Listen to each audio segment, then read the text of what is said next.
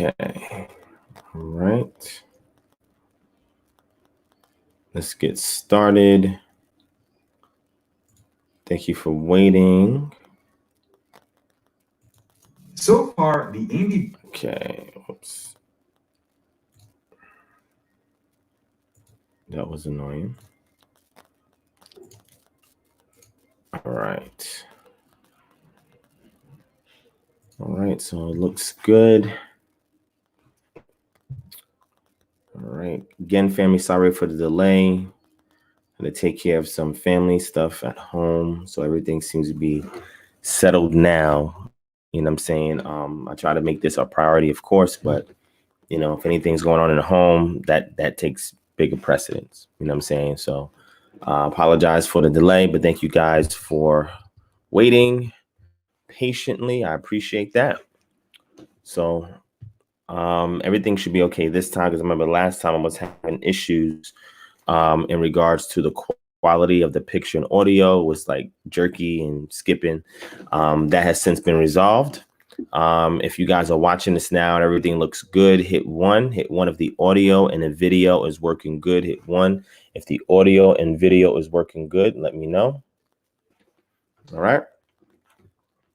Hit one. All right. Just give me a second. Let me go ahead and let others know that we are in the building going in. All right. Okay, if you guys can, you can go ahead and share this video as well. All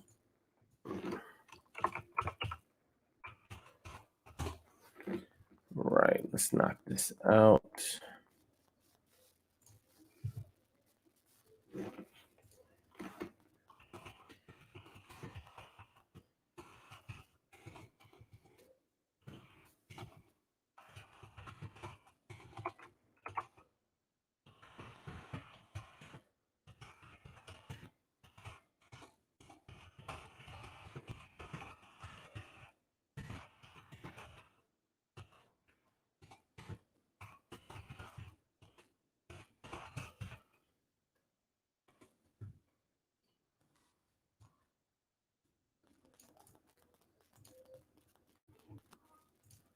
All right, so just give me a second. I see y'all coming in.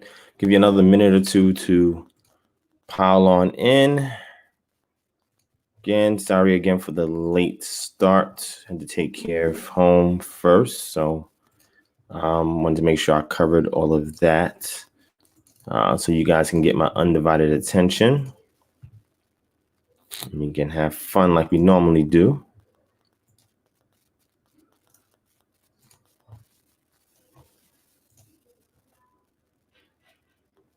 All right.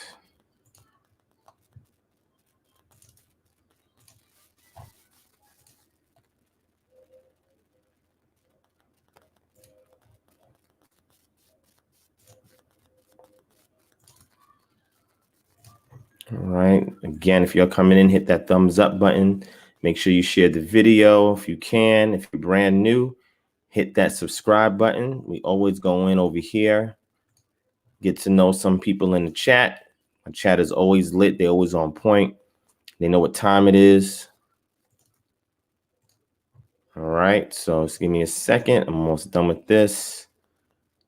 And I'll be right here with y'all. All right, it's midnight, so we're Freestyle Friday going into our Saturday session, Sabbath session. All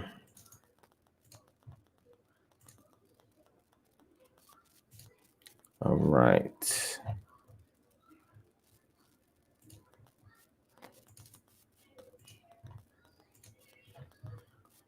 Okay, and let's go here.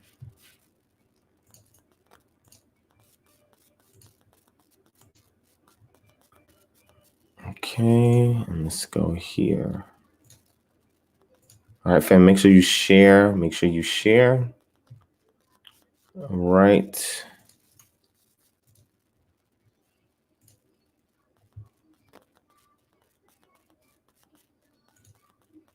Okay, all right. All right. So I think we should be okay. We're growing in the chat. All right, y'all hit 1, so everything looks good. All right. So Moriel Fall, if you want, you can jump on the open panel discussion when we get to that point. You feel me? So I mean, I'm all gravy with that. So we're gonna get to the open panel, and that way we can discuss things. Again, we're tearing down dogmas. That's what we do. There's a lot of dogmas out there, man, whether it's in the Israelite community, the Christian community, conscious community, Kemetic community. I mean, Muslim communities. There's a lot of dogma out there. You know what I'm saying? And, when you understand the definition of dogma, and that's why when I talk, my methodology is designed to be deductive when I'm on the offensive in a discussion, because my objective is to find somebody's generalized point and deduce them down to the provenance of that particular idea, to the lowest common denominator, and to the basic building blocks of their philosophy, ideology, theology, etc., and help them to discover that particular understanding of something is not original to them, right? Sometimes people think they just get these divine revelations on things and it's unique to them and they discovered it. And I'm like, yo, that's not true. This idea, this thought form had existed before you were here, right? And you picked it up somewhere along the way and you gave it life, you cultivated it and you brought it up forth. And now you've absorbed it. So now you're predisposed with that presupposition. And then that is the angle in which you reason. You feel what I'm saying? But that is something that was laid down or established by a religious entity before you came about. And it's permeated to the things in which we study today. So a lot of times it's very difficult to strip that away to really get into the crux of what it is to understand culture, right? So even with me, it was a process for me to do that, what I just described. And it's still an ongoing process, right? I continuously criticize and examine all the things that, I subscribe to ensure that it is free of dogma, right? Is my conclusion reached through objective research methodology, right? Am I able to challenge my hypothesis to see whether or not I should continue on or take a different path, and continuously go in and feed information, feed more data into the hypothesis before I drive it to the conclusion. You know what I'm saying? So a lot of times the way people think, even when they question certain things, is based on a dogma. You know what I'm saying? That their feet are cemented to, that they can't move out of. So they just deal from that point. You know what I'm saying? And that's why I almost do a little bit differently, right? And again, those of you who are familiar with this channel, you should be following what I'm saying. It should be nothing new to y'all. But anybody that's new, I'm putting you on the game, right? I've shared this information on this a long time ago, and will continue to share this. But I also give an opportunity for people who disagree with the things that I say or things that I teach or things that I do, an opportunity to voice their grievances, right? And I'll confront it and cross-examine it, and we'll go from there. You know what I'm saying? So I've been getting a lot of comments, and it's interesting because at this level, I still read the comments that I get. It's so many, but I try to take some time to go through the comments. I try to respond to them if I can. A lot of them are praise for the material on the channel. Some of it are people who are critiquing it, criticizing it, or trying to drag it, or whatever the case may be. And same thing with social media. But there's so much work that I'm actually doing outside of the virtual world. But I still take time to delve into the inquiries, right? Because I want to be in touch with, how the people is receiving what's going out, to see if there's growth, to see if there's stagnation, to see if there's something that I can improve upon. And this is the charge that we have to hold all our leaders to, right? And if we can do that, then we can make grand advances, right, to progress forward in this community. Right. So again, I'm just buying a little bit of time. I'm about to really get in shortly.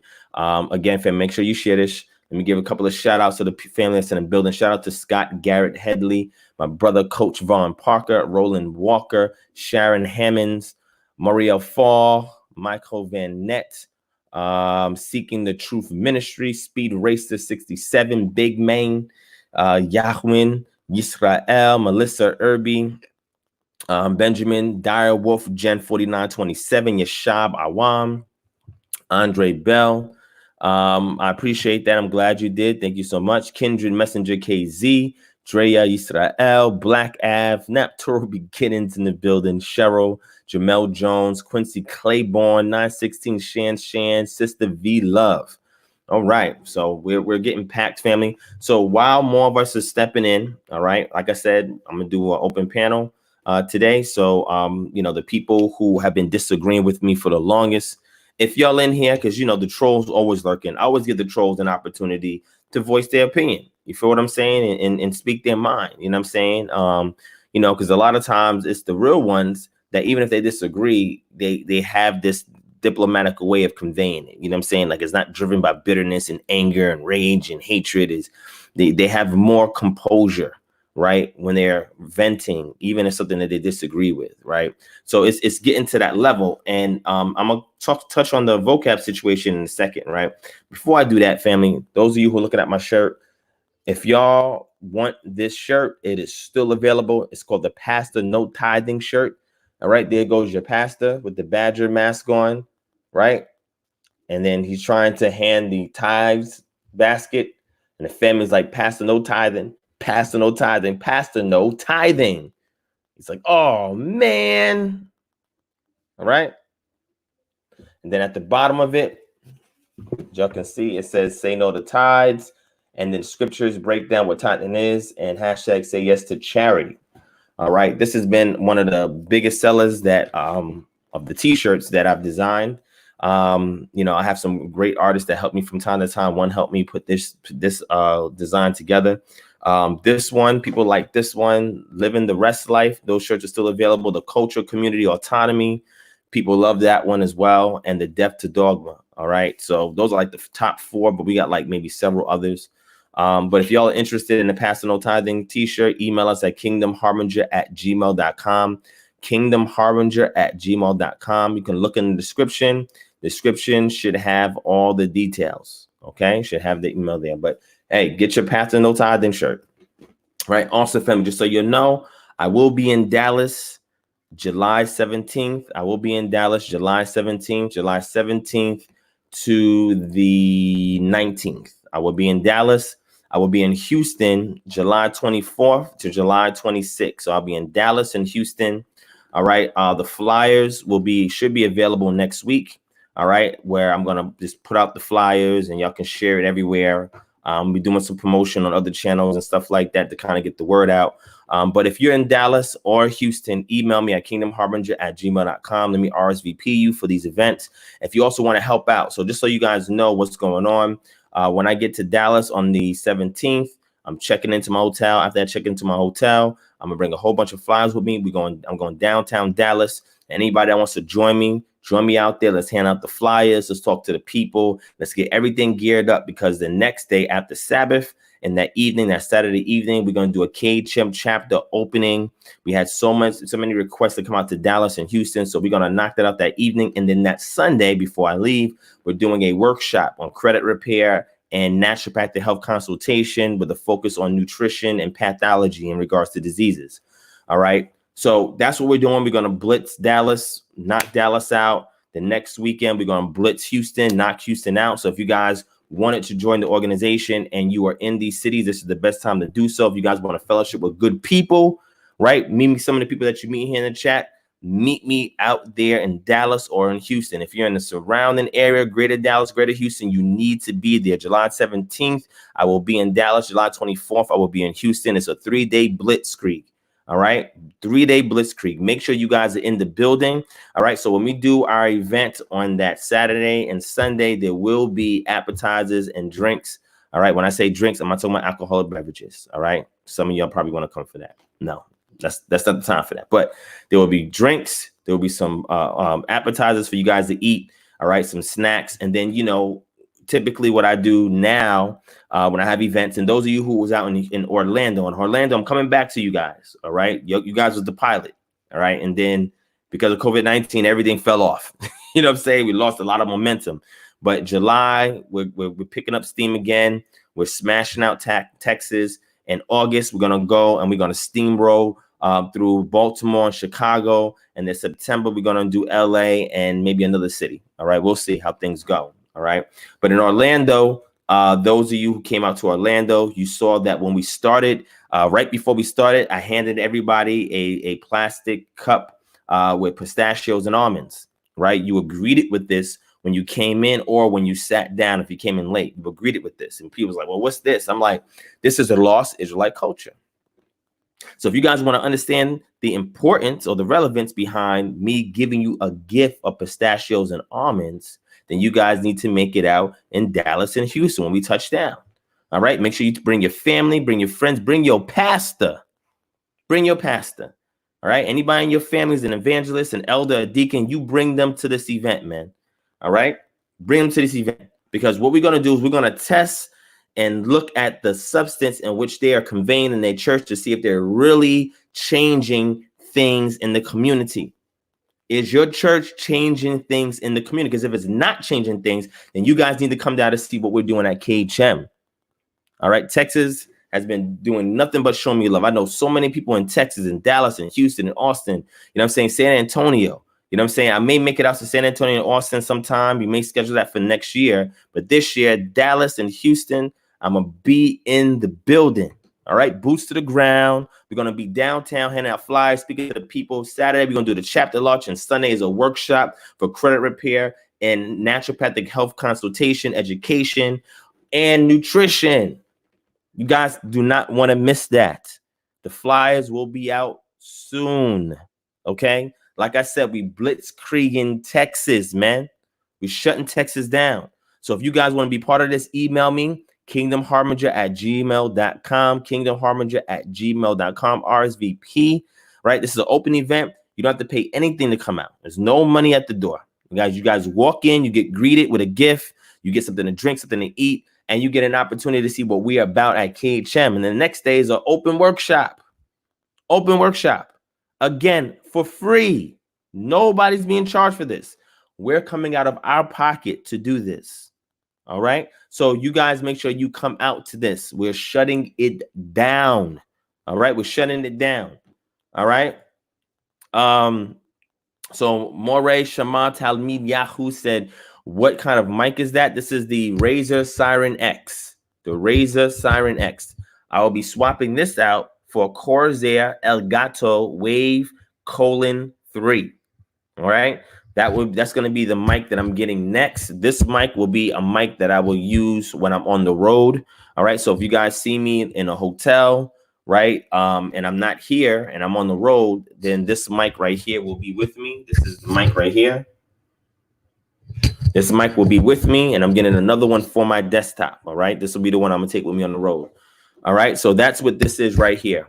All right. So again, make sure you guys, if you're in Dallas, if you're in Houston, email me, kingdomharbinger@gmail.com. This is your opportunity to see what KHM is about, to get a free seminar, workshop, whatever you want to call it, on credit repair and nutrition in regards to naturopathic health consultation. You guys can sign up for our services. And not only that, we're hiring. We can give you a job when we get there. That Sunday session, after you get the seminar workshop and you understand what we're about, if you guys need some supplemental work, or if you want to work full-time, we got you. We got you. All right.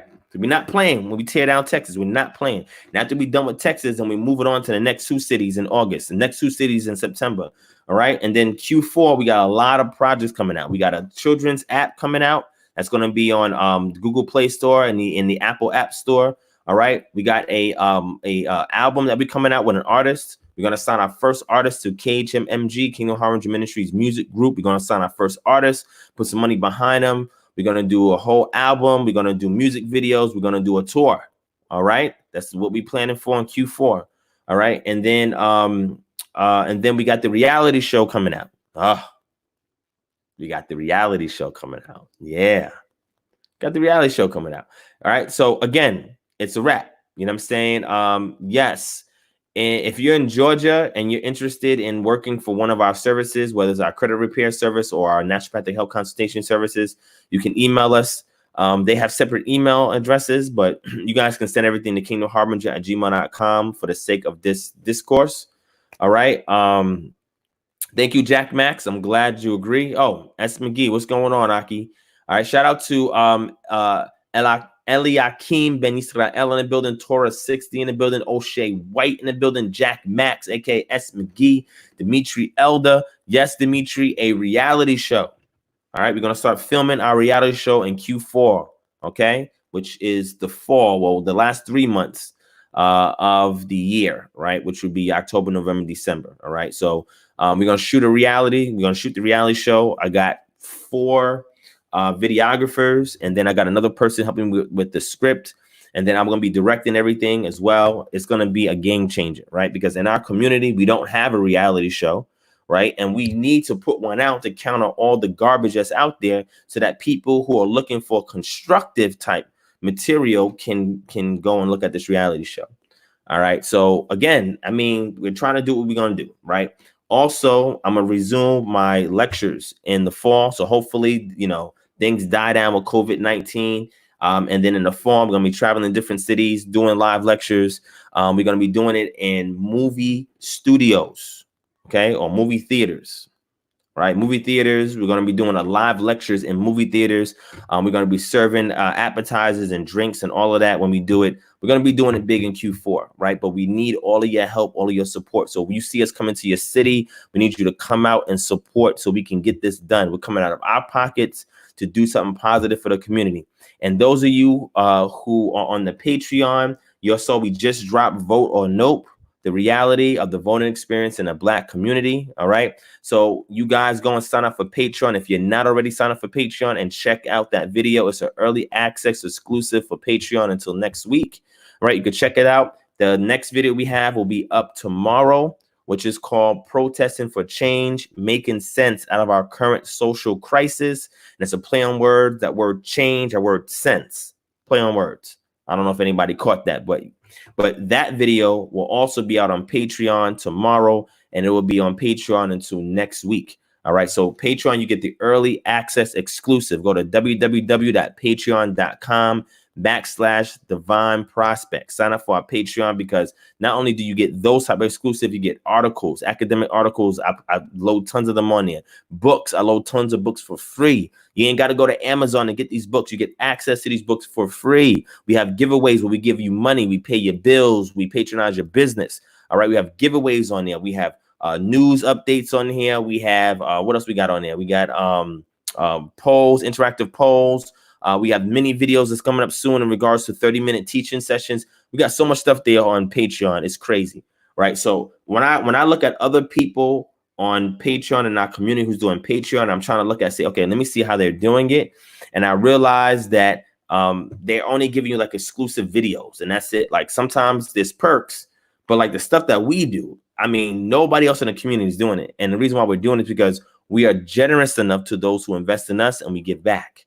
All right. So thank you to everybody who's already signed up for our Patreon. If you're not signed up for our Patreon, it's www.patreon.com/DivineProspect. Okay. Now, you guys bear with me. I'm working on setting up a studio here where I'm at right now. So over the next, I guess, month or two, things will be changed a little bit in my background as far as lighting and everything like that. As far as picture quality, everything will be improving, because now I got my own space to do this. Instead of an open space, I got a separate space now since I relocated to do this. All right. I'm taking any donations we get, and I'm investing back into putting the studio together so you guys get better quality. And then I'm working on these 15 to 30-minute video sessions on various subject matters. All right. I'm going to put some of them out on YouTube, but there's going to be some exclusives that you can only get if you sign up for Patreon. All right. And I'm going to start that right before I leave to go to Dallas and before I leave to go to Houston. All right. So again, family, y'all need to come out. If you're in Dallas and Houston, come out. July 17th, we will be in Dallas. July 24th, we will be in Houston. We're going to be turning up. We're not playing no games. When I come in there, we're shutting it down. Make sure you are in the building. We'll be in Baltimore in August. 3rd weekend in August, we'll be in Baltimore. 4th weekend in August, we will be in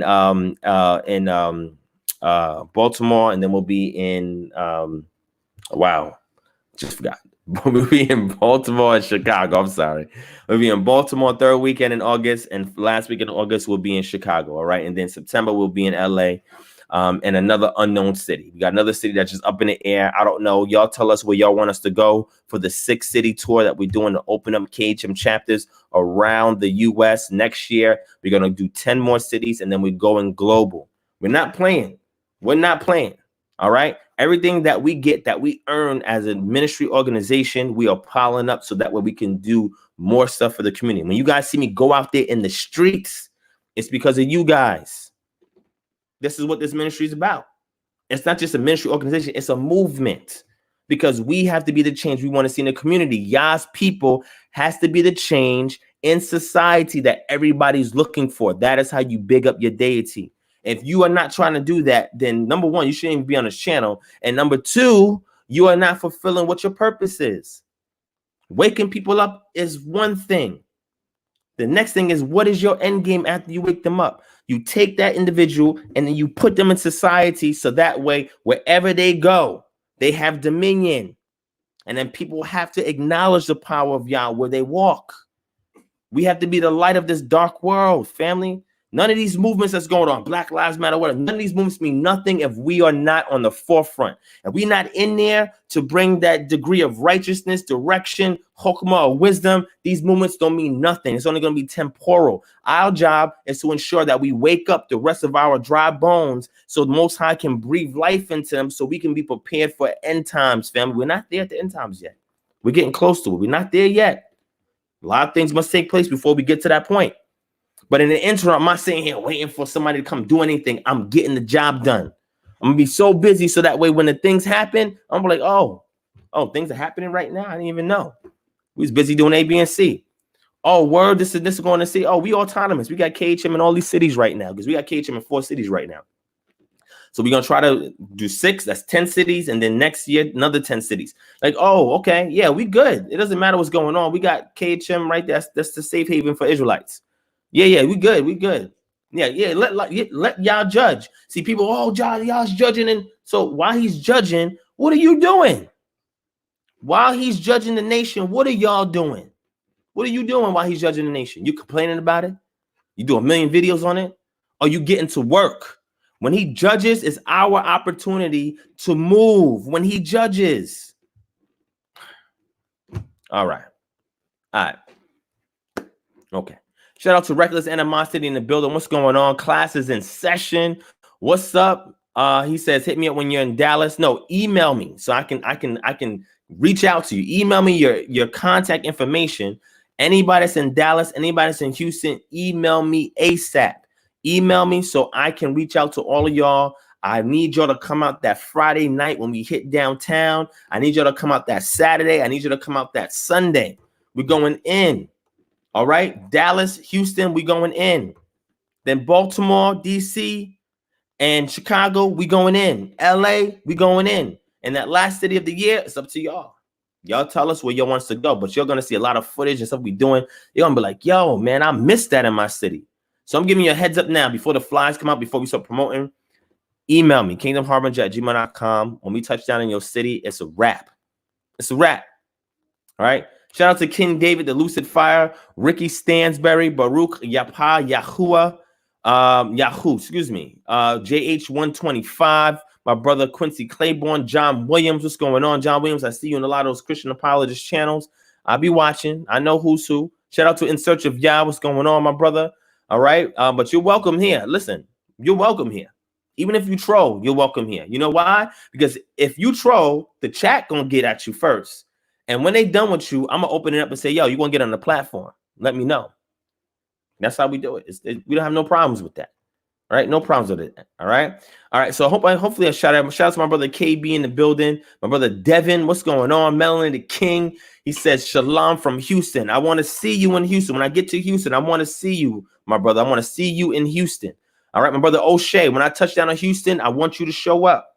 All right. Shout out to Ezekiel Ben Yisrael in the building. Judah Balark, what's going on? All right.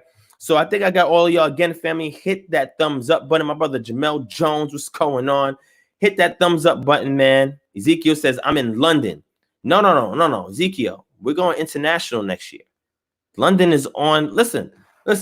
We got several cities internationally that's on. We got 15 people out in London that rock with KHM. So I have to go to London. You know what I'm saying? Like London is already laid down for next year when we go international. London is already, we already got London. London is already knocked down, man. All right. So I'll see you out there. All right. Seattle, Seattle got that 6-city block locked down, the autonomous zone. Seattle turned up, man. Seattle turned up so crazy that not only did they lock down 6-city blocks, they sent the police up out of there. Yo, Seattle, y'all gangster, man. That's crazy. Seattle, I don't know what's going on in Seattle, man. I need to go out in Seattle and see what's up. Y'all getting in. Y'all putting that working out there, man. That's crazy. But here's the thing. What is all of that for? What is your end game? Our end game is autonomy. That is how we become Kodesh, or set apart.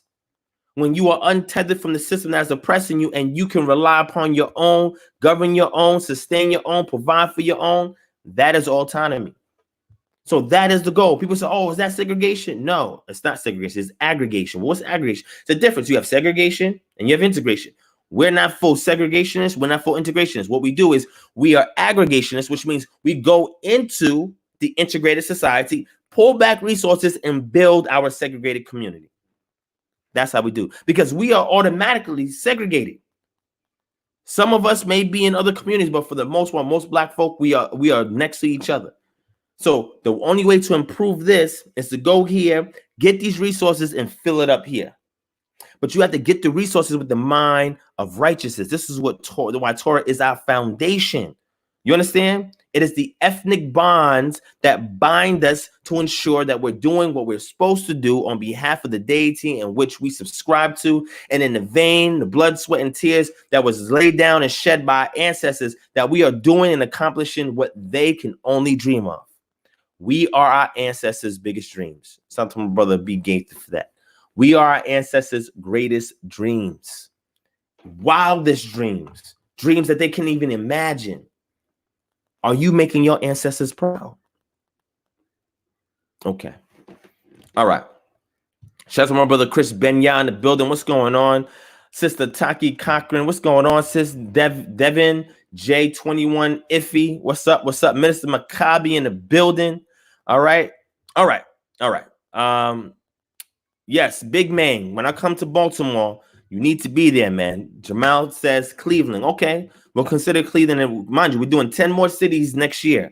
I have a couple that I'm thinking about, but if Cleveland's rocking with us, then we'll be there. Toledo, if y'all rocking, I don't know how many y'all out there that really want this type of direction in regards to our awakening. And if we can't get enough people, we're going to hit the streets and get them. You know, Christians, they go out there, oh, Jesus, evangelize. No. That's not what we're going out there to do.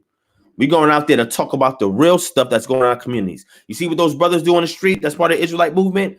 That's their role. We're going out to wake them up to become autonomous. Now we're going to introduce you to a network that is self-governing, self-sustainable, that has its own provisions, that is going to keep you set apart. So you don't have to go outside of that circle to get things that you need, because when judgment reigns, you can't be tethered to the thing that's being judged, because then it's going to transfer to you. Okay. All right. Okay. John Williams says, I wish you would give up that burdensome law, Yehudim. The law is not burdensome to me at all. At all, my brother John.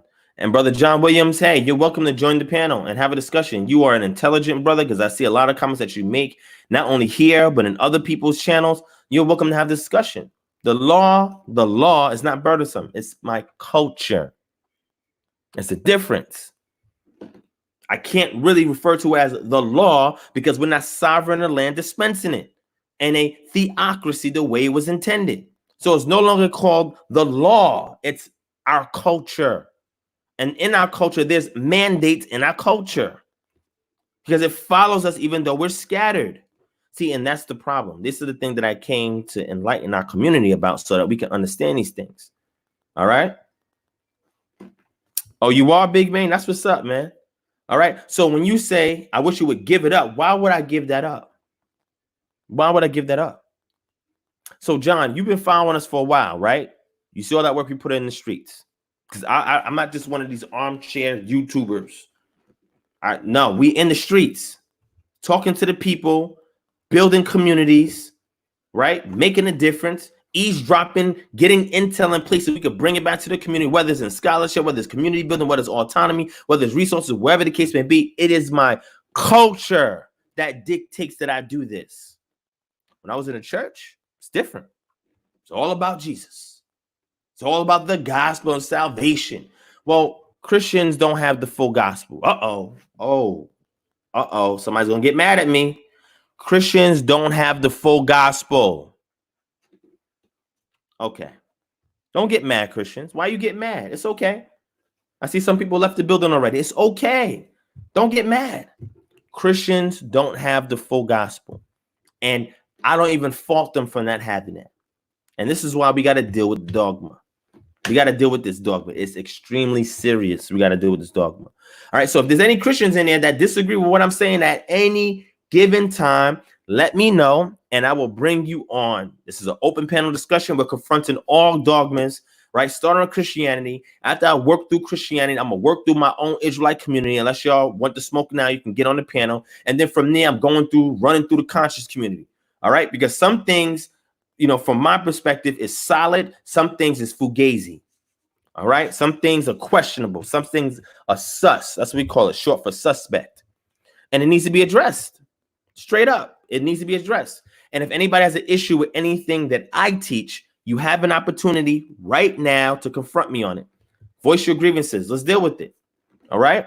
We don't back down over here. Let me know what's up. All right. Shout out to my sister Adaya Yisrael. Appreciate that, sis. All right. So it's crazy that people say that when the scripture itself says, when Moses was talking to Israel, he says, the Most High says, the thing he's giving you is not too difficult. Wait, hold on. Wait a second. They're going to be like, oh, so then why couldn't they keep it? Well, there was reasons why they couldn't keep it, but there was a remnant that did. See, this is the problem. The problem is every time Christians talk about Israel, they always talk about the majority. They never talk about the minority or the remnant that did keep Torah. How come they don't acknowledge them? What? It's only for that remnant that Yah has spared Israel. You don't believe me? Let's go to the book of Ezekiel. Let's go. Let's get this work, man. This is light bars. All right, light bars. Hold on.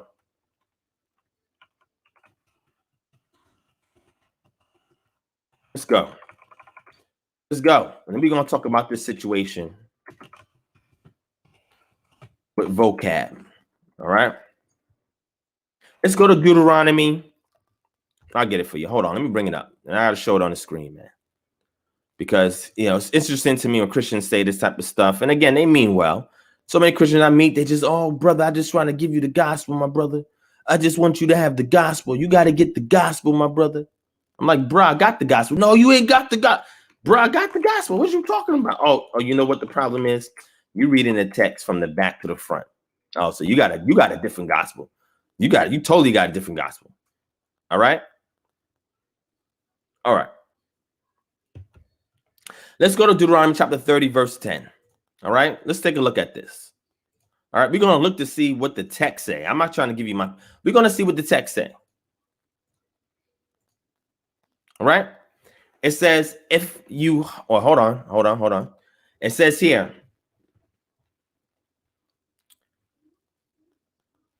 it says, when you obey the voice of Yod-Heh-Wah-Feh, your power to keep his commandments and his statutes that are written in this book of the law, when you turn to Yah,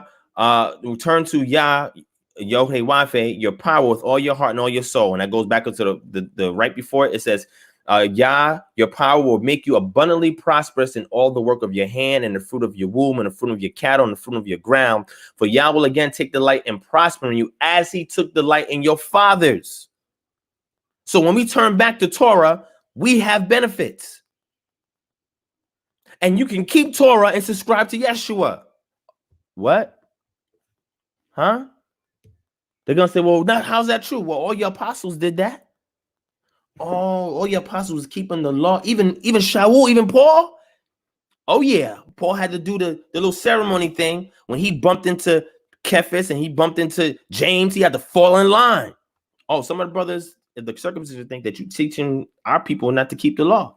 So let's squash that, Paul. Do this. Paul did it. All of them kept the law and subscribed to Yeshua. So why would somebody tell you not to keep your culture when the apostles who they look up to did that? Let's keep going. It says, for this commandment that I command you today is not too hard for you, neither is it far off. Whoa, hold on. Wait a second. So you telling me, he said the statutes, laws, and commandments that I command you today is not too hard for you, it's not that difficult, and it's not far off? So why do Christians tell us that we can't do it? Why don't Christians acknowledge the remnant of Israel that kept it when the majority was doing the wrong thing? Here in America, the righteous is the remnant, and we are the minority within a minority. Why would you discourage us from not keeping our culture? Why would you do that when this is the very thing that's the foundation that's going to change anything you see in society? And if you don't believe me, then cut off the whole Tanakh out your Bible and just rock with your New Testament. You cannot do that. Without that Tanakh, you have no qualification for Yeshua from the Brit Hadashah. You don't. And if you disagree with that, the panel is open. Holla at me. Holla at me. Holla at me. Just let me know. Yo, you want to keep getting that work? Let's go to Ezekiel. Let's move. Let me jump to Ezekiel, man. Let's jump to Ezekiel. All right, Ezekiel 4, right? Most High is telling Ezekiel, lie on your left side and place the punishment of the house of Israel upon it. For the number of days that you lie on it, you shall bear their punishment. So for the people that say, oh, no man can bear your iniquity. Well, Ezekiel bear the iniquity of Israel and he bear the iniquity of Judah. How is he able to do that? Let's go to Ezekiel chapter 1. Let's see if we got an answer. In the 13th year, in the 4th month, on the 5th day of the month, as I was among the exiles by Chebar Canal, the heavens were open. I saw visions of the power. On the 5th day of the month, it was the 5th year of the exile of King Jehoiakim. And it says, the word of Yah came to Ezekiel, the priest. So being that he was a priest, he was able to bear the iniquity of the people. This is why Yah told him to do that. Okay, wait, hold on. Let's go back. For I will assign you a number of days, 390 days, equal to the number of years of their punishment. So long shall you bear the punishment of the house of Israel. Ezekiel bared their punishment, and because he bared it, Yah spared Israel. The remnant was obedient. Don't tell me that there was nobody being, oh, Israel didn't keep the law. Israel didn't keep the law? What? I can show you plenty of examples of people who kept it diligently. Okay. All right.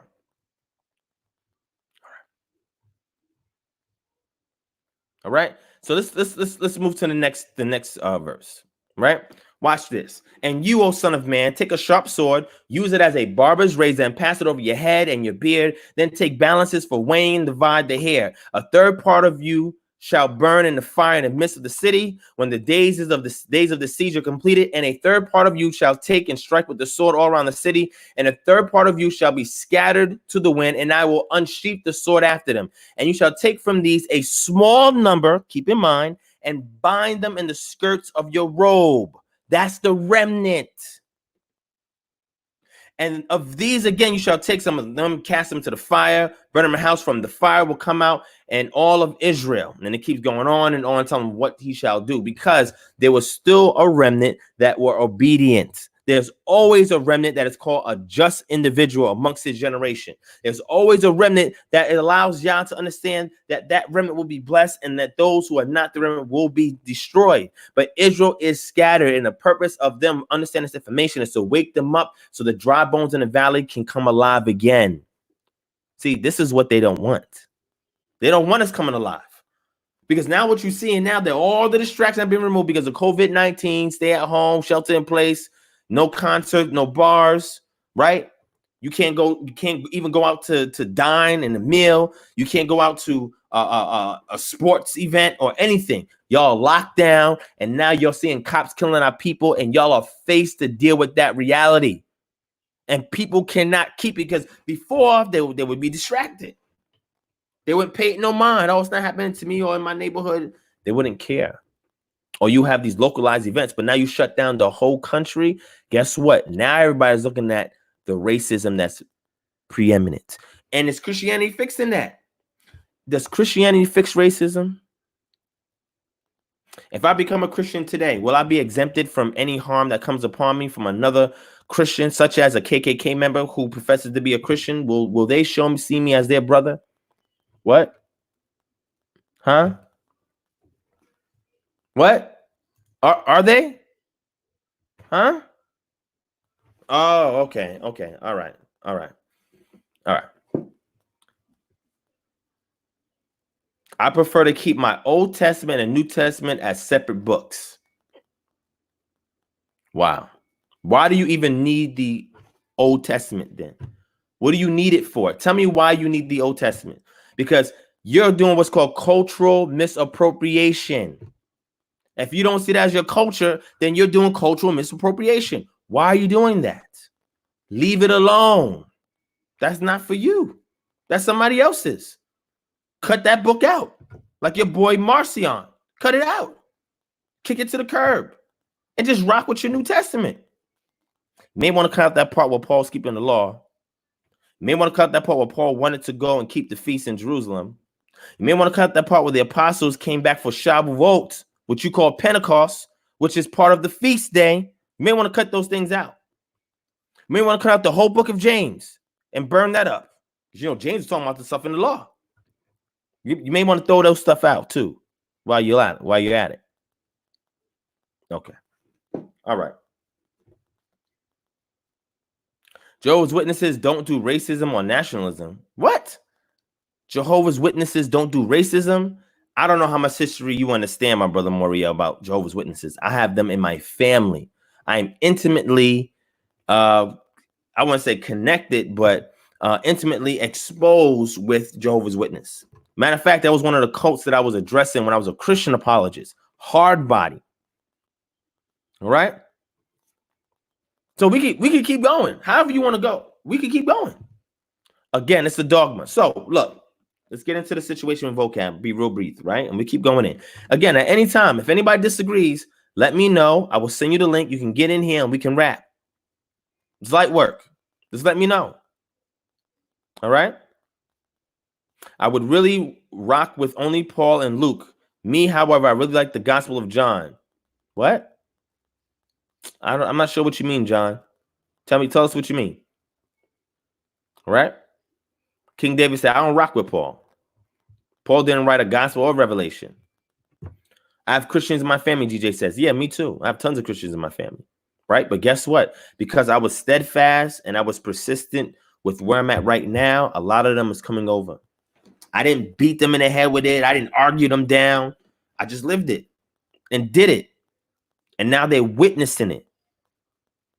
All praise to the Most High for that, man. So let me know if y'all, anytime y'all want to jump on, let me know. You got an opportunity to jump on and we can go into this. All right. My brother John, you're welcome to come on the panel, have a discussion. All right. Dorval, wait, it's worse than that. It's worse than that. All right. Shout out to my brother, one mind, one body, Yah spirit. What's going on, my brother? What's going on? All right. So I had a dialogue with vocab, right? A lot of y'all liked it, but there were some people that say, yo, Divine, man, why you going so easy on him? Yo, Divine, man, why you so laid back? You see, this is interesting, right? When I was at the protests downtown Atlanta during Juneteenth, and I was there during the march and everything like that. Y'all, the video's coming out soon. Y'all gonna see the video publicly next week. If you're Patreon, you're gonna see it tomorrow. Okay. When I was down there, there was a lady that saw me speaking to people, right? And she was like, wow, my brother, can I get you, on my show? Like I have a show. I said, yeah, cool. So she, put her phone out. She started recording me. And she said, family, I want to let y'all know that there are those of us who are articulate and not driven by rash emotions that are able to convey our position to the world. See, there's too many people with checker pieces trying to play on a chessboard. That's what's happening. You got these people with checker mentality trying to play chess. It don't work that way. It don't work that way. See, if I turn up like this, what do people of other ethnic groups do? Oh, that's an angry black man. I don't want to talk to him. And it don't work. So when I'm calm like this and I'm think tanking information, and to find strategic ways to disseminate it, guess what? There's more than one way to skin a cat. It's effective. Sometimes you got to be passive aggressive. It depends on the situation. The problem is a lot of us don't know about diplomacy. We don't know how to navigate. We don't. And that is why we've been stigmatized. That is why we've been marginalized. That is why our movement can't take steam so we can reach the rest of the 2/3, because we only want to take one approach to everything. You can't do that. And those of you who are not familiar with my history with vocab, type in DivineProspect, type in Vocab Malone. You'll see when we first bumped each other, we turned up. We did. We turned up. And then over time, I'm like, okay, that approach is not working. So because a lot of people complain about vocab in our community, I am more than happy to dialogue with him, provided that everything is cool. So that way we can have an edifying dialogue so people can learn. People can investigate what's being said on both sides. And every time I interface with him, I have tons of Christians that hit me up afterwards. And they say, oh, I just saw you dialogue with vocab, but I never heard that position before. I never heard this before. I never heard that before. I'm like, what church you going to? Oh, go to so-and-so church. Your pastor ain't teaching you this? Don't y'all have Bible study there? Yeah, we have Bible study, but most of them in our Bible study, we just hoop and holler. What? That's what you do in Bible study? Oh, that's crazy. That's crazy. That's crazy. Hey, like I said, if there's anybody in there that has a problem with what's being said, let me know. I'll drop the link shortly, and you guys can jump on in and voice your grievances. All right. So let me do this. So when I was talking with vocab, my objective was I had so many questions I wanted to ask him, points I want to make. But again, it wasn't my show. It wasn't a structured, formal debate on a neutral platform. He had a show about smoke session. He's inviting all challengers. I decided to, hey, I'm going to jump on a session and just ask a couple of questions. And as you can see, those of you who understand chess, the moves that I was making, like this move, all right, that move, contemplate, see how he responds, this move, and forcing him to make certain moves. People who don't play chess don't understand what's going on.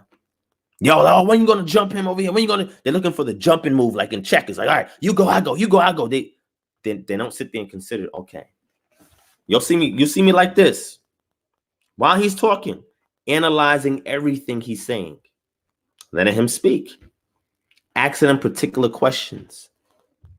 See, that's a strategist. When you become a think tank entity, that's how you have to move. You have to socially engineer results. Okay. All right. And in doing so, I realized, oh God, G-Con is here. In doing so, I realized, G-Con's great. I realized that there were certain things he didn't know about. I said, Joe, did you know that the Levites were going to be restored in the end times? Did you know that the law is going to go out in the end times? Did you know that the Feast of Tabernacles is going to be restored in the end times? And you know what Christians do? Spiritualize everything. They spiritualize everything. Shout out to DB in the building. What's going on, man? What's going on? They make everything spiritual. All right. Shout out to Rico Gabbana. What's going on? Everything is spiritual. Shout out to my brother Kevin G. Everything is spiritual. Shout out to my brother Jetson Silencio in the building. Everything becomes spiritual. Why can they not deal with the text the way it was written? Why does everything have to be spiritual? You know why? Because when you read the book from the end to the beginning, you have to spiritualize everything because you don't have a foundation yet. Okay? You're not looking at the entire story. We don't have to do that. All right? It's that simple. All right? So, Kevin G, I don't know. Go back and check it out, my brother. Shout out to my brother Kevin G in the building. Go back and check out my dialogue with vocab. I went over, I asked him about supersessionism. I asked him about replacement theology. I spoke to him about fulfillment theology. From there, he revealed his stance, what his stance was. I asked him, hey, do you believe that the New Testament church replaces Israel? And then instead of him saying yes, what she kind of did, he said, well, I'm just going to say God's people.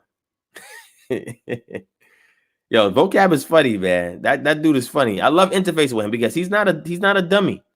And I hope y'all don't think he's dumb. Vocab is extremely smart. The problem is there's certain things that he's missing. He's not addressing. He's not confronting because his Christian dogma will not allow him to do that.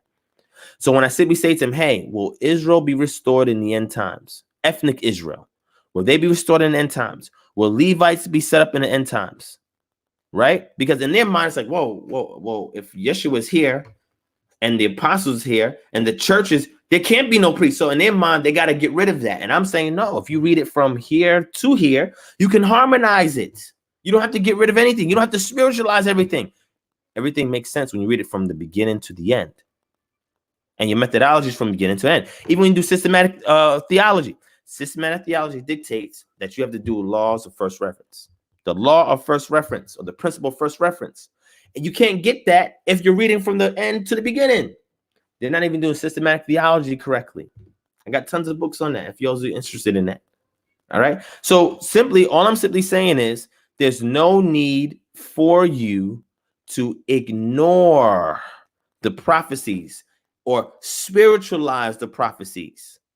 Just say, yeah, it's going to happen. And then show us how. I kept asking them, what's your timeline? Because, a lot of Calvinists don't like to deal with eschatology. I know this. I interface with them all the time. I study various books and articles and watch videos on Calvinists all the time. They do not like to deal with eschatology. They deal with it. They dabble in here and there, but they're not going to have a whole theological framework. They're going to be very open when it comes to eschatology. And they have to be when you understand the doctrine. JH 125. Yes, I've dealt with Islam. I've talked about it several times on this show in the past, and I've also had a debate with Ali Muhammad, right, who was like a Nation of Islam offshoot in the conscious community. That brother is extremely intelligent. I love that brother, but me and him had to deal with him saying that the Quran came before the Bible. So we had to deal with it. So I had to get into some history in regards to Islam and teachings in regards to Islam. And then I recently had a discussion with a brother from the Nation of Islam, great brother. His name is Eric Muhammad. And he was just saying some off the wall stuff because he had an issue with what Israelites believed. And I had to address that. So yes, I've dealt with Orthodox Islam and I've dealt with Nation of Islam. All right. Well, John, I'm glad you admit that you're a bit of a Marcionite. I believe that a lot of Christians have the spirit of Marcion in them, and they just don't want to admit it. At least you do. All right? You're not a Docetist. All right, I know you're not a Docetist, right? And obviously, you're not a Gnostic, right? Because Marcion his position wasn't that of Gnosticism, right? So I know you don't have those positions. But again, for you to admit that, I appreciate your honesty because a lot of Christians are as well.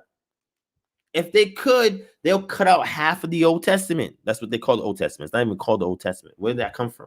It's not even in the text. Oh, the Old has to be done away with, but it's not called the Old Testament. And I ask people all the time, did Yeshua fulfill all the prophecies in the Old Testament? Yes or no? I just ask him that. If he has not fulfilled all the prophecies, then the Tanakh is still valid. What was that? Oh, unless you're a millennialist. Oh, okay. So you're a millennialist. Okay. I got it. Okay. So you're not an amillennialist? So what are you? Oh, you're a preterist. Oh, okay. I got you. Okay. All right. Kevin G, yes, Tertullian did. I have that. I read that. I think it was like 2 years ago. I looked over that again because I had a conversation with a Christian apologist on that. But anyway, so what I'm simply saying is there's ways that you can reconcile the text without having to spiritualize everything. And, I'm glad Vocab said that he was protesting on behalf of Black people because of racial injustice and police brutality. He said he was out protesting. Okay. And then, he put out his position in regards to reform as far as the police reform. And he said America was wicked. This is what he said. He said, I think America is wicked. Evil. I'm like, what? Then that's okay. When you look at what's going on today in America, right? The racial injustice happening between the white establishment and the Black community. How would you identify that as far as prophecy? He said that fulfills nation against nation. Nation against nation. Wow. I've never heard a Christian apologist take that stance before. So shout out to Vocab Malone for that. That was interesting when he said that. He said it's a nation against nation. When Yeshua was talking about in Matthew 24, he said nation will rise up against nation. That's what he's talking about. I was like, wow, this nation. So black people, I didn't get to ask them, what nation are they? You said nation against nation. What nation is black people? I wanted to hear his answer on that.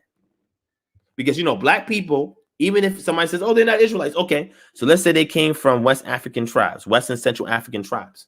They're not one nation. Because there will be a conglomerate of different tribes that came over here, and admixtures happened because of the slave trade.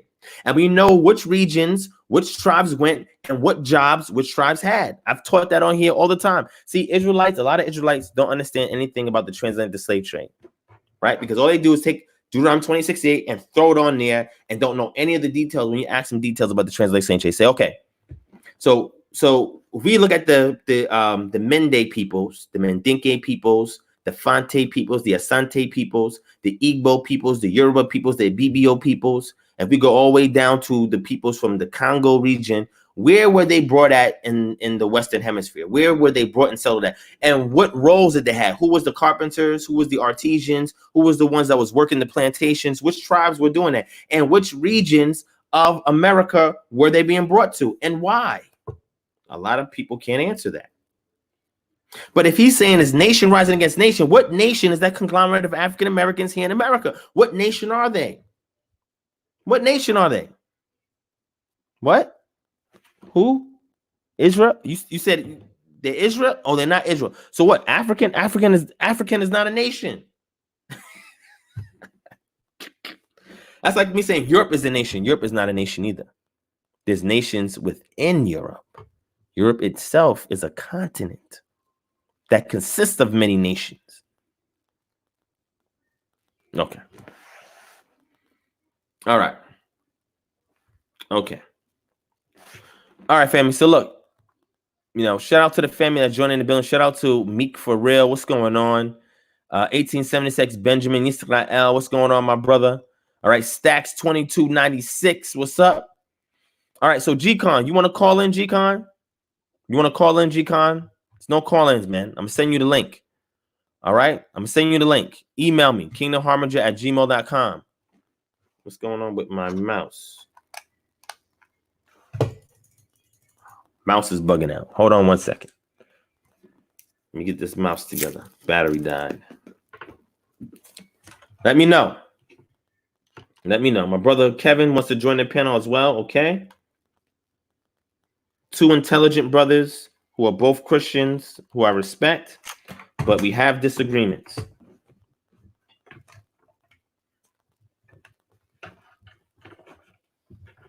All right, again, make sure y'all check out Vote or Nope on Patreon, www.patreon.com/DivineProspect.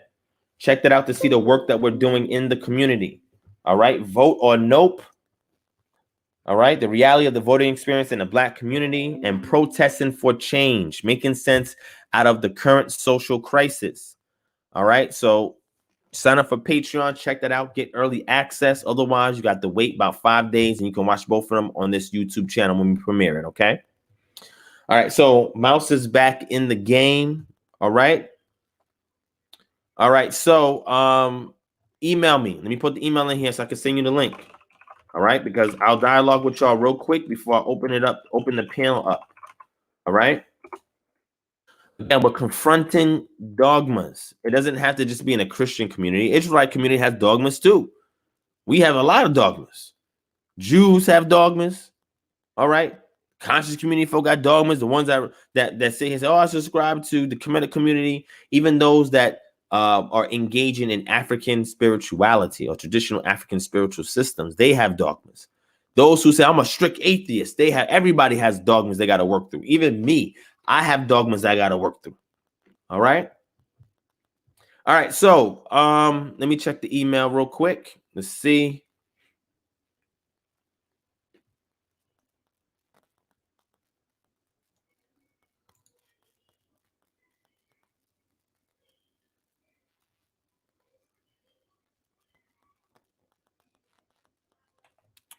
Hold on real quick. Hold on. Let me send these links out.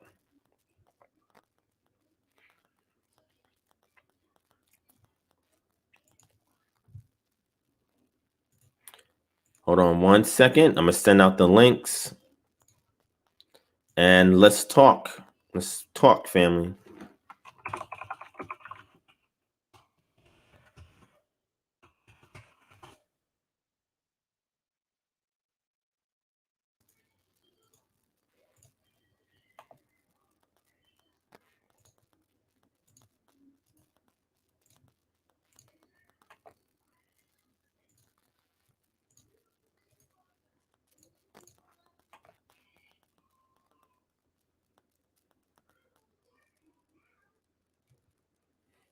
All right, so I sent them out.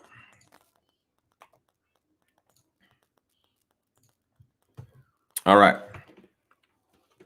So the point I'm trying to make is, let me bring this down the screen. All right. Hey, make sure y'all get Christians in here. Make sure you cop the Pastor No Tithing t-shirts, right? Email us at kingdomharbinger@gmail.com. Make sure you guys buy these t-shirts. Make sure you wear them at church. All right. If you want, you can get them with fringes on it as well, because we have fringes. You can see the fringes. I have fringes as well. All right. With your border of blue. So let me know if you're interested. Make sure I'm on my Christian viewers. Make sure you get you a Pastor No Tithing t-shirt. All right. Make sure you get a Pastor No Tithing t-shirt. All right. All right. So I'm just waiting on the guests to jump in. I sent out the links, waiting on the guests to jump in. All right. Kevin, Moriel, G-Con. I sent all three of y'all a link, and there was a fourth person I sent the link to. Let me know. All right. Again, Christians also, I need y'all to cop the Living the Rest Life t-shirts as well. Make sure you wear that on Sunday. All right. Make sure y'all wear that on Sunday as well. All right. And if there's Christians in here that's willing to do that, I might even gift you a t-shirt. All right. The only thing I ask is that I want you to take a selfie while you're in church so we can see you with the Pastor No Tithing t-shirt, and I'll take the selfie with your pastor. All right. So pastor, hey pastor, I want to take a picture with you. Make sure he sees the shirt. Take the picture with the pastor. And the Living the Rest Life on Sunday. Make sure you with your pastor as well and get a picture with your pastor, a selfie with the pastor with the Living the Rest Life t-shirt on, which talks about the Sabbath. All right. So if you're willing to do that, I will gift you a shirt. If you take the shirt and you don't do that, then we're going to mark you in the community. All right. But if you guys want to do that, my Christians that are there, if you guys want to do that, let me know and I will gift you a shirt. The only thing I ask, all right, and I'm going to send you a contract. Make sure you sign it. The only thing I ask in that contract is that you are willing to take a selfie with your pastor the next time you go to church and send it to me. All right. Just let me know and you get a free t-shirt, 2 free t-shirts. All right. All right. So let me go ahead and add our first guest, Brother Moriel. What's going on? Hi. Hey, what's up? Okay, he dropped off. I don't know what that was about. Hopefully he'll come back. All right, my brother Kevin. What's going on, Hey, my brother? happening? What's going on, man? I'm doing good, man. What's going on with you? All right. It's been a little bit. Yes, sir. It's been a little bit. Hold on. Let me bring Moriel back in. All right, you there, Moriel? What happened? Oh, I backed out. Yeah, kick me if my background music is too loud, or not music, but I'm at work in a factory, so it might be loud. Okay, cool. So you took some time out from work to tune into this broadcast. I appreciate you for that. Thank you so much. More multitasking. Multitask. Okay, yeah, because I know other people that be at work, whether they're trucking or doing warehouse work or something, and they tune into the broadcast, and he dropped again. So I don't know what happened. All right, shout out to my sister Consuelo F in the building. Happy Earth Day, sis. Appreciate you from joining in. All right, Cameron Branch, what's going on, Cameron? Nice to see you in the building. All right, so Moriel, Kevin G. All right, so you guys, I took off your mics. I unmuted your mic. So what's on your mind? Tell me, talk to me. All right. Well, I don't agree with you. You were mentioning about the law, and you were reading out of Deuteronomy 30 and 11, where it says, "For this commandment I command you today, that is not too burdensome for you, nor is it far off." Verses 1 to 10 is the context. Right. Mm-hmm. Right. So I don't think this is where the contention is. What I believe is what is being talked about here is actually what's called the word of faith, or faith. For example, if you go to Romans, let's go to Romans. Wait, Kevin. Before you go to Romans, let's deal with Deuteronomy 30. All right. Do you have a precedent somewhere here in Deuteronomy 31 to 10 to let us know that that is what's being conveyed before we get to verse 11. Can you get context in Deuteronomy first before we get to Romans? Yeah, if you want to go ahead and start off, we can just go ahead. So just find anything in there if you want, and just let me know where it's giving us this understanding of word of faith, so that way we can better interpret it, and then we can use Romans to build on that. Okay, so did you want me to let me get my book first? Sure. Give me a second. All right, and while he's looking for that, Moriel, is there something you want to say real quick? I don't want to hijack anything. So just, I mean, whenever I can chime in, I don't know. No problem. I'll get to you. What's up, G-Con? Say what's up to the people real quick. Unmute your mic. What's going on? What's going on, family? How you doing, Ron Shields? What's going on? What's going on? Chill. LaRon Campbell, why you keep calling me Ron Shields, man? I call you G-Con out of respect. You call me Ron Shields. I thought, oh, you know what? All right, cool. All right, y'all don't like saying Divine Prospect. It's like that's like scary for y'all. It's like, oh, I don't want to say Divine Prospect. It's all good. Nah. You know what? I'm so used to calling you Ron Shields. I ain't got no problem. Because you knew me for years, man. That's why you say that. Yeah, but I call you Divine though. I ain't got no problem with that. That's fine. That's fine. All right, so I got you on hold. We're waiting for Kevin. He's gonna bring. I don't know. I think he's looking for something. But while he's looking, I have my book open now. You got okay. Go ahead, Kevin. All right, so this is not where I disagree with, because it says it's not too burdensome for them. However, this is the thing that he commands them and tells them, but this is not the result of what occurs. This is why I say I don't disagree. Correct. Right. So this is why I say I don't disagree what's in Deuteronomy 30. That's why I was going to the aftermath, which we have in Acts. Okay. So and Acts, you said Acts or Romans? Acts. Let's go to Acts. Okay. Acts what? 15, and let's go to 10. All right. Let me bring it up. And I want you to, if you can, explain that to me. All right. No problem. Let me bring it up.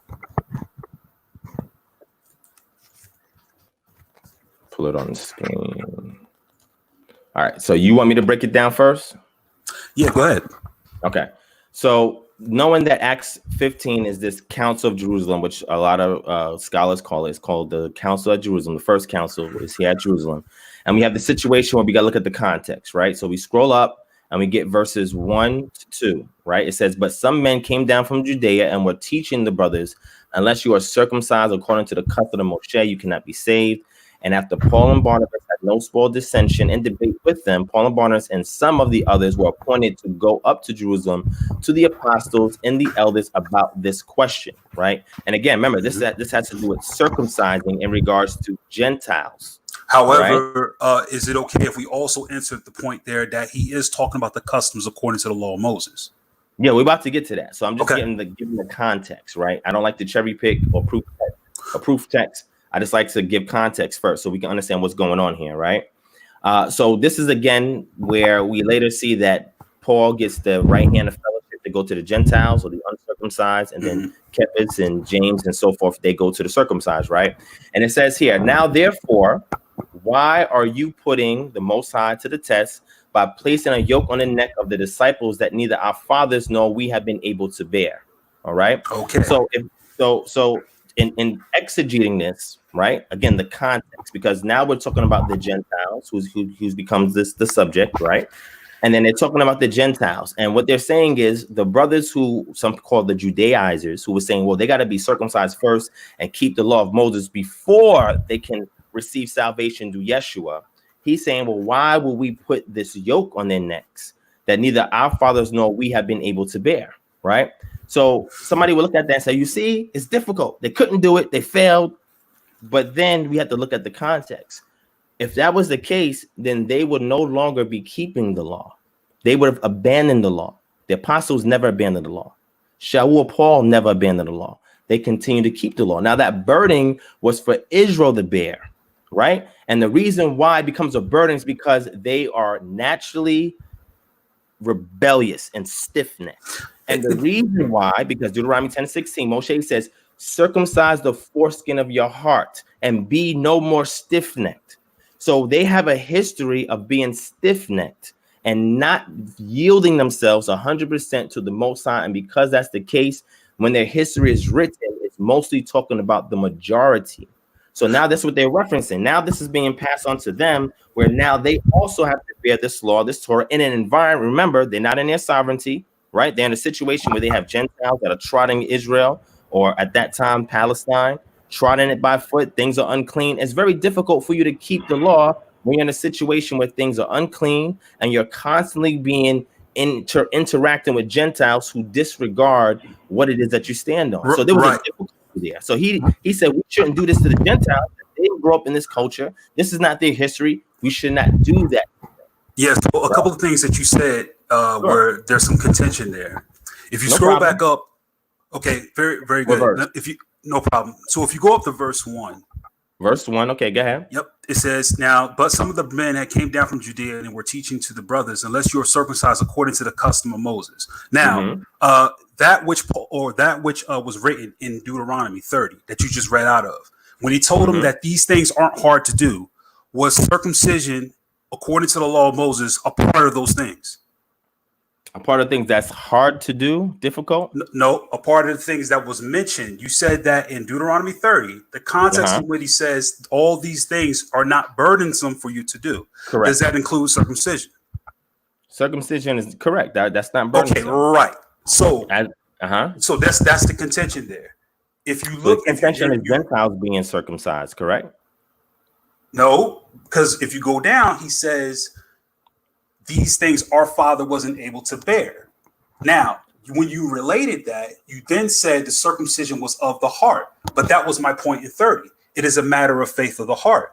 But in 30, is he talking about the matter of the heart, or is he talking about keeping the whole law? All right, so let's deal with that, right?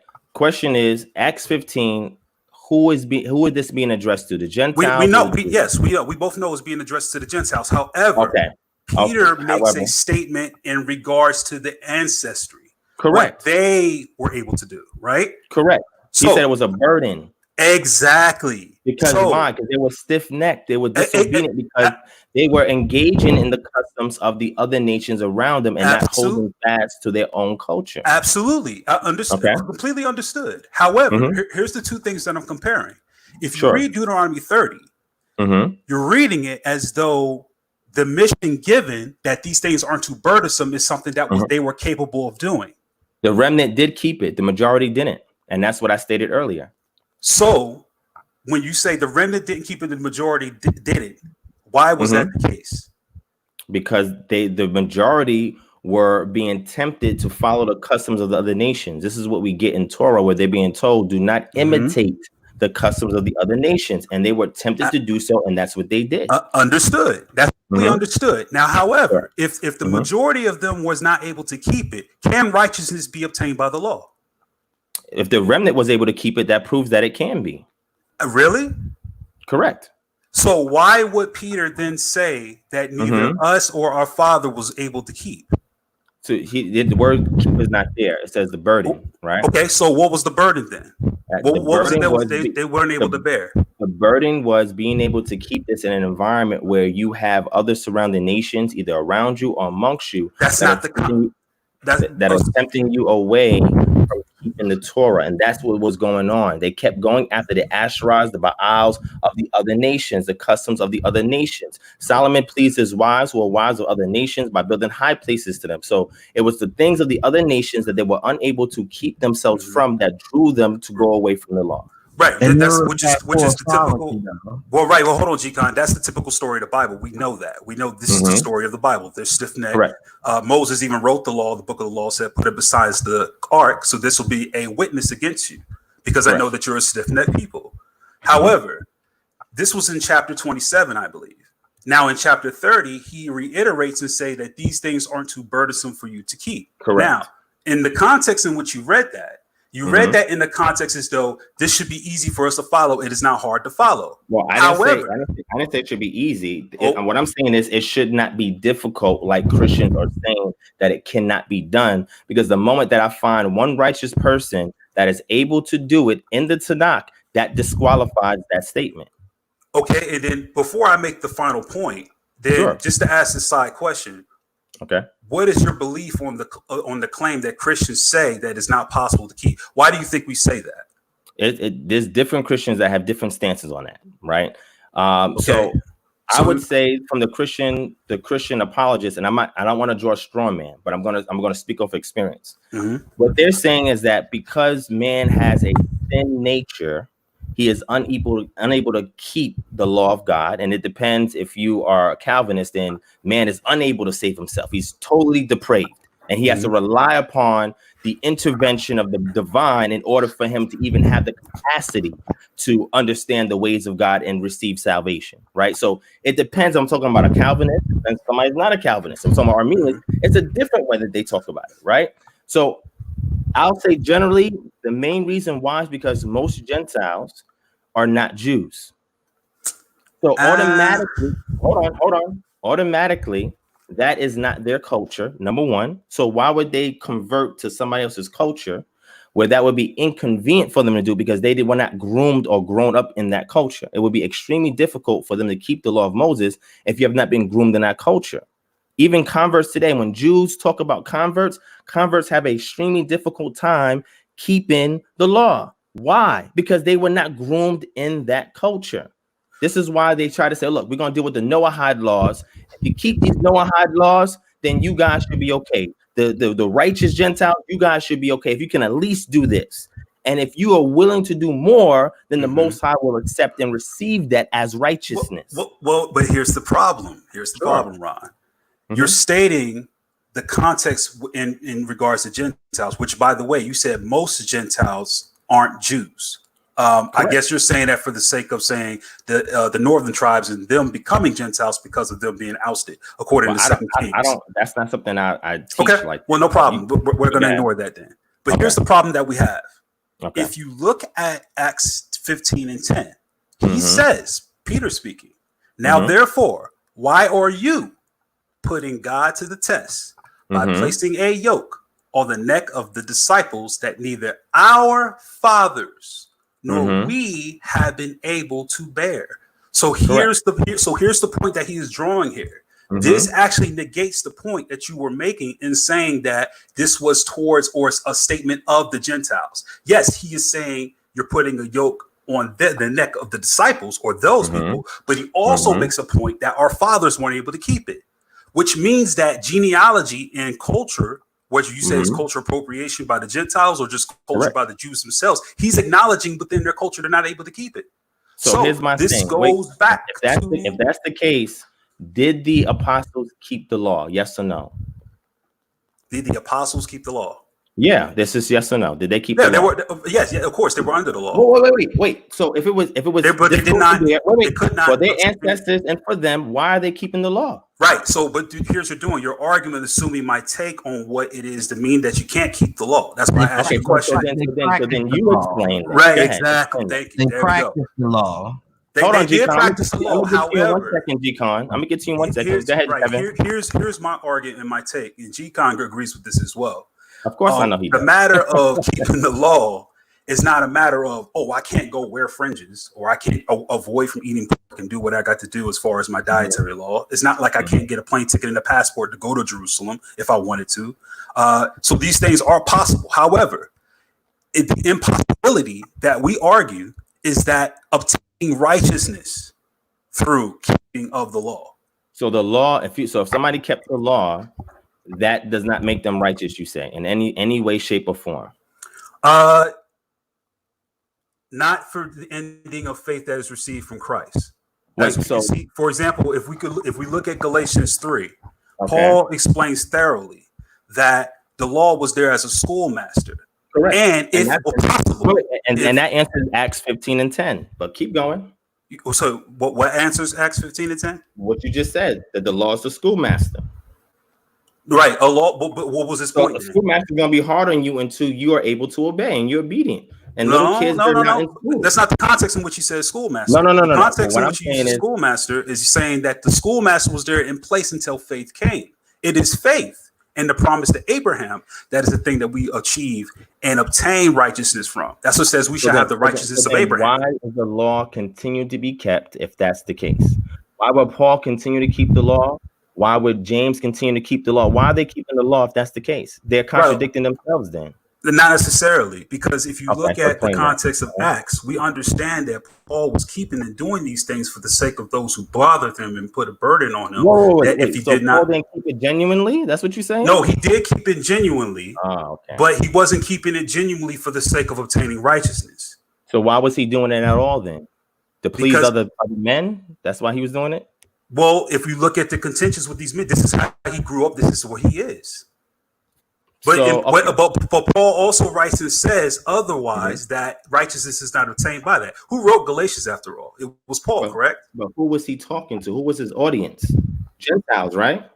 Right. Okay. So he had to appeal to Gentiles. And that is his entire argument. This is why he even makes references to Greek philosophers, because he's talking to Gentiles. So in order for him to appeal to Gentiles, his position and him speaking and doing his dissertation is going to be much different than if he was talking to Jews. Because when he's amongst Jews, as we see in the book of Acts chapter 21, he's keeping the law. And he's proving that, I keep the law. Well, prove it. Because the other brothers who are circumcised in the faith saying that you telling us that we shouldn't keep the law. So I want you to prove it, Paul. Why don't you go and do the custom with these men, pay for it, and go do it so we know that you are keeping the law. He should have said, wait a second. Why should I keep the law? There's no righteousness in that. Paul didn't contend. He did it. Now, when people say, well, Paul was a man pleaser, I have a problem with that because he speaks against that. So now there's a contradiction. How do you harmonize that contradiction? If the law itself cannot help you to obtain righteousness or is any measurement of righteousness, that's important. If it's that's where what I would agree. Okay. Following the law or listening to the law and obeying it and looking at it does give you a distinction of what is right and wrong. It does give you a view of what is good. However, to obtain righteousness by the following of the law is not obtained. This is why I made the point in Acts 15 and 10 when Peter says that neither our fathers was able to bear. That totally contradicts. It doesn't contradict nothing, because as long as they're keeping the law, then you have to interpret that differently, because they still kept the law even after making that statement. They never told none of the brethren, who were the Jews or the Israelites or Judeans, to stop keeping the law. That never came out of their mouth. Matter of fact, Acts 21 continues to affirm that they kept the law. So what I'm saying is this, right? People say that you cannot obtain righteousness by keeping the law, but you just acknowledge the law is able to teach you from right from wrong. If the law teaches you what's right and what's wrong, and you do what's right, is that considered righteousness? No, not in the context of what the scripture is talking about. The context in which the scripture is talking about obtaining righteousness is taking those things which were promised by Abraham. One can practice goodness. We know this. One can practice that which is good according to. But how do you know what's good? Tell me how you know what's good. Tell us. How do you know what's good? It's very simple. If we look at the example of Romans chapter 7, verse 14, he says, "For we know that the law is good and it is right and it is spiritual. However, it is. The law itself is good and just. And if one attempts to follow, he can't do that. But one cannot become righteous by simply following the law. Well, there is a requirement. Right. You need the inward working. You need the ruach. Nobody anybody. That's the point, Ron. That's the point. Wait, hold on. And I always say that. You should know that, Kevin. You've been following me for a while. You cannot, in order for Moses, what he said in Deuteronomy 10 and 16 to come to fruition, you have to have your heart circumcised. Only the Ruach can do that. We have that emphasized in Ezekiel chapter 11 and 19, Ezekiel chapter 36 and 26. It's emphasized that you have to have the spirit and the law. When Yeshua was speaking to the Pharisees and said, you guys, you tithe come and mint and all these things, but you forgot the weightier matters of the law. Well, those weightier matters requires the spirit. This requires the custom, and you have to do the two together. This is talking about Matthew 23 and 23. Justice, mercy, and correct. That's spiritual things. That's not customs of the law. Those are spiritual things. But the law also teaches about righteous things that are not just part of the letter of the law. It teaches about mercy. It teaches about being just. The law tells you these things. It's there. Christians think it's just okay. It's just one ordinance. Do this and that's it. No, there's other things in the law that tells you things about righteousness, about justice, about mercy, because the Most High said these are his attributes. When he's speaking to Moshe, he passes by Moshe, puts him in the cleft, and he says, Yahweh, Yahweh, who's merciful and who's everlasting righteousness, and who we're speaking about his attributes. That is what the children of Israel is supposed to exemplify, and the law was the standard and to ensure that they're meeting that mark. So what I'm saying is, the lens, I think that the lens in which you're looking at this is that when I say I'm a Christian, and I hope I explained to you thoroughly the view is that, there's nothing to deal with the law. You do away with it is nothing. It doesn't mean anything. That's not my case. And I'm glad the case that I have is that if one attempts to follow the law or try to attempt to follow by the letter of the law without the spirit or the circumcision of the heart or the matters of the heart, it's not going to be any fruition there. I agree. Okay, so we're on the same page.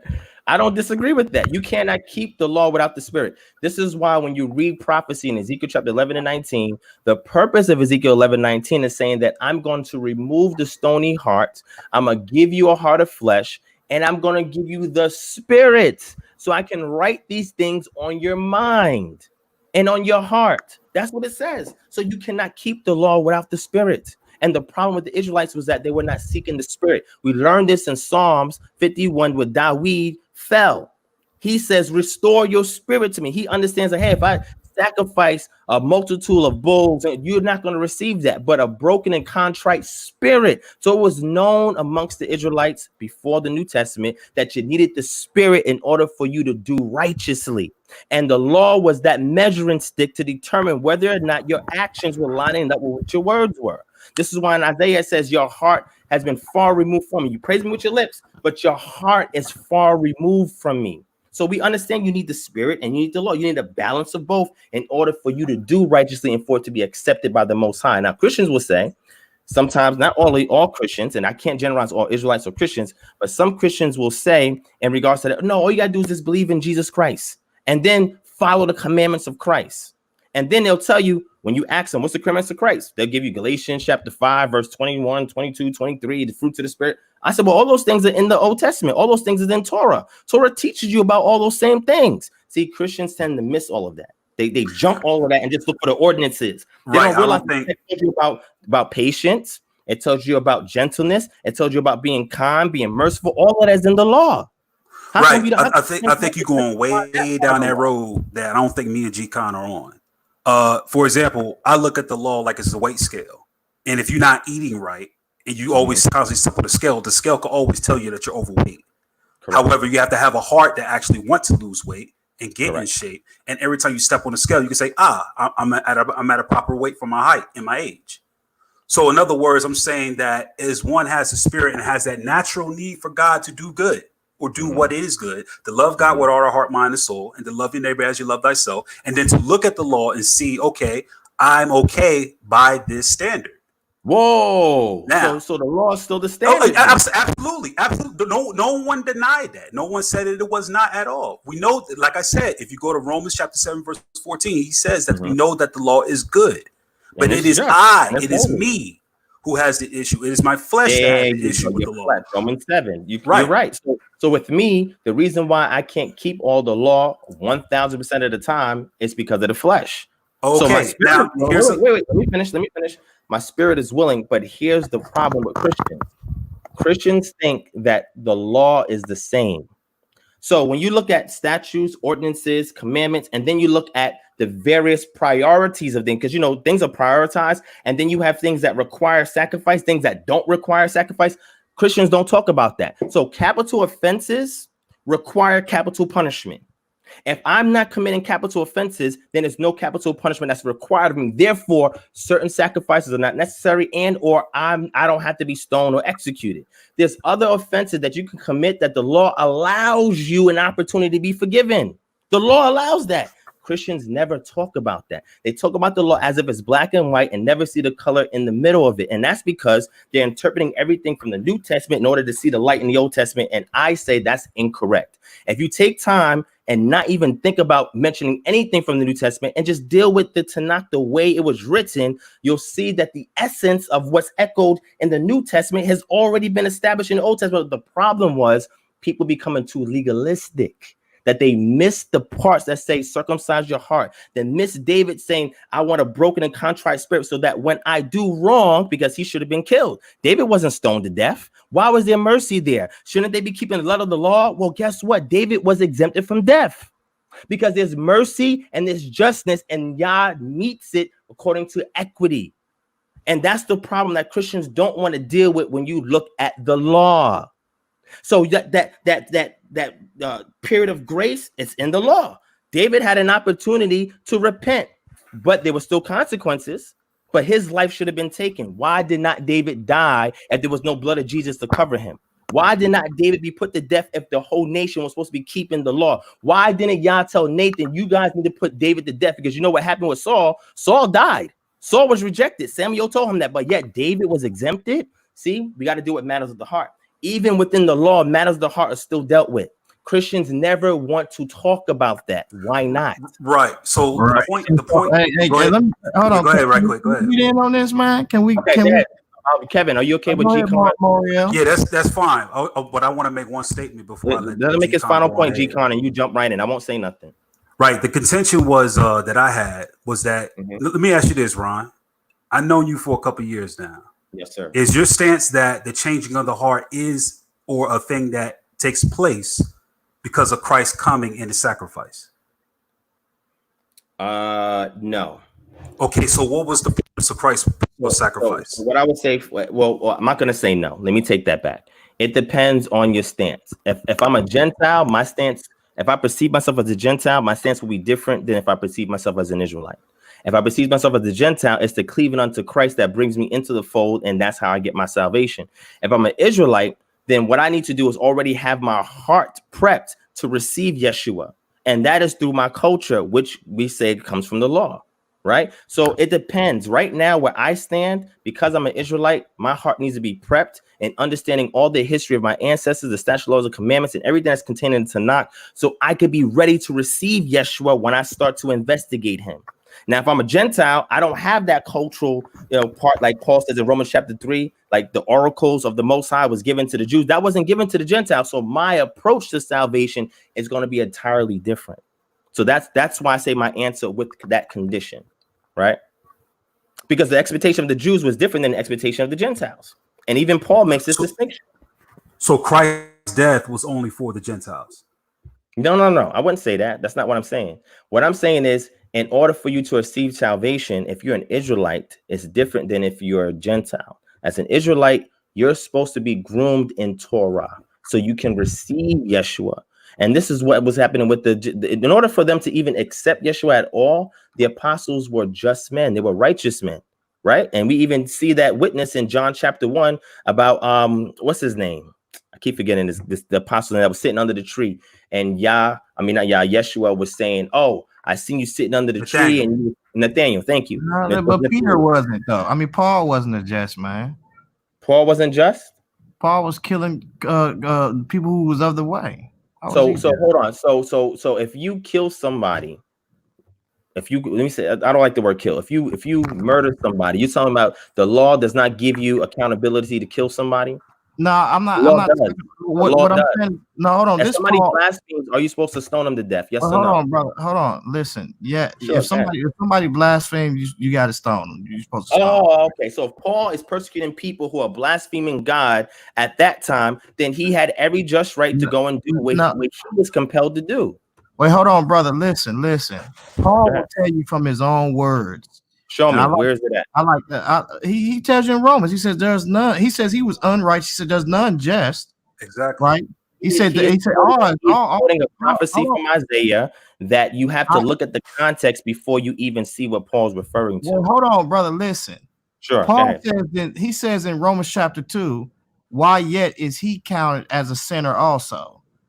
So if Paul is saying that all is guilty and they all have fallen short of the glory of God, he's telling you that he himself, which is not, he said he was not even worthy to be an apostle or be persecuted the church. That's why. Right. So my thing is this: if Paul was kicking against God, right, the Most High, he was doing something that was unjust. And what I'm saying is, according to what Paul was doing before he had a revelation that, oh, you shouldn't be kicking against the pricks, he was doing something that was validated by his customs, his norm, and his culture. I'll give you another example. When the Pharisees, pushed for Yeshua to be executed, it was because this man was committing blasphemy and this man was doing witchcraft. And we have extra biblical data that helps to reaffirm that. That's why they killed him, because according to the law, if one person is sinning and he's committed a capital offense, you got to put him to death. That's not my contention, brother. Listen. So what's your contention? My contention is this: is if I'm going to get what a person is, what unjust is, what just is, and what Paul said is, I'm gonna get it from Paul's mouth. And Paul clearly said, let's get it. Pull up the verse so I can pull it up on the screen. Let's get it. Look Tell me what verse it is, and let's deal with it appropriately. What verse is it? I don't get it. Yeah, that's the thing. Why you pull that up, G-Con? That's the thing that I had a problem with. Sure. You talk with a divide as though there's a context in which the law means to the Gentile, and then there's a context of what it means to a Jew. However, that's the reason why I brought up Acts 15, because he addresses both contexts: the context of the burden being put on them, and the context past tense of what they were not able to keep. So the claim is universal, really. So then step in and say, question. The word allos in the Greek means what? A-L-L-O-S. I'm not certain on that. What does it mean? It means you use one part to represent the whole, right? And the reason why I'm saying that is because if we can go into the Tanakh and found somebody who was under the law, who was called righteous and just, and who kept the law, then how do you harmonize that with Acts 15 and 10?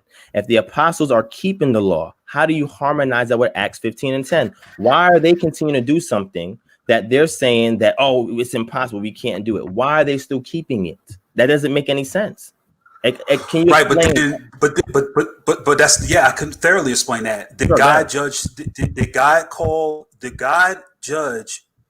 the Israelites based on the individual, or did he base it upon the whole? Both. Okay, so God was not granular when saying that the law can be kept or not kept, and there's no reason to point out one or two people in history who have kept the law. The point is the majority. The point is that the majority failed. The nation failed. Israel has failed. But individuals, right. But there was groups of individuals. Why are you being granular to say? Why are you being granular to say? Okay, well, these people kept it. This person kept it. This few have kept it. Because so if one person keeps it, that changes the entire interpretation of the passage. Because I can see if nobody kept it at all, and we have a record that you can say, see, nobody was called just or righteous who kept the law. Every one of them did wrong. That is really it should be no problem to understand the Christian context then, because as you believe, Christ died for all, and he's the one who kept the law for all of the church. Well, hold on, Kevin. Let me get a little bit deeper than that. This is 1 Timothy 1:15, right? Hold on. Let me get it. You was in a different passage earlier, so you jumped right to Timothy. Right. Let's get it. I can go back to Romans. Go ahead. The reason why I got this because it's more clear and it's still Paul's writings, right? So I guess that's not what modern scholarship says, but we'll deal with it. They said after his death that these So these were ascribed to Paul, but the timeline in regards to New Testament, I would say, textual criticism, that these things were written after his death. Now these might be his words, but they were written after his death. And I can show you references to that if you want it as well. Right. I'm not really concerned about that. With no. But go ahead. Because I know Kevin was like, huh? When I said that, and that's why I added that. So right. Because like when you look at 1 Timothy 1:15, it says, "This is a faithful saying and worthy of all acceptation." It says, acceptation, that Christ Jesus came into the world to save sinners, of whom I am chief. Okay. And so this is clearly saying that he knew himself as to be a sinner. Now, when you relate this back right here and you take it back to Romans, it's saying the same thing. Let's go back to Romans. Wait, because I'm a exegete each passage, but I'm letting you lay it out. Romans what? Hold on. I mean, already. Am I interrupting you, G? My bad. I was making a comment. No, you can go ahead, brother. Because already, well, let me ask you this quick question, Ron, while he's digging that up. You Sure. accept the statement that he made out of Timothy, correct? What Paul says, yeah, that's Paul's perspective. Oh, you're saying that's his perspective. Do you think his perspective is correct? I would say for a good amount of people, yeah, it is. Okay, so but here's the contradiction, right? Okay. But did we not both affirm that Paul kept the law? Yeah, I hope y'all affirming that. Paul kept it the whole time he was alive. So do you not see the contradiction there? No, what's the contradiction? The contradiction is this. If we read Romans 7 and 8, if we read out of what he just said in 1 Timothy, he himself acknowledged to himself, admittedly, that I am a sinner. Sinner in what sense, though? Well, okay. He makes it clear in Romans 7. Sin is transgression of the law, correct? So what parts of the law is he transgressing? Is he out there? Hold on. Because again, like I mentioned earlier, there's tons of ordinances in the law. And if I was to break one of those ordinances, like, for example, if I lay down with my wife, right? Guess what you have to do the next day? What do you got to do that next day? Be separate and be clean. Yeah. Wash, right? Now, what if I don't do that? What if I forget to do that? Would I be considered a sinner? Hell yeah. Okay, right. That's fine. But that's the law. But that's right. But that's you used a minor example in the case minor, of saying. Keep going. Hold on. I got. Okay. Well, any example that you use to yourself, of course, will be an example to yourself. But what I'm saying, what we have to do. Would I be considered a sinner if I do not follow that? If I'm keeping the law, yes or no? That's what I'm asking. Now, I don't know hold on. I don't know how to answer that. I don't know how to answer that from the point of view of what I believe, or if I'm asking for the sake of your example. No. So, from what you believe. From what I believe, if you do something and I don't do it. Oh well, for me personally, I wouldn't say personally, but from my stance in the scripture, if I am obligating myself through the circumcision of the flesh to follow everything in the letter of the law, yeah, I will be a sinner. However, if I'm not bond to the bondwoman, but yet of the free woman of Abraham's promise, then no, I'm not bound by that letter that will be a witness against me for that reason. Now, for the sake of your argument, yes, you will be a sinner because you haven't followed the law, obviously. But here's the problem that we have. If you look at what you just made a statement about Paul, the statement was this, that he followed the whole law and he followed the law. And you said Moses did not. Not Moses, but Paul. Yeshua didn't even follow the whole law. Jesus didn't even follow the whole law. So let me be clear real quick. Let me make myself clear. Am I hearing you saying, Ron Shields, that there are men who followed the law and was without sin? And you said without sin? Yes. Well, I'm not going to say that because I know you're going to pull up 1 John. So I know where you're getting at. Hold on, let me finish. So let me explain. This is why I asked that simple example, right? When you look in the law, there are provisions. When there are certain things that cannot be done, there are provisions that you can make up for things that are not done. If a person was to look at that, and that's why I asked you a minor infraction, and say, if I didn't do this, will I be considered a sinner? You say yes.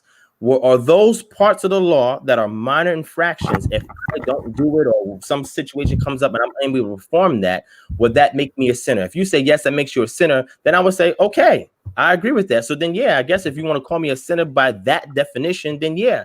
But what I'm simply saying is the law is multifaceted. It is not black and white. Like, okay, Christians think, well, if you break the law, you got to die. That's why we need a sacrifice. I'm like, no, that's not true.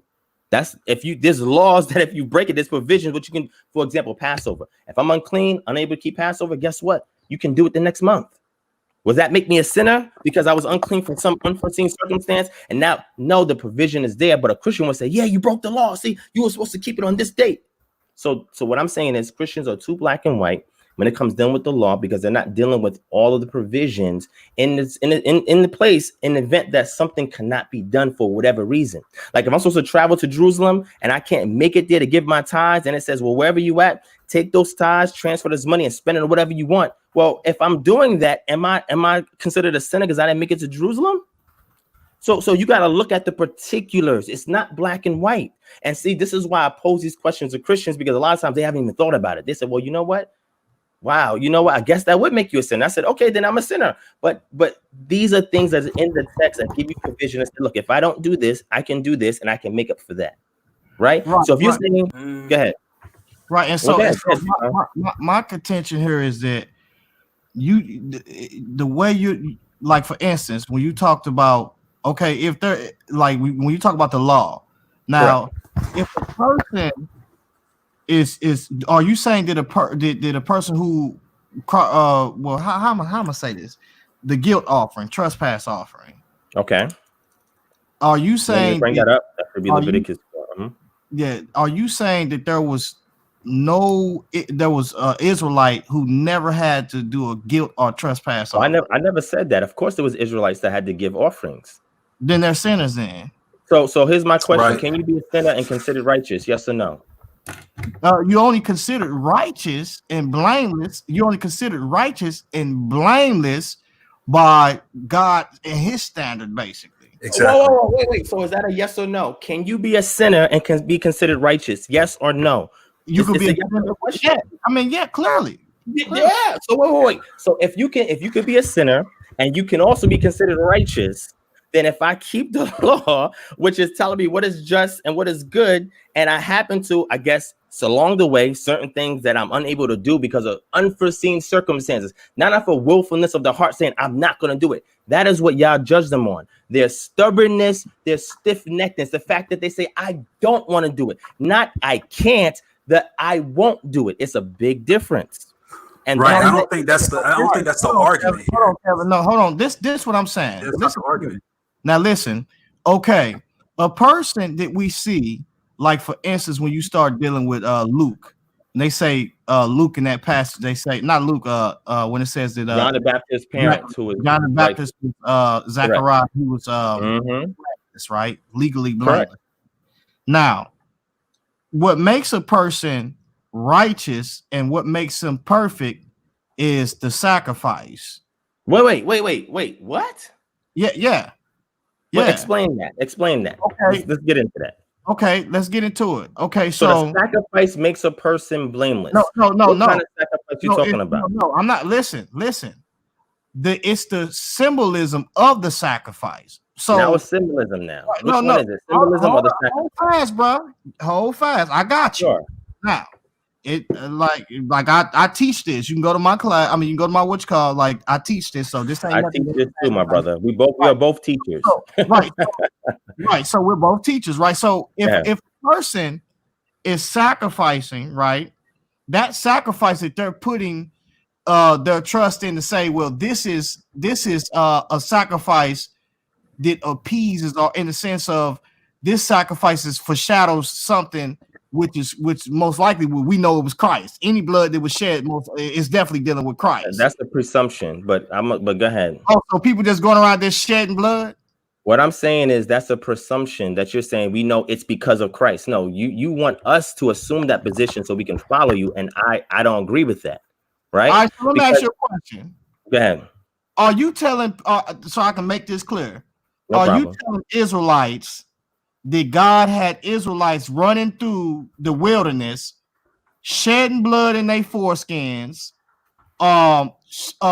shedding blood when it comes to symbolism and saying pattern this after pattern this after that, pattern this after that? After what? Are you saying the pattern? Wait. When the Most High is telling Moshe and Devarim to go, and I want y'all to make the temple or the tabernacle with these measurements, right? I want you to add this. I want you to put the Ark of the Covenant. He's saying after the pattern up. So what's the pattern for building that? Jesus? What do you mean? What's the pattern? I would say, listen. I would say, yeah. Yeah, exactly. What? Listen, bro. Listen. Hold on. Listen. Listen. Cool. Listen. Go ahead. I definitely would say, yeah. When you look at the pattern of the tabernacle, right? Mm-hmm. Which came from heaven, right? Yeah, which came from heaven. All right. Mm-hmm. Came from heaven. That pattern is also in regards to Jesus, because when you look at the tabernacle, you can't even enter into the holy place without blood. What is that about? And why is he sprinkling blood on the altar? What's Because this about? when you study the ancient Near East, you understand that. So there's an article that I shared on my Patreon. I think I put it on YouTube, where it explains that God dwelling in temples. That's the name of the article. You guys could check it out.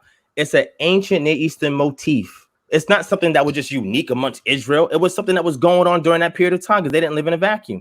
So blood is a requirement because, like I guess from the Israelite perspective, it says life is in the blood. So you have to show that you're willing to give a life in order for you to receive life. So in order for your life, wait, let me finish, because the high priest is able to go in there. He's able to go in there, right? So whether blood is spread, because again, this is a custom of the ancient Near East. Israelites were part of the ancient Near East, right? The shedding of blood, that you actually shed of blood, because what you're automatically doing is you're taking everything and comparing everything to Jesus, right? And what I'm saying is, when you look at the pattern that was built after the altar and the tabernacle, you're saying that that's Jesus. And I'm saying, so you telling me they were looking at Christ when Moses came up the mountain and the Most High was telling him, I'm going to show you after this pattern. I want you to build this, and that. They were looking at Jesus sitting on a throne. Bro, that wasn't what was said. Hold on. I want to clarify. Hold on, Kevin. Just let me have a because listen, Ron Shields, listen. Yes, sir. I understand the cultural context, but here's the problem what you're having with this. Mm-hmm. You're trying to give me something when the Israelite actually tells you what it was for.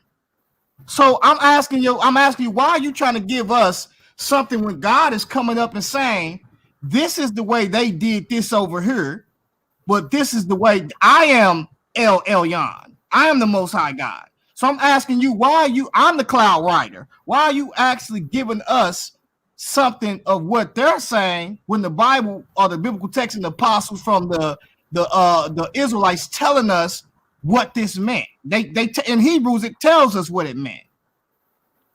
So when you say given us, what do you mean when you say given us? You mean like Black people telling them to keep the law or the cultural mandate?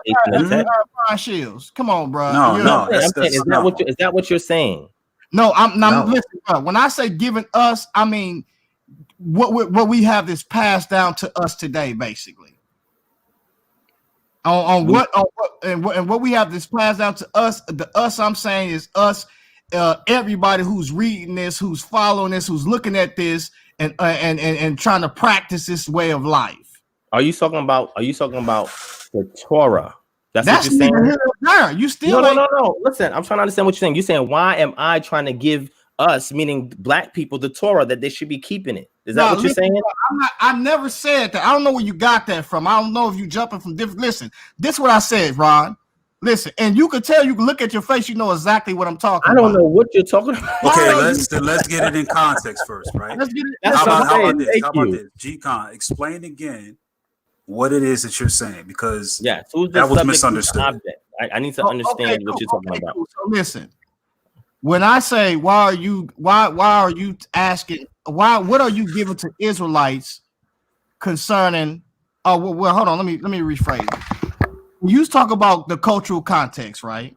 Correct. Okay, so you talked about what the Near East explains when it comes to bloodshed and tabernacles, right? Correct. Okay.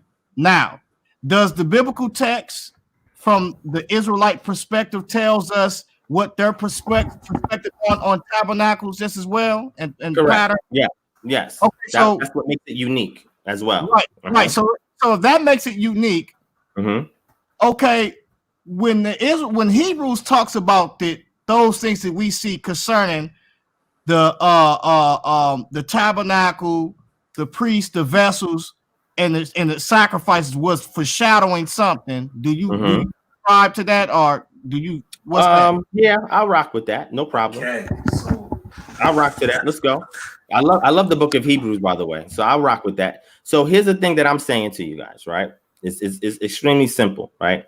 All I'm saying is, even if we're looking at the New Testament, because I like to go through the Old Testament first to get some understanding with context before we jump over into Romans or we jump into Acts or whatever. So what I'm saying is, I'm simply saying this, right? The Israelites are not going to be considered righteous if they're just keeping the letter of the law. You need the Spirit. That's all I'm saying. That's the only way your heart can be circumcised. David emphasized that. David was exempted from capital punishment due to a capital offense because of his form of repentance. And that when the scripture said that Yah's no respect to persons, he made an exemption with him. Why? Because because there's grace even during that time. You can't say, well, it's because he believed in Jesus. Why did he receive grace, and why wasn't he not stoned to death? Please explain. Well, I'm confused because earlier you said, and this is recorded, you said God only came, or the Most High only came to just man. Is that what you said? When did I say that? You said I didn't say that. you said that he came to just man. When did I say that? What was the context? And that's okay. Hold on. Let's make sure that it's being let's make sure it's being understood. Are you saying just men as in solo? Or are you saying just men as in righteous men? Who you saying, me? Yeah. We don't know what you're talking about. Yeah. No, he said. Listen, he said earlier, and I heard him. He said the Most High came basically to just man. That's what he said. To just man, meaning righteous man. I didn't say that. In the form of righteous man, basically. All right. So I never said that. And if I'm wrong, what I would like you to do is after this is over, send me the timestamp and I'll address it for you and I'll openly apologize. But that's not what I said. So listen. So this is my stance. You cannot keep the law without the Spirit. And then the question is, when Yeshua comes into place, you have to have the customs of the law. You have to have the Spirit, and that will predispose you to receiving Yeshua within its context. He came within a particular context. He didn't come outside of a context. He came within a particular context that is tied to the Tanakh. It is not separated from the Tanakh. I don't think that was argued. That wasn't argued. Okay. Requiring the Spirit to follow the commandments of God is not. Let me say this, Kevin. What's the issue? There was no issue. The only issue I had when I came up here was the fact of saying that they were able to keep it from the context of being Jews, and I pointed out that they were still keeping it. It was a burden, but they were still keeping it. Me going to work every day at 9 to 5 is a burden, but I'm still keeping my job. Right, but are you able to bear it? Yeah. Okay, right, but it's difficult. Hold on. So if I have a strenuous job, Ron. You just said you were able to bear it, right?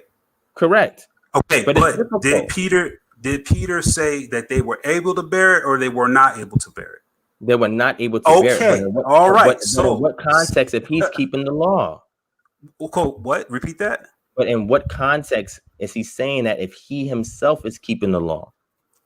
He's talking about the historical context. That's the point that was making. So in history, did anybody keep the law? Right, and I said that's fine, but to be granular, to talk about who can keep the law or not is not the point that he was making there.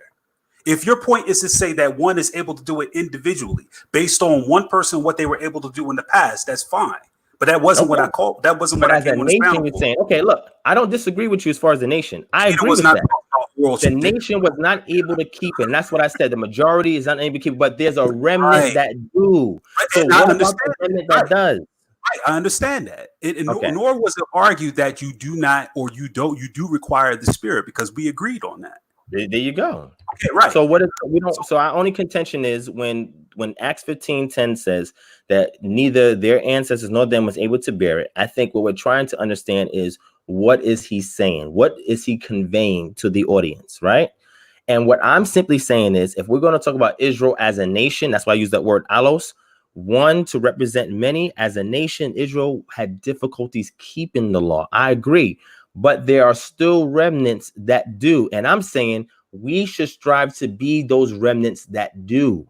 Right. So and the only way that we can do that is with the Spirit and through the means of what Yeshua left behind. That is my stance. That was my point, Ron. I said, what was the context of Christ and him coming? You already stated that. The context of it was from a cultural basis, that when one prepares as a Jew in his mind and he reveals or he sees Christ for the first time, he's able to accept him based on all that he had learned, which is not too far off what he told them in Luke 24:44. He says, all that the law and the prophets and the writings talk about me.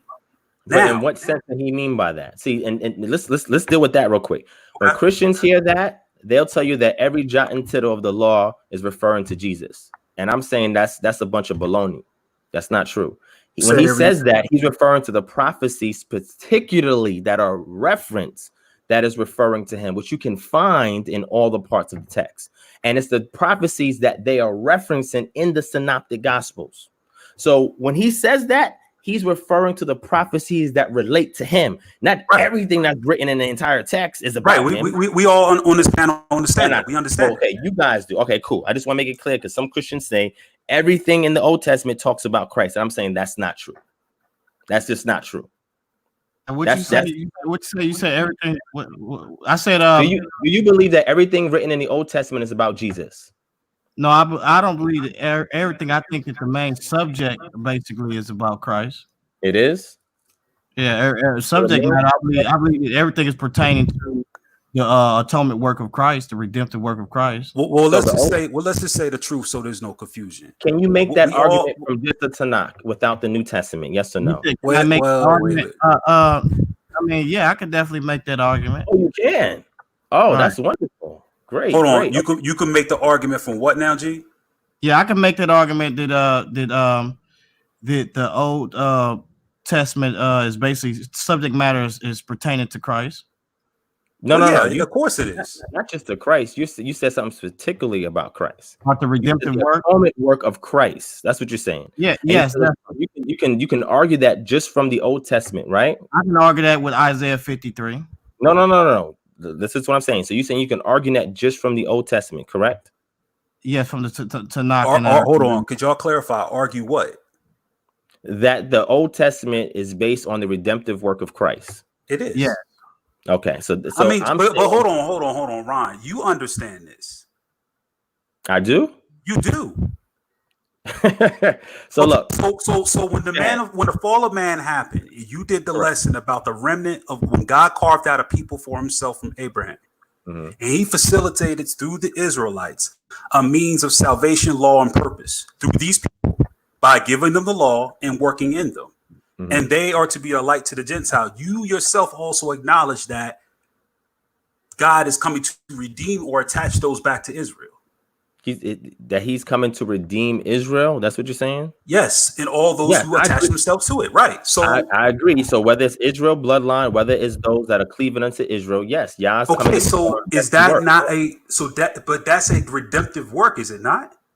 That's correct, but that redemptive so work, what are we arguing? Wait. So this is what we're arguing because now what you're doing is you're giving all of that credit to Jesus, and that's what we have a problem. Whoa. You're not?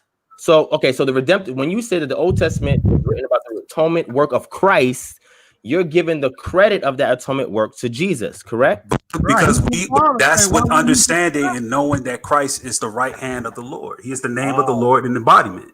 So like I said, you cannot prove that from the Tanakh. You have to use the New Testament in order to prove that. Because if I'm reading the Old Testament, what you call the Old Testament, I'm not going to see that.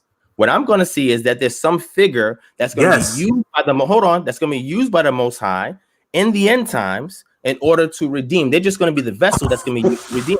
The credit doesn't go to them. The credit goes to the Most High. But if I would say that I'm talking about the same essence, right? The same Godhead, and then you get credit. So what I'm saying is, do you believe in the Trinity? Yes. You subscribe to the Trinity? I subscribe to we see two individuals, as you just mentioned. That's the embodiment and that which we see, and that's what they have seen and what's revealed to them. And there's the invisible Father, who have they not seen. Right, but I think you're moving the goal. Yes, hold on, repeat that now, Ron. You're moving the goal. Subscribe to the Trinity, yes or no? Yes, I do. Okay, cool. Now, when you say subscribe to the Trinity, yes or no? Yeah, but hold on, Ron. Before we go forward to saying, do you? No, I'm gonna get back to you, Kevin. I just want to get an affirmation. I don't. Right. But I know you do now. I will answer that question when you answer a question that we just asked you concerning and pertaining to the redemptive work of Christ. I answered that because you kind of moving off because now you're going to start talking about the Trinity. If I'm reading the Tanakh, I by itself with no knowledge of the New Testament, I'm not going to say in my mind and look at it and say, man, this is all about the atonement work of Jesus Christ. That's not. Of course you're not. Why would you? So exactly. So my point. Right. So Wait. So my point that I'm saying is, if I'm reading it with that understanding, then what kind of conclusion would I come to without the New Testament? that okay, the same conclusion that any Christian in their right mind will have, Oh, that it is God, that it is God. No, that it is God alone. Right. But let me just say this. I just acknowledge that I'm a Christian, right? Yes, you did. But I also acknowledge that it is God alone who redeems Israel. But you said Jesus is God. He is the arm of the Lord. Yes, he's the name of the God. Is Jesus God? He is the manifestation of God. Yes, I believe he is the figure. I believe he is the figure and the visible figure in name that we see throughout the scriptures. The one who appears in the bush. Is he God? Yes. Okay. So if Jesus is God, then again, you're attributing the entire atomic work to Jesus Christ. No, we're not. You attribute that to God. But you said Jesus is God. Bro, we both study Michael Heisner. We know what we're talking about here. Forget Michael Heiser. Nah, I'm talking about meeting you because look, let me explain to you. Now, Michael Heiser did a great job trying to prove exactly what I'm telling y'all to prove straight from the Old Testament, right? Wait. So what I'm simply saying to y'all, just listen to what I'm saying. If I was just only reading the Tanakh, would I come to a conclusion that Jesus Christ is the agent that is responsible for the entire... You're not. Of course you won't. You're blind to that fact. You wouldn't have that. Oh, I'm blind to that fact. Well, you wouldn't, of course, because you wouldn't have the gospel and you wouldn't be in that time frame. But if you're dealing strictly with the Tanakh, hold on, Ron, you're not listening. If you're dealing strictly with the Tanakh, okay, for example, did anybody who just strictly had the Tanakh, and let's say before the time of Christ, did they say, "Oh, Jesus Christ is the person that's in this book"?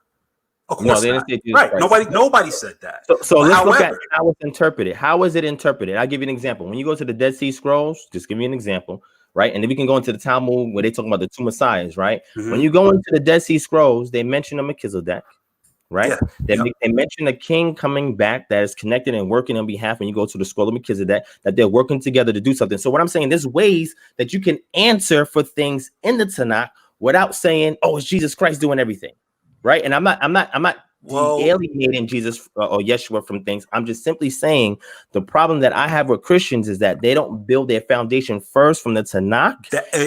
I agree with you. Create a template and just say, "Well, okay, here's the template. Does Yeshua, does he fit that template?" Right. I agree with you. I agree with you 100%. I can't really I don't know what you all Ron, but I'm gonna tell you this. Listen, bro. So are you saying? I just want to make it clear. Sure. So are you saying when it comes towards the salvation of Israel? Okay. Right. Are you saying that God the Father has not made Christ, his son, the door to which salvation to enter in? Or what are you saying? So are you telling me in regards to the New Testament as well, right? The entire Bible, you're saying, right? Oh, Ron, you keep doing this, dude. No, I'm saying this particularly for a reason. So if you want me to answer that question, my position is that Yod-Heh Wafe, who is, if you want to call it God, I don't like using that word, is God alone, according to John chapter 15. That's what Yeshua says out of his own mouth, that he is the only power. Yeshua himself is the agent to help to bring about the things that the Most High wants to commit in the earth. He's the agent that works on behalf of the Most High. There's no disagreement. The Most High. Wait, there's no disagreement. Not the Most High. Yeshua is a power. Yes. Does he have power and authority? Yes. The same way that the kings of Israel were considered God. Because when you read Hebrews chapter 1, and people always say, look, you see here, your throne, oh God. And God says, "Your throne, oh God." Well, where's that context? Well, that context is Ron, we all understand that. We all know that on this panel. Okay, let me just finish this, right? Let me just finish it. Just let me do it just for a few minutes. So it's my channel, right? Right, cool. My bad. Go ahead. You're right. It's okay, and I'll give you the floor. What I'm saying is, it's understanding the context in which these sayings that we see, these I would say prophecies that are being quoted in the New Testament. Understanding its Old Testament context. The king was considered the son of God. David was considered the son of God. The king is considered the son of God, and the king is also considered a God in the earth because he represents the will of the Most High here on the earth. He performs things on behalf of the Most High. So when it says, "Your throne, oh God, God, your throne, oh God," Christians say, well, you see, that means Jesus is God. Well, then that also means the kings of God, because that original quote comes from the Old Testament that was in reference to the king in the book of Psalms. So We're kings not arguing. wait, let me finish. Kings also received worship. And we see that in the book of Chronicles. Wait, let me finish. What I'm simply saying is Yeshua is a king and a priest as is portrayed in the New Testament. But the things that he was doing there, we can see those things in the Old Testament. So he is the agent that is bringing about the will of the Most High. He is his power on the earth to bring about his will. He is the one designated as the high priest after the order of Melchizedek, that if those who want to be saved, quote unquote, they have to come through the order of Melchizedek, which he's the high priest over, which his sacrifice for them has blotted out their sins and their transgressions. And now they can come in and do this redemptive work on his behalf here on the earth. He is the agent. He is not God in the sense that he is Yod He Wav He. He is his agent that is performing certain duties here on the earth. That's my position. If you're saying that Jesus is God, then you're going to do what a lot of Christians do, which is attribute all the work of the Most High from the Old Testament to Jesus and saying, well, Jesus, it's about Jesus and his atonement work, and that's it. That's what the Old Testament. How do you sum up the Old Testament? No. Hold on, Kevin. Hold on, bro. Listen, I gotta ask you. So is when it comes to Hebrews, right? Mm-hmm. Okay, in Hebrews it says that he came in the seed by the seed of Abraham. It says he's the heir, right? Christ is the heir, right? And so scripture is that. Let me bring it up on the screen so that people can see right. it. Where's that at? This is Hebrews. Hebrews. Let's go to, is it chapter? Let's see. Hebrews 2.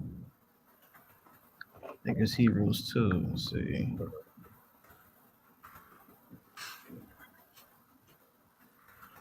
And what was it? Just paraphrase it. What was it? I'm thinking it's he took not on the form. I think it's he took not on the form of angels, but on the form of man, right? Let's read. This is Hebrews 2 and 9. 2 and 9. Okay, go ahead. Okay. Mm-hmm. So it says, but we see Jesus, who was made a little lower than the angels for the suffering of death, crowned with glory and honor, that he by the grace of God should taste death for every man. Okay. Verse 2, for it became him for whom all things and by whom all things, and bringing many sons into glory, to make the captain of their salvation perfect through sufferings. Right. Okay. Now I gotta ask you this question. Sure. From all the way from Adam all the way into now, this text says that Christ had manner temptations as man, but was yet without sin. Okay. Can you show me anybody in the Bible that was yet without sin in the Bible? When you say without sin, what do you mean? If I show you words like blameless and just and righteous, does that mean they're with or without sin? It definitely means that they wasn't without sin. Well, how do you know that? So what do you asking me to look for in the Old Testament that would justify that somebody's without sin?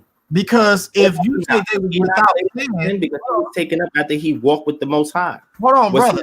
If you say they was without sin, that they didn't need the thing that would cause them to be blameless, which was the guilt and trespass offering. So okay, so did Enoch give trespass offerings? Yes or no? Oh, Enoch was sacrificing. He better been sacrificing. He was where? Show me in the text where he gave a sacrifice. The sacrifice was commanded by God through in chapter 4 of Genesis. So he wasn't sacrificing.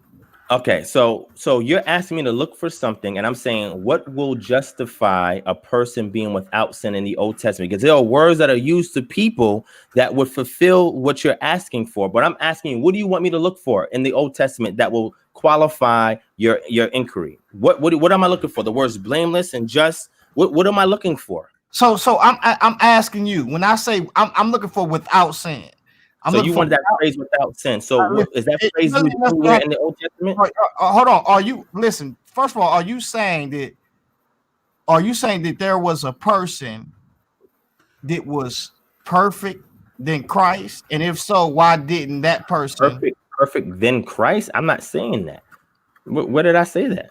Well, I'm just trying saying, you asked me, was somebody in the Old Testament without sin? And I'm saying, do you want me to say where it says this person was without sin? That phrase is not there. Because God is saying, look, let me continue reading real quick. It says, what verse you at now? What verse you at now? It says let's go to verse 14. Okay, it says, verse 14. For as much as then as the children are partakers of the flesh, the blood, he also himself likewise took part of the same, that through death he might destroy him that had the power of death, that is the devil. Now I have to ask you, could anybody else do what Christ did when it came to getting the power, to get turning over the keys, getting the authority from Satan, who had death? Now look according to what we're reading here, no, this was what makes him unique. Okay, so look what it says.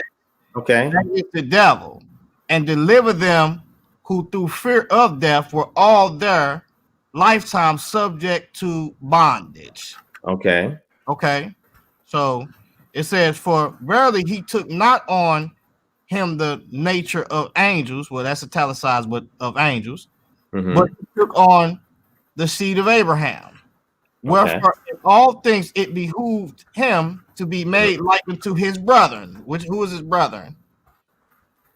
What are you gonna say? The Israelites? I'm just asking, who is his brother?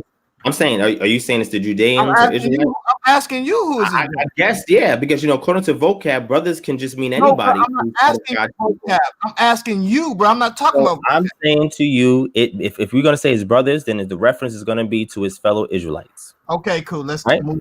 But they're brothers by kinship through Israel, correct? Through Yaakov, through Jacob. Well, it says he took on the seed of Abraham. So yes, so then that answers my question, right? Okay, cool. So let's go. Ahead. Okay. Therefore, in all things, it behooved him to be made like unto his brethren, that he might be a merciful and faithful high priest in the things pertaining to God. Okay. Make reconciliation for the sins of the people. Okay. And that he himself have suffered being tempted, he is able to succor them that are tempted, right? Okay. So this Hebrews is putting Christ on a level to where we see to where he's making a comparison between Israel, Abraham, and all of these guys, right? Would you agree to that? You saying that puts him on a level with them? No, he's making a comparison. He's making a comparison between Abraham and also Israel and all of these guys, even the angels, right? Even. Okay, so what comparison you talking about? What do you mean? So basically, he's saying that he's so much better than the angels, right? It says that he was better than the angels. It didn't say that. Well, it said that he was given let's go. He was made a little lower than angels, right? That's what you read up here, right? Yeah, but look what it says. But now we see not yet all things put under, but we see Jesus, who was made a little lower than the angels for the correct. There you go. That's the man, right? That's the man. That's the man. Lower does not mean you're greater, right? That means you're less than. Right. Hold on. So he's made lower because his suffering. It says, but now we see yet all things put under him, but we see Jesus, who was made a little lower than the angels, suffering of death, right? Okay. So what made him lower than the angels is because he died, right? He suffered, he died. Okay, correct. Angels can't die. So I agree. You say they can die? No, they can't die. Right. Yeah. So it says he died here. It says, but we see Jesus, who was made a little lower than the angels for the suffering of death. Okay. Okay, cool. Crown with glory and honor, that he by the grace of God shall taste death for every man. Okay. What does that mean? What does that mean that he's going to taste death for every man? It's talking about his sacrifice. Okay. So why is it that his sacrifice is paving the way for salvation? For who? So I mean, it's paving a way of salvation for the Israelites and the cleaving Gentiles. Okay. So where's is he the contention? Where's the contention? Then? I don't know. You're contending with me. I didn't contend with you. No, I didn't contend with you. Hold on, Kevin. Stop for a minute. I got some contention there. Of course you do. Go ahead. You said it's paving the way for what again? For a form of salvation for the Israelites and the Cleveland Gentiles. That's what the book of Hebrews is talking about. Now here's my but in what position as a high priest, right? His sacrifice or his martyrdom was the sacrifice that was committed so he could become the high priest. So now he can do atoning work on behalf of those who are continuing in his stead. Why didn't this happen for the other people? And it says why other people? And in other words, when you look at Okay. when you even look at the prophets, right? Okay. Why is it that it says he sent the prophets, but yet in these days has chosen us to talk to us by his son? Okay, what's wrong with that? Okay, so let me ask you a question. Okay, go ahead. Is his son the one who made the prophets and everything else that is in the world? No. When you say his son, you're talking about Jesus Christ, right? You talking about the man Jesus Christ? No, the man word Jesus of God. Christ. Listen. When it says the man Jesus Christ did not make all of that. Oh, okay. So hold on. We know that. Hold on, So hold on, Kevin. Calm down, bro. No, you don't know that. I ain't never heard that before. Well, I never heard what before? That Jesus Christ, the man, did not make everything? That's what you're talking about? Listen, I'm asking you this. Mm-hmm. When it says that God, it says in John, it says the word was God, right? Then it says the word came into the flesh. The word was manifested in the flesh, right? Yenhenmai Sarks. Yeah, it transitioned. So something from here transitioned to here. Now, here's the problem that I have with Christians, right? I don't subscribe to the pre-existence. And I think that's the issue. That thing that went into him, we can talk about that. Matter of fact, I did a whole lecture on that. If you go to my lecture series where it says El Shaddai, Yod He Waf He, El Elyon, three of a kind, or one and the same, I talk about the fusion element and I explain what that is. Because if I'm reading this from the Old Testament to the New, I'm not going to see a pre-existence thing. You have to read it from the New to the Old to sit there and create this pre-existent Christ. So that thing that we're talking about, which is the word of the Most High, that thing also manifested as a man that had hands and everything in the Old Testament. Y'all would say, well, then that's Jesus. Yeah, you see, that thing is Jesus. No. That is the agent of Yah. It embodied the name of Yah, the power and authority of Yah, and that thing went into that flesh. And that is the thing that moved that man around to do the things that he did to commit and finish his work. So my position is I don't believe in the existence of Christ. That's where we have an issue. Okay, so here's the issue. Hold on. This is my issue. I'm gonna keep saying it. So when we look at the redemptive work of Christ, are you saying, because it seemed like that the Father chose this work to be done specifically by correct. Just like he showed everybody else in history to do specific works unique to them. Right. So is Christ higher than everybody else that he chose? He came last, so I would say, yeah, he had a greater role because he came last. Okay, so that's what I'm trying to see, because when you saying this, you acting like there's no importance when it comes to the redemptive work of God. You saying, well, basically, I didn't say that. Yeshua's redemptive work is important. What I'm saying to you is, if you're looking at the Old Testament and said the entire thing is about the atonement work of Christ, I have an issue with that. That's where we have a problem. I think it should be about, why wouldn't it be? Because if you look at it, you wouldn't even exist. And when it comes to you wouldn't exist in the sense of when it comes to even having inheritance, because we see clearly that the fathers, we see clearly, that the fathers spoke on Christ, right? They spoke, well, this is what they spoke on. Let's look what they spoke on. Matter of fact, who's the fathers? You talking about the forefathers in the Old Testament spoke about Christ? Hold on. I better let me go to it. This is Galatians. All right, go ahead. Right? Oh, so you're going to Galatians. All right, let's go to Galatians. Galatians what? Okay, right, because you got a problem with Galatians? No, I don't have a problem with Galatians. What I'm simply saying is that the argument that you're making has to be done through the New Testament, looking back at the Old, not the Old Testament looking forward to the New Testament. No, they complement each other, actually. Okay, so can you show me the same argument you're about to show me Galatians somewhere in the Old Testament? Okay, so let's go to it. All right, so What's let's Galatians 4, what verse? okay, so this is Galatians chapter 3.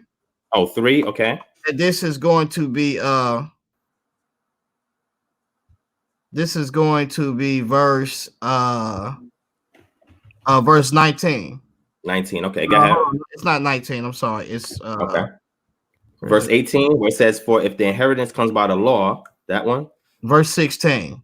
Now, 16, it says, now to Abraham and his seed were the promises made. Okay. He says, not unto seeds as of many, but as of one, and not unto thy seed, which is Christ. Mm-hmm. And this I say, that the covenant that was confirmed before God in Christ, the law, which was 430 years after, cannot disannul that it should make the promise of none effect. So basically, right, in this text is pertaining to the seed. So we had this argument the last time. So you said it's pertaining to the seed, and when you say seed, are you talking about Israel as a people or Jesus Christ as a person? Well, mainly the subject matter of this text right here is pertaining to Christ. Okay, so Christ the seed. So you're talking about the physical person, correct? Right, because he says, okay. He said, and not as into seeds, as of many, but as one, and to thy seed, which is Christ. Okay, so that physical man who did not exist during Abraham's time, you're saying that this is who is talking about prophetically about him, correct? Yes, this is God's plan. Keep going. God's plan. And so when you read this, this is the purpose of the circumcision. Because now this is where you be adding stuff. Where is that at, G-Con? You said this before. Hold on. Repeat that. I want to track. Repeat that. This is in connection with the circumcision, the seed. You said this is referring to the circumcision. You're referring to the circumcision. Show me a verse that says that, G-Con. Right, cool. Show me that complements this. All right, cool. So let's look. This is I believe it's going to be hold on for a minute. Okay, take your time. Yeah, why he pulls that up? Hey, hold on, because my wife coughing real bad. Hold on. Okay, that's fine. Go ahead, Kevin. So you come back. Why he pulling that up? Cool. Sure. All right. So you agree that Christ is the agent that we see moving as the name and the angel in the Old Testament? No. Okay, you don't. That's not my position. I don't say that was Christ. No. Okay, fine. So who is Christ? Let me explain what I mean by that. When I say it's not Christ, I'm talking about like that's not Jesus Christ. Okay, right. We understand. Right. We understand. That. Correct. Okay, okay, let me flip it around then. Correct. The agent that we see in the New Testament became Christ or became Jesus. Correct. It used that body from the no problem. No problems there. All right. Correct. What's another thing? Okay, so when people say, "Oh, do you believe in the Trinity?" Let me ask you first, Ron. In your understanding, really brief, because Ron could be back at any time. Correct. Y'all both named Ron. Dang, I keep forgetting. All right, what is the Trinity to you? All right. So, and after I say this, what I would like you to do is I did a whole series on that, right? So you could go check it out. I can send you the links. You can check it out. So pretty much the Trinity it explains the Godhead, right? What is this essence called God? And what is denoted by that is that there are three persons that make up the one God, right?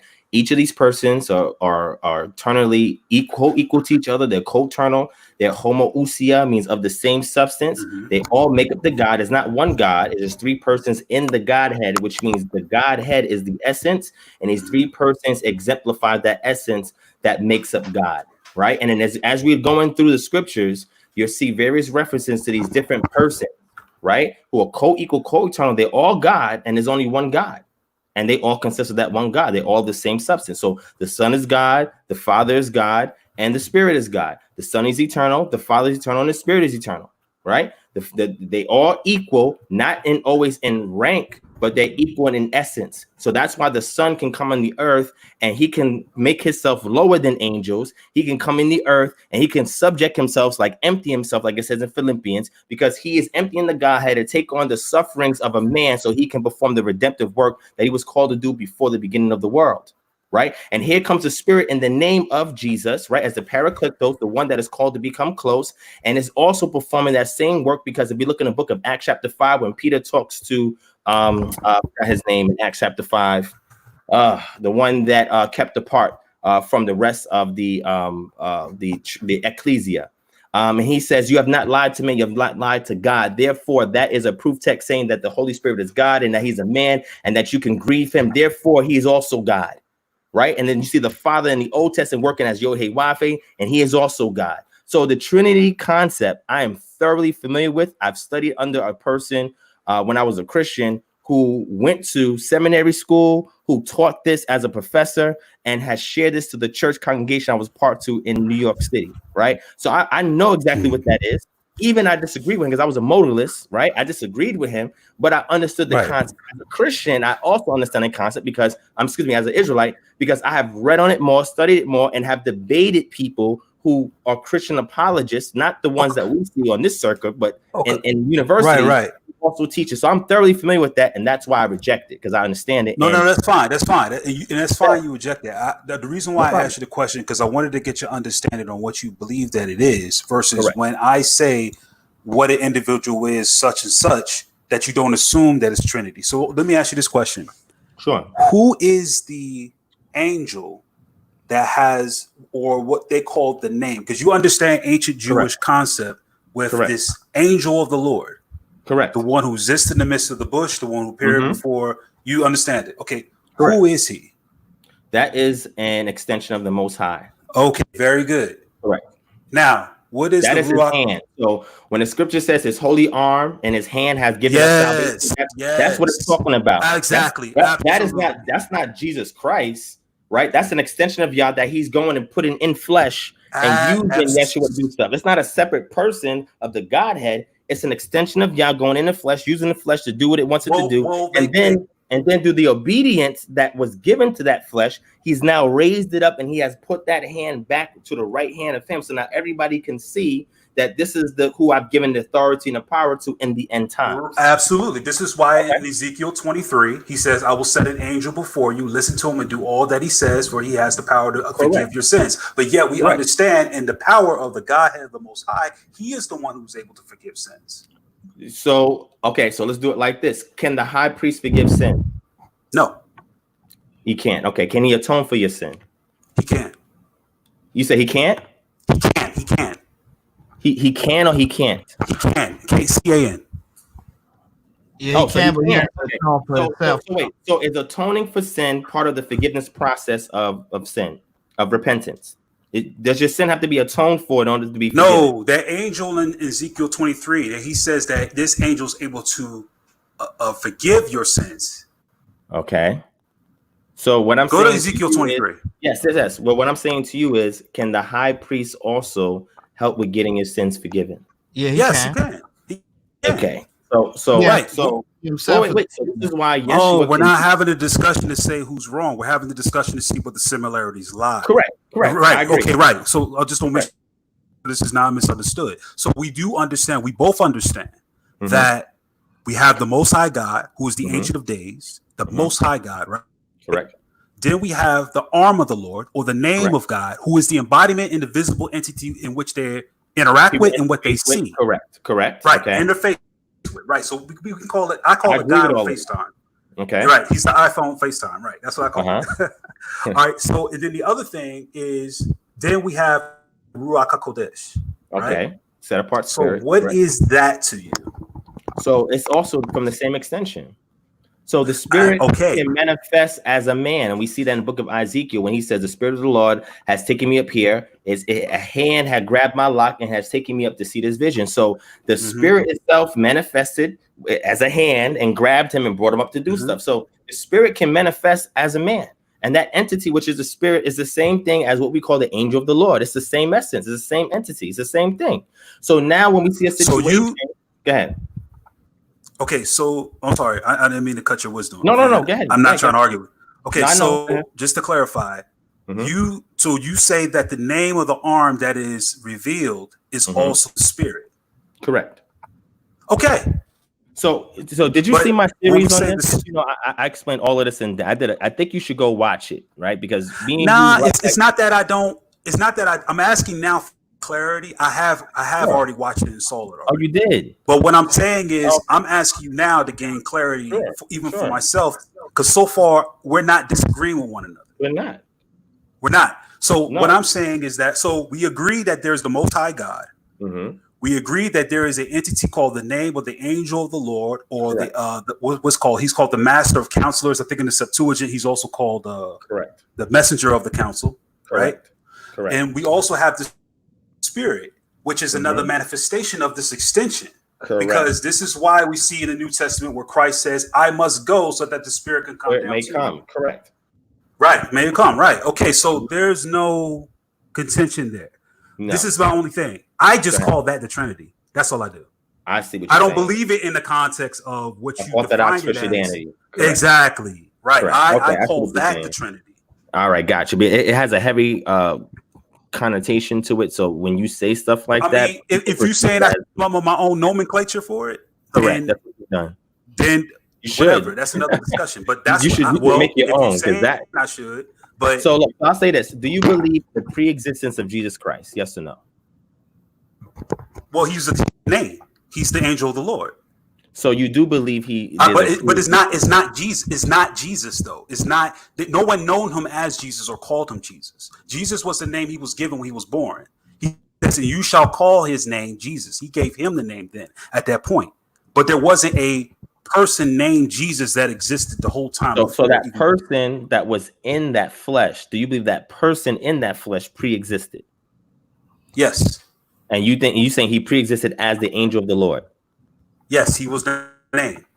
Okay, and I think that's where the slight contention is. So my thing is that extension, that right hand, it moved on that flesh and it used that flesh to do what it needed to do. And then what happened was, after that flesh died and committed his work and he ascended, he fused with that, what we call the angel of the Lord. He fused with it. And now that fusion is now sitting openly in the heavenly realm as the right hand of the Most High, where all the angels and the powers and authority is subject unto it.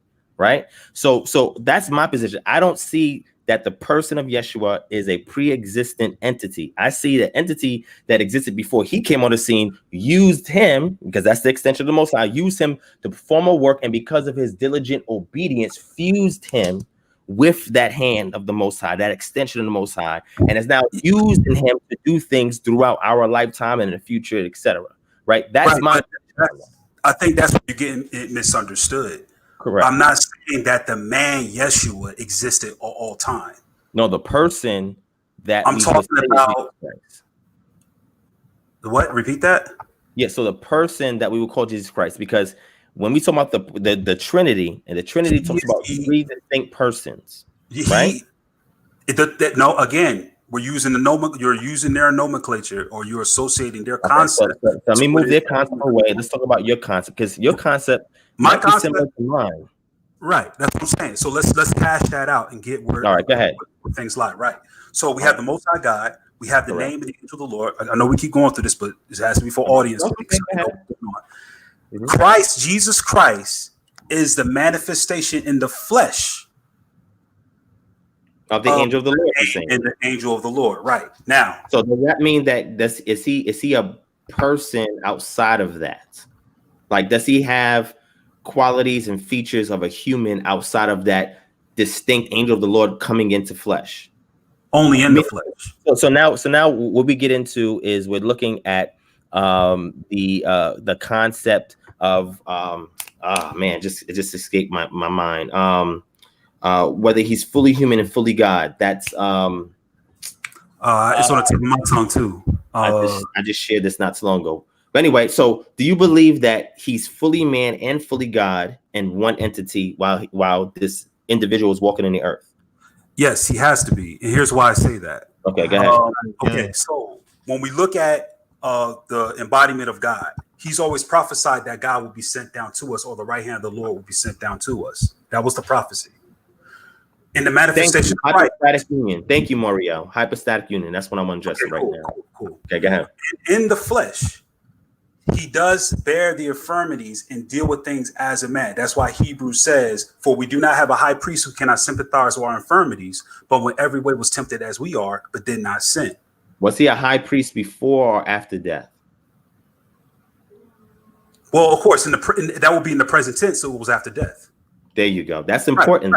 Right. Okay, yeah, because he's speaking in present tense after the Christ's death.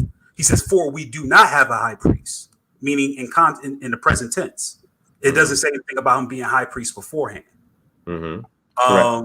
So because if we go back into the law, it was at 30 years old that the sons of Aaron was actually anointed and made to service in the temple. It was at 30. And if we look at Christ's life, that's when the Spirit descended upon him by John the Baptist. Well, that's something that we assume, right? Because that answer to that is not in the text itself, right? We have to do timelines and dating in order to get to that age of 30, right? Because the scripture says about the age of 30. So it means he could be 29, he could be 32. We don't know, right? Well, that's a side argument. That's neither. That's okay, no problem. But go ahead. To this. But so your agreement is that you believe that Christ is, or the one who came as Christ, or Yeshua manifested himself. He did become our high priest, or this right hand, and descended back to the right hand of the Father, where he always been. But now he always been Jesus Christ, or that angel of the Lord. Angel of the Lord. Okay. Now angel of the Lord brought that flesh back to a particular position, so that way certain work could be done. So now what you're saying is he fused himself with the identity of Yeshua. So the man who's Yeshua Bar Yosef was fused with this angel of the Lord after death. Okay, and this is why in present he was alive, and then he fused with him after death. So it seems really all you have a problem with is in the context in which a Christian believes who Yeshua is. I think you have with you, me and you is more similar than an Orthodox Christian that believes to the Trinity, because that's not how they will explain it. I think they would. I mean, if you talk to some of them, I think if you had a conversation with some of them, you will probably get that. I don't know. I don't get that. I don't get that. G-Con, you there? G-Con, are you there? I don't know if G-Con is there. I think he tapped out. No, my wife was coughing and she's been sick a little bit. Oh, okay. Give us some elderberry. Some elderberry? I need to go pick it up tomorrow then. Yeah. All right, but go ahead, G-Con. Do you want to chime in real quick? Because me and Kevin was going back and forth. So, G-Con, do you subscribe to Kevin G's rendition of the Trinity? Yes or no? Not totally. You know what I'm saying? I got some disagreements with it. You know what I'm saying? Okay, no problem. So let me wrap this up because I want to bring Moriel on, and me and y'all can talk again. I love speaking with y'all. Even though G-Con be trolling when he does on his channel, be talking crazy, but when he gets on here, he's cool, calm, collected. We can build. But then when he's away from here, I don't know what happens. Somebody puts a battery in his back. I don't know what happens, G-Con. But when you talk about our conversation on your channel, try to keep it chill, G-Con. All right? Can you do that for me? Well, I just be moving. We all do the same thing. You be doing the same thing too. Yeah, man. You're right. You're right. Much love, man. Much love. I just messing with you. So let's sum it up like this, right? I want to get your final statements on what we discussed, and then I'm gonna move in Moriel before I close out the show, right? Because we're going on almost 3 hours, right? So Kevin G, based on me accepting a challenge and the point in Acts chapter 5, verse 10, I think it was, 15, verse 10. And so what we just summed up with, can you just give us a final statement on your position and what you agree or disagree with me just briefly? Just you can sum it up. Of course. So the argument or the disagreement opened up at the point where I thought it was discussed that it was the law alone and following the law in which one will attain righteousness. But after further discussion, your position appears to be that if one has the spirit, and that in context meaning the spirit of willingness, not of rejection of stiff-neckedness, that once he accept that in a sacrifice of Christ, or from his culture coming to Christ and understanding, that he is able to think back and reflect and say, I can follow the law good. Like it says in Romans chapter 8 or Romans chapter 7, he says, with the flesh I'm able to serve sin, but with the mind I'm able to serve the law. So I guess that's the context of what you understand that. It seems also when it comes to the Trinity, we're actually not too far off. And believe it or not, Sister Cherry and a lot of them, we actually all agree the same way. I think what we need to do is get it together, and we need to separate the view that you have as far as when you say the Trinity and what it is that we actually believe about what the Trinity is. Like, for instance, the whole argue with, well, do you believe Yeshua as the person always existed in the sense that Yeshua was there since the beginning? And I don't think anybody, because it wasn't his name. He didn't have the name Yeshua. Yeshua actually just means salvation of Yah, right? So that was the name he was given in context to his role that he came in the flesh to do what he had to do. But all of us agree that who this entity is the one who existed with God on the right hand of the Father. He was called the arm of the Lord, the angel of the Lord, the name of the Lord. He's the embodied visible image that all the Israelites who ever seen and looked at him will actually say, this is he. This is God on earth, or this is one of the El or powers that is on earth representing the Most High God. I always argue and say, if you read Isaiah 53 at the beginning, it says, who have believed our report, and whom has the arm of the Lord been revealed? And then it goes into the context of explaining this lowly servant who will suffer. So I think that the context there is very powerful in saying who believed our report and who is the arm of the Lord we revealed, and then go into this description as who we know as presently, looking back retrospectively, Christ or Jesus. So, I mean, that's it. That's all I got to say. All right, cool. I appreciate that, Kevin. Thank you for joining, bro. You always give an articulate position from, you know, your identity as a Christian. And that's why I like you coming on here, because even if we disagree or even if we agree, I just like how you put certain things in perspective from your position. So I appreciate that. And you're always welcome on the channel. You know that. All right. So thank you for your time, Kevin. I'm going to drop you off. I'm going to let G-Con do his summary. So go ahead, G-Con, because I know you want to go in. All right, cool. So my position, and like I said, I disagree with your approach when it comes to how you feel when it comes to Christ. You know, we see in Revelations, Christ was definitely made a person. He is a person that we see that has been worthy out of anybody to really even take from the hand of God to even reveal certain things. And also, you know, when he makes certain statements, you know, that he was in the bosom of the Father, and no man can really comprehend the Father, you know, save the Son. And so it's through Christ that, you know, or through God's word that we get the understanding of the Father. And so the image of the Father is being seen in the Son. And so I think that you know, God to his glory has paved that way in any other way, you know, in order to approach God, as we see when it comes to the blood shedding, to even behold the face of God. You can't even enter in without blood. And then when you look prior to the tabernacle work, we still see that in the Garden of Eden, that the tabernacle work is also symbolic of what we see of the Garden of Eden. And we see that even in that text, Abel offered a sacrifice that was acceptable unto God by faith. Well, faith come by hearing, and hearing of the word. And if that is the case, then we see that blood that we see that Abel was offering was pertaining to that which was of Christ. That we see that he offered, and the first religious war is how a man should approach God, or how a man should worship. But we see the proper worship that was given there after the fall of man. And so that atonement work to come or enter back in and behold the face of God is consistent all through the Bible. How one may get behind the veil. Well, you're not going behind that veil without blood.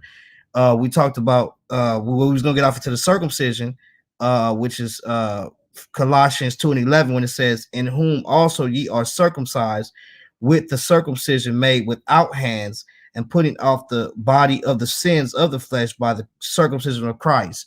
So when we begin to look at the circumcision, the true circumciser that will circumcise the hearts was Christ, who will come in the flesh, which is the word of God. And that word of God that we see through the Spirit is what circumcises the heart. And so when you look at the circumcision and shedding of blood in the flesh, the parting of pieces, meaning that Christ will pass through the very flesh, and he is the one that will be the captain or salvation of Israel, because that's something that God has planned him to be. So I think that my position, what I stand with that is that everything that we see that's in the text concerning these foreshadows, which circumcision was a token, it points to the redemptive work of Christ of coming through the flesh to establish a covenant and new beginnings, and also to put off the very deeds that we see of the flesh or sin. And he was without sin, whereas even if Enoch was before the throne, he himself was not even considered worthy to even open the book as Christ was. No man was found to do those things on all three levels. And so with that being said, I want to say thank you, brother, for having me on. It's always a pleasure to speak with you and to learn some things just as well, because I've been taught some things by you too just as well. And the brother Morael, I would like to, if you can, brother, I would like for you to come on my show if you would like to, and we have a discussion about some of the things, because I seen that you put some things in the chat that will be a great conversation. Grace and peace to you, brother. Shalom. All right, thank you for that, G-Con. I appreciate that. As long as we don't have any other Christian apologists around G-Con or in the chat, he's cool. You could reason with him, you could talk with him. So I appreciate that, G-Con. Of course, Moriel, I'm gonna bring you on real quick because they got a beef with you. You know what I'm saying? They definitely want you to come on their platform and have a discussion, especially and more particularly G-Con. All right, so I'm gonna bring you on real quick, Moriel, so you can join in and you can give whatever your take is. So you have the floor.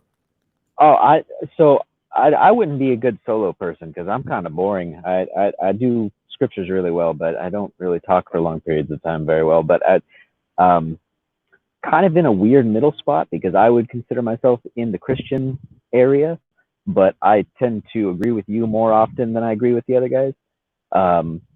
So just me and you talking, there's not going to be any interesting disagreement. I don't think there's not going to be a whole lot of interesting disagreement.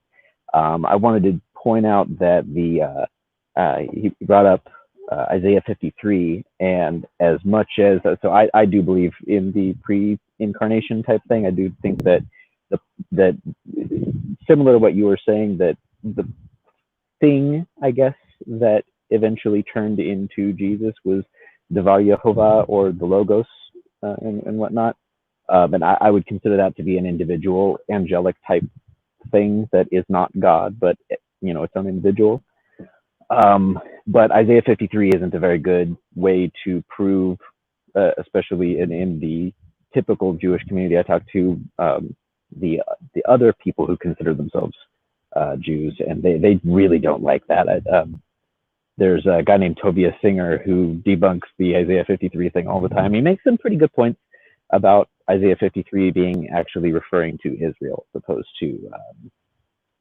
to Jesus. So that's not. It could also apply to a messianic figure, but yeah, I think I made most of my points in the chat thing.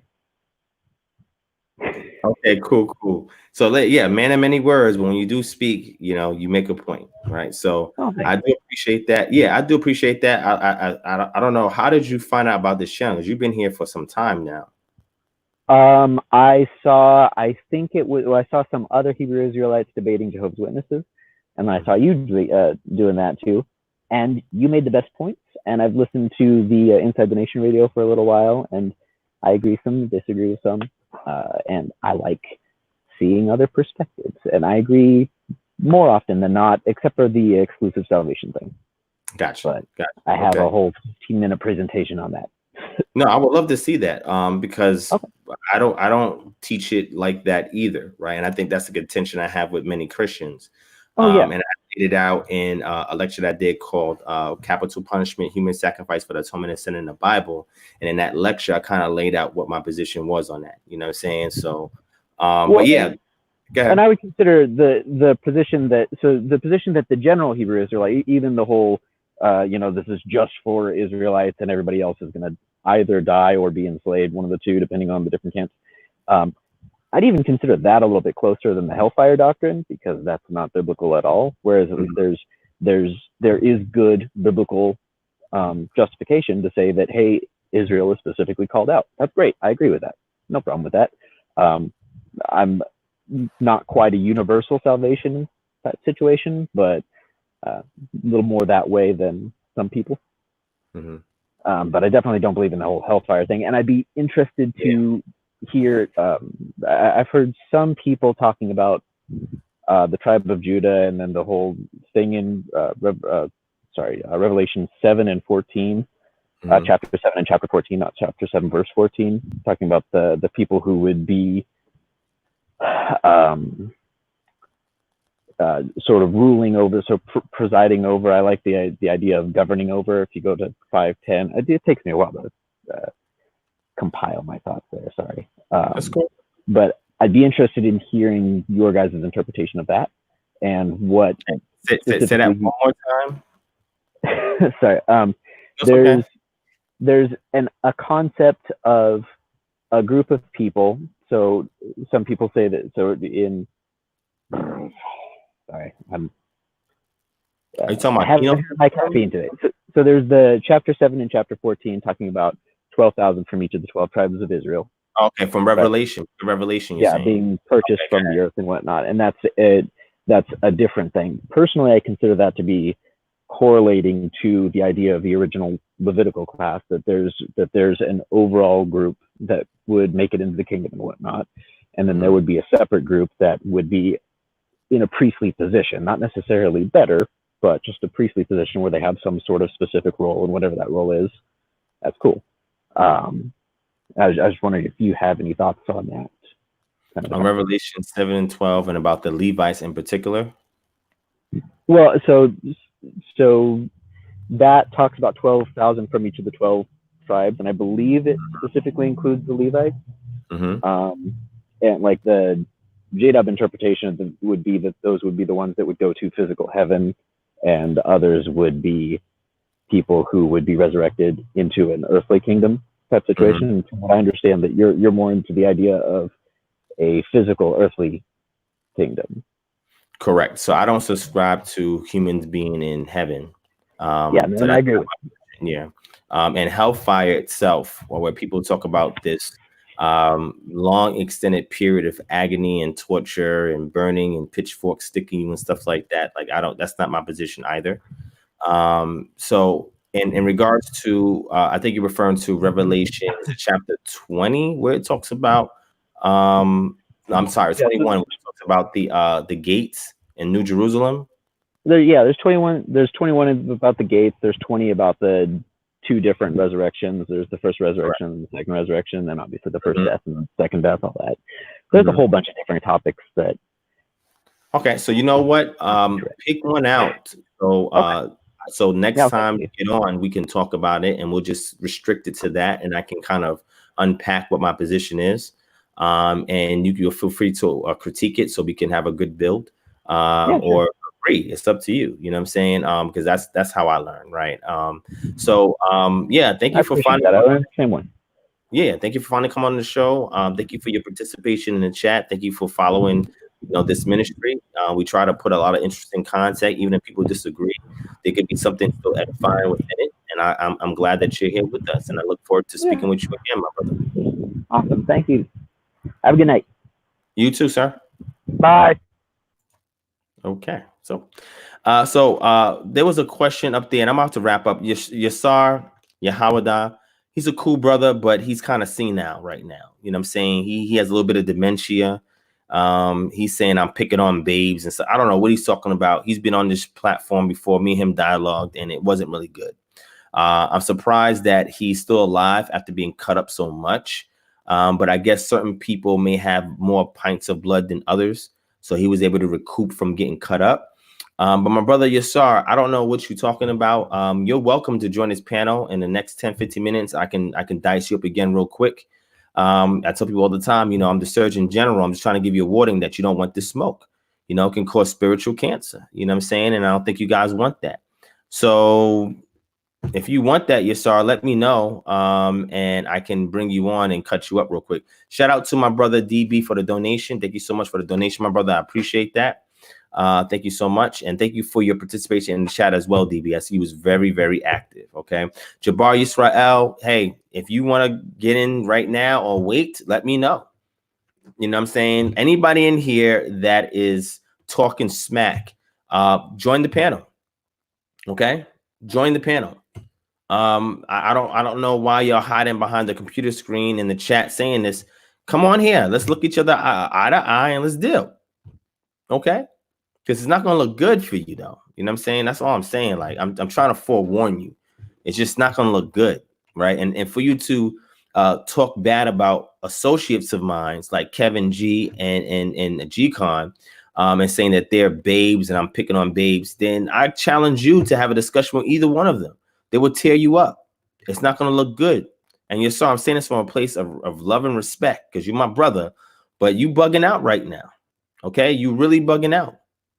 All right. So my brother Dero Yahoo Bendora, you want to join the chat. Okay, you can join the chat, I guess. Jabbar, same thing. It's nothing but love, but I want you to get on the panel so we can talk. All right, let's talk like adults to each other. Let's hash this out. Let's let you see me talk to everybody else. You know what I'm saying? Join the panel. Let's rap. Even my brother Dero Yahoo Bendora, you know what I'm saying? He admits he's not the greatest speaker, but he's willing to come on here and voice his position in regards to things. And I ain't gonna front. He's shared some stuff with me. I was like, wow, I didn't know that. You know what I'm saying? Just like same thing with Kevin G, even G-Con, and we disagree. He brings points up. I was like, wow, I didn't think about that. But that's how you learn. That's how you get better. That's how you get refined through fire, right? When you have discussions of contention and you're going in it, not saying, how can I win this argument, but what can I learn? You can always learn something, whether you win or lose. There's always a moment that you can learn. You know what I'm saying? So Masha, I was looking for your comment. Yes, I subscribe to henotheism. And you said, do I connect it to ancient Sumer? Well, ancient Sumer had a different henotheistic pantheon than we see henotheism in the scriptures, right? Henotheism, according to Israelite culture, is unique because it's not an unconditional henotheism, right? So in unconditional henotheism, any deity can vie for that chief spot and be the sole preeminent deity over other deities, right? In ancient Sumer, just like we see the Akkadian and Syrian Babylonian, I don't know what you're talking about, pantheons, those are different, right? Just like Marduk in Babylonian pantheon, he made his way up the ranks by killing Tiamat and established himself as the preeminent deity. And when you understand what that means, is that you'll get to see what was going on in the earth. And the myths were written about the heavenly realm to explain events that was going on in the earth, right?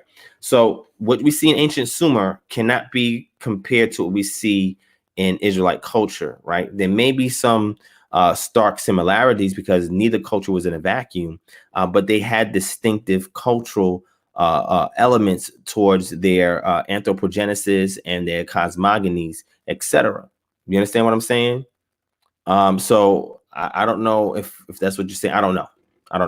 But my brother Jabbar, you in London? Oh, okay, no problem. He says, I'm in UK in bed. Well, thank you for waking up and this show being the first thing on your mind. I love that. All right. I appreciate you, my brother Gerard. Again, it is all love. I just want to have dialogue. Like, I don't like typing in the chat. Like, I want to speak to people. And even if somebody's not comfortable putting their face on, okay, just talk with your voice. You know what I'm saying? Talk. Like if you're brave in the chat, you should also be equally as brave in having a one-on-one discussion, right? To at least voice your opinion. I won't have to argue or contend with you. I would just say, look, just put your points out there and I'll address them. And if you want to talk back to back, we can. You know what I'm saying? Yeah, shout out. Thank you for that, my brother Jabbar. Ezekiel too, he says 8 a.m. when you at. So Jabbar, where are you at? Are you in London or are you somewhere else in the UK? Because I know Ezekiel's in the UK, right? Yassar, listen, I'm waiting for you to accept the challenge. Are you going to get on the panel and deal, or are you going to stay there in the chat? You know what I'm saying? Like, which one is it? Because even though Jabbar disagrees with certain things, he's not talking reckless like that. So I give people who talk reckless an opportunity for us to talk. Renzo, there you go. So again, Renzo, that goes into biblical Hebrew, right? And I think context is always important because your semantic range depends on context, right? Depends on usage, depends on cognate. There's a lot of variables when it comes to understanding the semantic range of a particular word, even echad, right? Echad, some people will say, well, that's talking about, multiple entities. That's one, like a collective noun. Echad could be a collective noun, or it could be a singular, have a singular numerical value that we ascribe to one, like this one microphone, not many. So when I say this microphone is echad, I'm saying this is one microphone. Somebody can say, oh yeah, but that microphone is made up of many components. Well, I got one pencil. Oh, that pencil is made up of many components. It's funny. But again, when we read it within its context and we understand syntax and grammar, like he says, and you understand how semantic ranges are derived from looking at context and holistically looking at the grammar of the text, you get to understand how it operates when it's used, right? So for example, when Yeshua says, he repeats the Shema, right? He says that in Mark and Matthew, he repeats the Shema.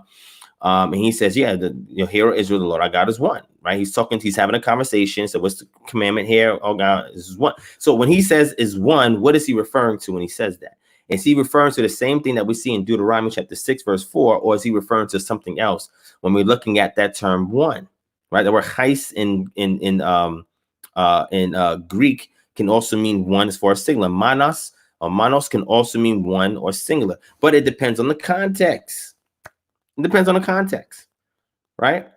So again, this is why it's important to look at qualifiers within the language that help you to understand the semantic value of a particular word, okay? And we should not superimpose a presupposition onto what is meant by the author to his immediate audience. You have to interpret it as such first before you can then compare or juxtapose it to something that comes later. And I think that's the problem I have with a lot of Christians, is that they tend not to do that. All right. So Yasar, where are you at? All right. Sister Consuelo F. Yes, I talked about hell in a lecture that I did. I took maybe 10 minutes out and I broke down hell. And what I simply said was, I plan on going there soon and getting some pictures and visiting, because I seen it. It looks like it's a nice place. It just has a lot of stigma attached to it, a lot of bad vibes attached to it.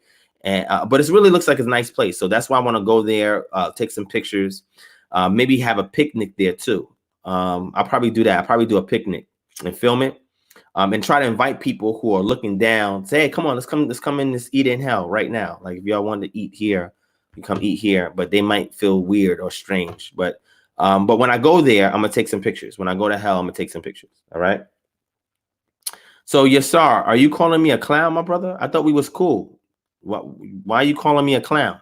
What's going on? What's going on, my brother? Why are you talking reckless now? I thought we was cool. You could disagree without the name calling.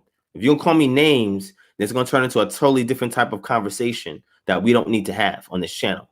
I try to keep this channel as PG as possible because families watch it together. And if you're going to talk reckless like that, I'm not going to let you come on here and say anything. So I'm just going to let you know, before I send you the link, watch your mouth and be respectful, my brother, because I have never disrespected you, called you out your name or anything like that. I say you be trolling. That's a verb. It's not a noun. You be trolling sometimes and you be talking reckless, but I never said that you are a troll. I never called you out your name. So I'm telling you right now, the moment you start saying that, once I give you the link, I'm cutting you off. All right. So just make sure you understand what the ground rules are. All right. So I'm going to go ahead and I'm going to drop the link here in the chat. And then we're going to end off with that. Come in. Let's deal like men. And let's see, what is your point of contention? What grievance do you have? All right. Because you say a lot of stuff and you say, oh, you so deep. I'm not deep. I'm only deep to those who don't know how to build wells and fill them. When you know how to dig a well, when you know how to fortify that well, you know how to fill that well, then ain't nothing deep. You get it. You understand it because you understand its function or its purpose. Okay. I know Ezekiel, I should block him, but I'm not going to do that. I'm going to give him an opportunity right now. Here's the link. Click on the link, Yasar, and let's talk. Come on, let's go. Stop crying and send the link. This is funny, man. I think this is hilarious. Yahoo, they don't have a mobile app, but you can go to the website and all the features that they just released this new feature. I think it was like past couple of days, where now every feature that you're able to do on the computer, you can now do it on your mobile phone through a web browser, right? Or a tablet, right? So all you got to do is just go through the same, type in StreamYard.com on your mobile device, right? And you can access everything that you will be able to access on the computer, on the mobile device as well. The link is there, Yashar. Where are you at? The link is there. Let me drop it again for you in case you missed it. All right. I'm going to end off on whatever it is we talk about. We're going to make this quick. It's not going to take that long. It's called precision cuts. The link is right there. Jonathan Greer, it is easier than Zoom. That's why I don't use Zoom. Zoom is too complicated. Matter of fact, I was using Lightstream Studio before I used StreamYard, because I used StreamYard. I tested it in the past. I was like, it didn't have enough features or customization, and they're working on that, right? Because it doesn't have a ton of customization.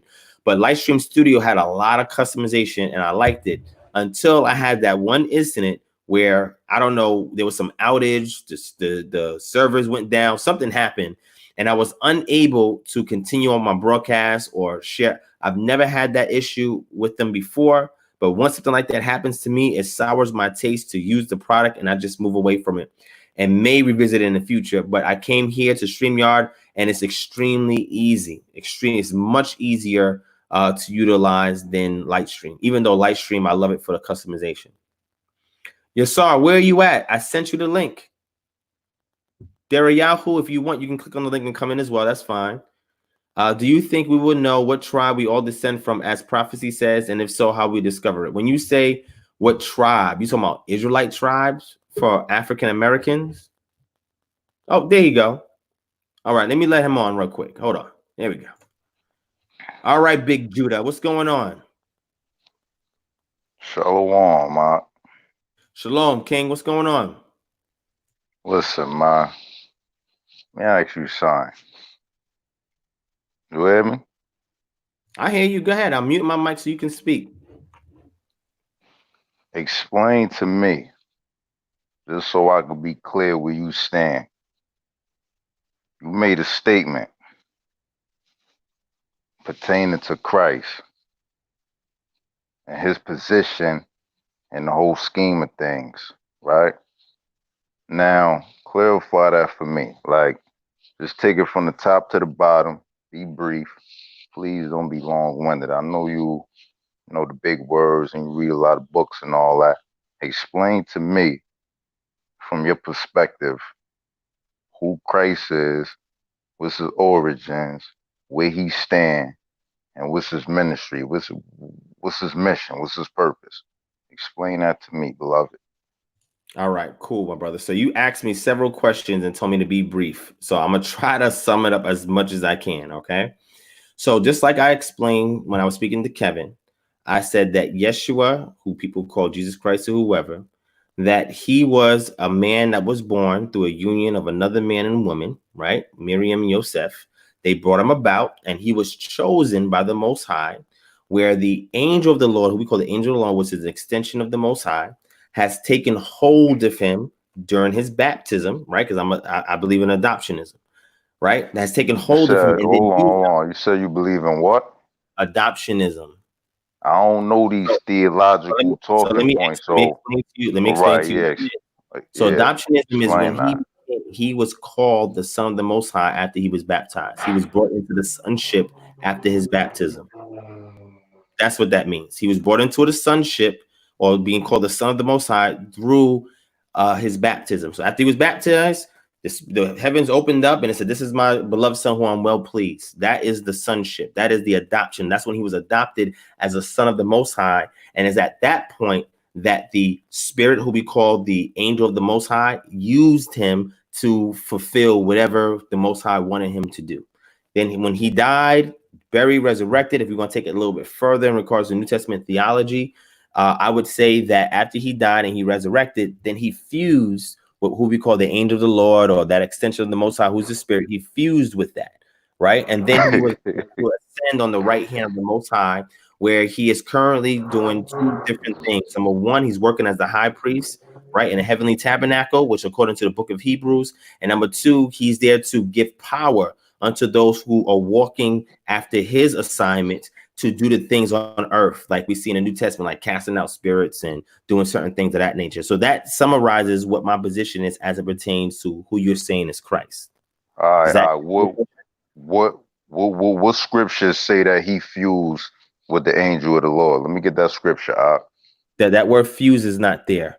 But if you want to use Gehenomai, which is the Greek word for transition or became, and they had the word sarx, which means in Greek. I don't want to So use none of that. Chapter 1, no hold problem. Hold on. I'm gonna show it to you. All right, hold on. I want to make sure we clear, because you're not gonna spin me around with these words. Now, show me the scripture that say that who you call Jesus Christ fused with the angel of the Lord. Now go ahead. You said go to. All right. So I'm gonna show you. Excuse me. It's a lot. No problem. I'm gonna show you John chapter 1. So you said go to John what? Chapter 1. Right, and then I'm gonna show you where it says, and he became flesh. That word become has to do with a transition of one state in another state. And if that transition persisted, then the two are one. The transition and fuse is two different words. So that's why I said that they became echad, they became one. That's what I'm saying. So let me read it for you. Let me read it for you so I can explain what I mean by that, right? So let's go to verse 14. And the word became flesh and dwelt among us, right? The scripture says, and the word became flesh. That word became there is a transitive or a transitive verb, right? Where something is being transferred from one state to another state, right? So in order for this word to be in the flesh, they had to be one and the same, correct?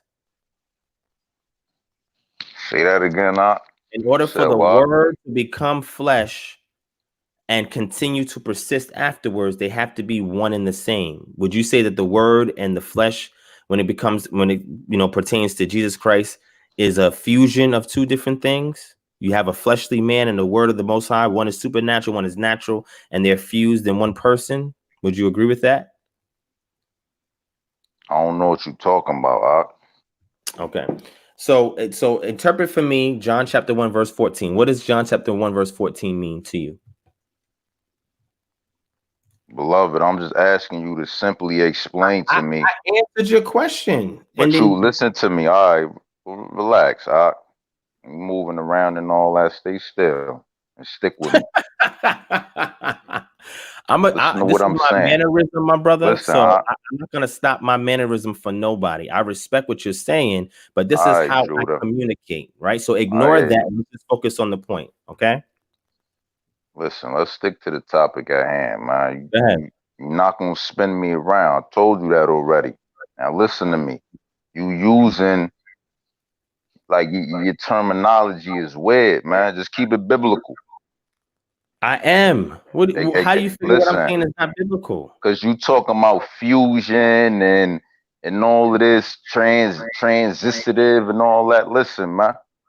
Tell me Christ, his origins, his ministry, and his position in the whole scheme of the Most High's master plan. That's how we started it off. I'm going to answer again. Remember, this is not your platform. So I'm going to set the rules, right? You ask me a question and I'm going to try to answer it for you one more time out of respect. Okay. And then after I answer it for you, because you want me to answer it the way you want to hear it. It don't work that way. It's like when you give me an answer, hold on. I'm not going to expect you to answer it the way that I want to hear it. You're welcome to explain things as much as you want, however you want. I should be given the same brother. I'm asking you are emotional brother. Listen, brother, I'm asking you something simple. You laughing, you moving all over the place. You doing a lot right now, brother. You talk about me setting rules on your show. I'm asking the question. This takes a lot of discipline for me to have a conversation with you. So how? I'm asking the question, brother. Let me finish, because I answered your question, but you want me to answer it again the way you want to hear it, right? So what I'm saying is, I want you to answer it according to where I can understand it. And that's I'm what not I'm setting saying. rules. I'm not doing none of that. You're bringing concepts and terminologies to the table that's not compatible with the Bible. So you losing me. So I'm asking you to simplify, brother. You talking about it's your show and setting rules and all of that. That's irrelevant, beloved. No, that's just answer relevant. my question. That's why you're here right now. That's why you're here right now. Nobody asked you to come online, to come into the chat, to come onto the. You didn't have to do any of that, my brother. Answer the question. That's irrelevant. I answered your question, so I'm gonna say it one more time. Go back to John 1:14. Continue from there. Go ahead. Say it to you one more Resume from John 1:14. That's irrelevant. Resume. Go ahead. I'm listening. Stop talking, because now you're getting emotional. If you I'm not getting emotional. We was at John 1:14. Resume. Go ahead. I'm quiet.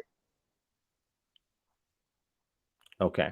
So I'm gonna say it to you one more time, because you asked me what is his origin, what is his mission, and the overall scheme of the Most High. Right. So now, to your liking, I'm gonna do you a favor. I'm gonna stand still just like this, and I'm gonna talk to you, since you think everything is emotional. Okay. So here's how we're gonna deal. When we see where it says, and now you're laughing, that's an emotion. So when we see where it says that the word, you being petty right now. Let's just stick to the topics, bro. Why, like, what you doing right now? It's simple. Let's keep it biblical. I'm not the one for all that. Just answer my question. You said, come on. I came on. I'm asking you for me to understand where you stand. Maybe it's a misunderstanding on my behalf. So I'm asking you, what's Christ's origins? What is his ministry? And what is his position in the whole scheme of the Most High's master plan? Let's keep it there. Everything else that transpired, let's just take that off the table and keep it there. Go ahead. All right. So again, if I offended you, go ahead. No. Listen, I'm not offended, my brother. Right? I'm not offended, but I'm going to answer your question. But I'm going to answer it the way that I can answer it. If you're not comprehending it, I don't know what to say from there. When it comes to Yeshua, right? I simply told you, and I'm going to say it again. Yeshua was born of a union between a man and a woman, Miriam and Yosef. They gave birth to an individual. That individual was sanctioned by a messenger to be the one called the Son of the Most High, the Son of God, right? That Son of God situation that the angel was talking about in Luke chapter 1 came about during the baptism period, when the Ruach came upon him or the spirits. Okay, I'm gonna try to leave the Greek and Hebrew words alone. When the Spirit came onto him, and then the heavens opened up and said that this is my beloved Son, who I am well pleased, which means that at that point in time, he was adopted into the sonship of the Most High. From that point, the Spirit, who in times past was called the angel of the Lord, manifested. It used Jesus Christ, so you call Jesus or Christ or whoever you want to call him, to fulfill certain tactics. So one of them is to pronounce to Israel that the kingdom of God or the kingdom of heaven is at hand, and for them to repent. That was part of his mission, because I'm trying to answer all your questions, right? Repent. The kingdom is at hand. And then in order to demonstrate that he was a valid prophet, he performed miracles. He performed works and deeds and great things. But these things were to help to emphasize his point, which is trying to get Israel to repent so they can enter into the kingdom. When he saw that the people rejected the miracles and so forth because they attributed to Beelzebub, he then switched it up and started to teach them in parables, in which he told the disciples that these are for you guys because you have ears to hear, but for them, they're not going to get the mysteries of the Most High. As he continued on with his mission, he was looked down upon by the Pharisees, the Sadducees, and the scribes, and they conspired to kill him because they believed that he was blaspheming and he was working witchcraft. They proceeded to kill him or get him executed at the hands of the Romans. And after he died, he was buried. He was in the tomb for 3 days and 3 nights. When they went to go discover him, he was missing, but then he reappeared to them to explain to him that here's my body that was killed. You can touch it, you can feel it. I'm here to breathe onto you guys so you have more understanding of the scriptures. You know exactly what's going on, because while he was alive, he had prophesied that he would die, but told them don't tell nobody. Now he's affirming that after he died. And then after he died, he was resurrected in Acts chapter 1, where he sat on the right hand of the Most High, where his objective now, like I said earlier, is he's the high priest who works after a symbolic sanctuary in heaven, and he's also the one that's enduing power to those who are following after his stead, where he's given them the Parakletos, or the Spirit, to enable them to perform works in the earth to validate that they are prophets that are telling Israel to repent and come back unto the Most High. During that process, if there are Gentiles that are hearing this message individually, not as a nation, and they decide to cleave unto that word, they are also grafted in. That is hopefully answering your question as far as origin and his mission and the entire scheme of the Most High, because the Most High is trying to redeem Israel, and he's using Yeshua or Jesus to perform that. Does that answer your question? No, but I heard you though. So listen to this. All right. What I meant by origin, I meant before he came into the flesh. That's what I meant by origin. Salak on my behalf. Jesus did not exist Jesus did not exist before that. So the angel of the Lord, which is an extension of the Most High, that entity that's spoken about in the Old Testament is the thing that transitioned into that flesh, is the thing that went in and used that body to perform the Most High's work. Do you understand what I'm saying?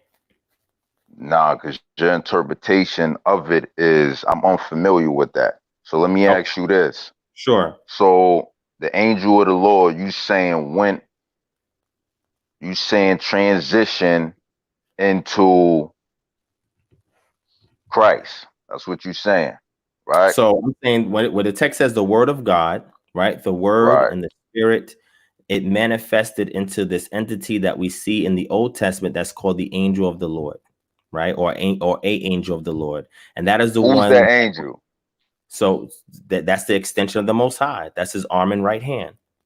So what you mean by his arm? What you mean by that exactly? So meaning that you can't see the face of the body, but you see an extension of him, which is his arm and his hand. And that is what interface with Israel.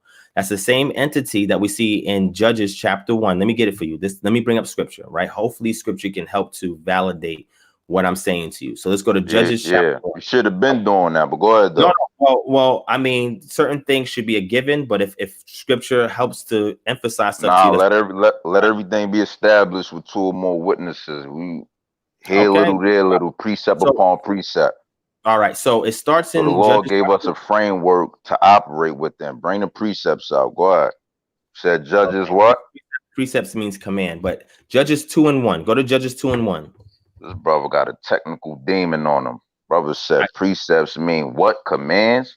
Yeah, commandment. Go look it up. Look it up. Brother, you know precept is a broad term. It don't just mean commandment, brother.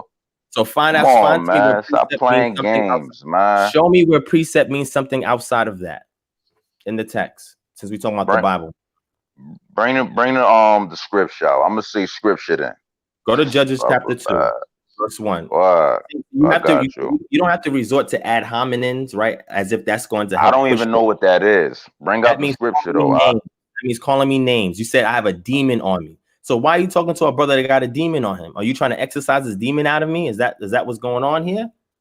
How you gonna say chapter what? 2 verse what? Judges chapter 2 verse 1. Yo, this is why I love talking to you, man. You be saying the most outlandish things, man. It's fun, man. It's fun. It's fun. People want me to block you, but I want to hear where this goes. So Judges chapter 2 verse 1 says, now the angel of the Most High went up from Gilgal to Bochim, and he said, I brought you up from Egypt. Who? The angel of the Most High says, I brought you up from Egypt and brought you into the land, and I swore to give to your fathers. I said, I will never break my covenant with you, and you shall make no covenant with the inhabitants of this land. You shall break down their altars, but you have not obeyed my voice. What is this you have done? So now I say, I will not drive them out before you, but they shall become thorns in your side, and their gods shall be a snare to you. And this going to you, my brother Kevin. When you ask me about why the Israelites did not obey, it's because it says right here, it explains it.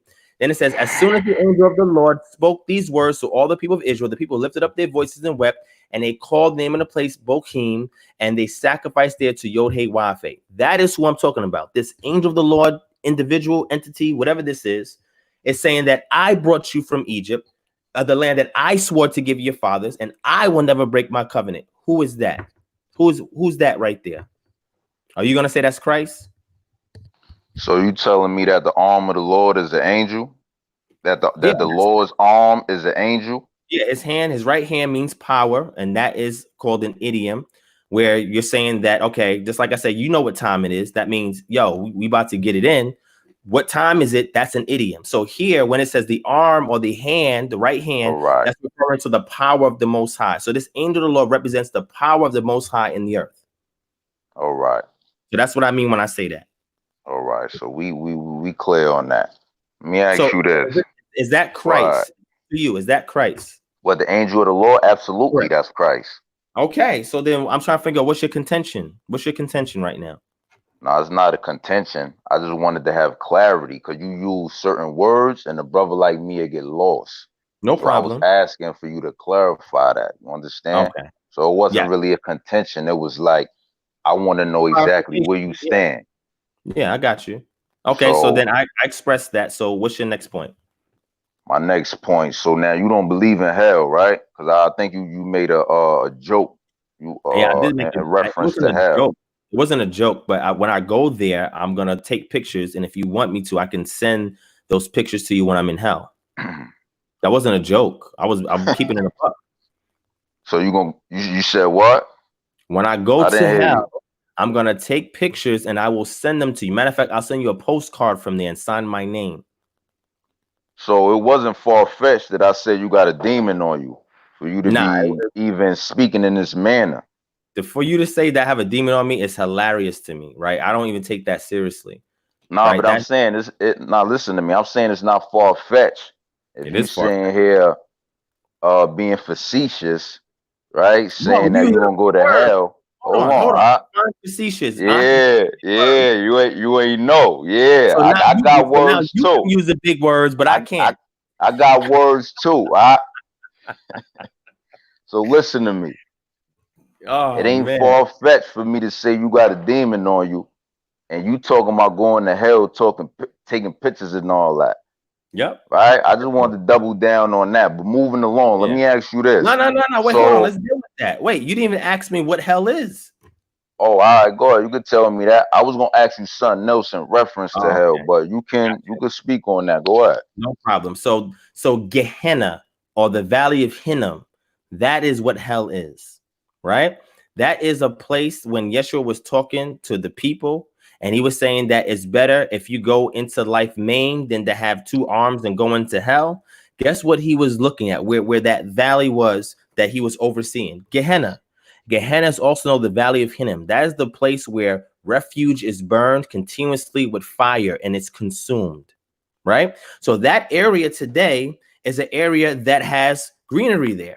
It's an area that you can actually go and walk and you can chill in. That was called hell. Now, Hades or Sheol is another realm where the dead go. Now, I can't go there because I'm not dead yet. But hell, when it was talking about the Valley of Hinnom or the Valley of Judgment, or when you talk about Gehenna, which goes back to Hinnom, that is the area of the region in which I'm referring to, because that was also called hell. Does that help to explain that? Because when you read the New Testament, it says hell, there's different words to define hell. Tartarus can define hell, and that is where Peter is talking about the everlasting chains in which these entities are going to be chained. Excuse me, Jude talking about where these entities are going to be chained, right? And they're going to be awaiting judgment. That's called Tartarus. And I'm sure Peter used that too. You have Gehenna, which is referring to that valley region in which fires continuously burn and refuge is burnt up, where the people are seeing each and every day. So when Yeshua is talking and explaining himself, he's looking at this hellfire, which is right next to them. And he's saying it's better for you to go into life maimed than for you to end up in a destructive state, like what you see here, Gehenna or hell. This is what he's conveying to them. So you got to see what word is being referenced there and what does it mean. I know for you, my brother, you're going to say, well, I don't need all of that. And hell is the same thing. And what I'm simply saying to you, my brother, is that's not the best way to study the text, right? It helps to know some language, even if you can do some word studies, to understand what something means. And when we're finished, I want to give you an example of what I'm talking about, that if you understood the original behind it, it would give you more clarity to the text. So you can give me the follow-up question or point you want to make on hell. We can deal with it. Con. So let me ask you this. Sure. Y'all got a new name for you too. You ain't DP no more. Prospect. I got you. Nah, I got another one. TP. You ain't DP no more. You TP. You What hear is that? me? What's TP? Now I hear you, but I don't know what it means. What do you mean by TP? Technical prospect. You I real like that. technical. That's you like cool. that one, right? I like It's that. Yeah, I'm fitting. going to use that one. I'm fits going to give you props though when I use it. It fits you. It fits you better than that Kofi. It fits you Listen. better than the goofy, man. That's cool, man. I like that. So listen. Go ahead. So for the wicked, where do they go when they die? They go to the abode. They go to an abode where they're awaiting judgment. What is that abode? I don't know. What is it? Where is it? I don't know. I've never been there. Saying according to, I know you haven't. According to the scriptures, according to what you know. So look, let me give you an example. Hold on. I'm gonna let you talk. Hold on. Let me clarify myself. Hold on. According to what you know, what you've read, what is that place and where is it? Okay. So according to what I've read, I can't tell you where it's at, but I can give you some references that give hints to it. Okay. Well, does that work? Can I give you a scriptural reference? Whatever you have, I'll bring it out.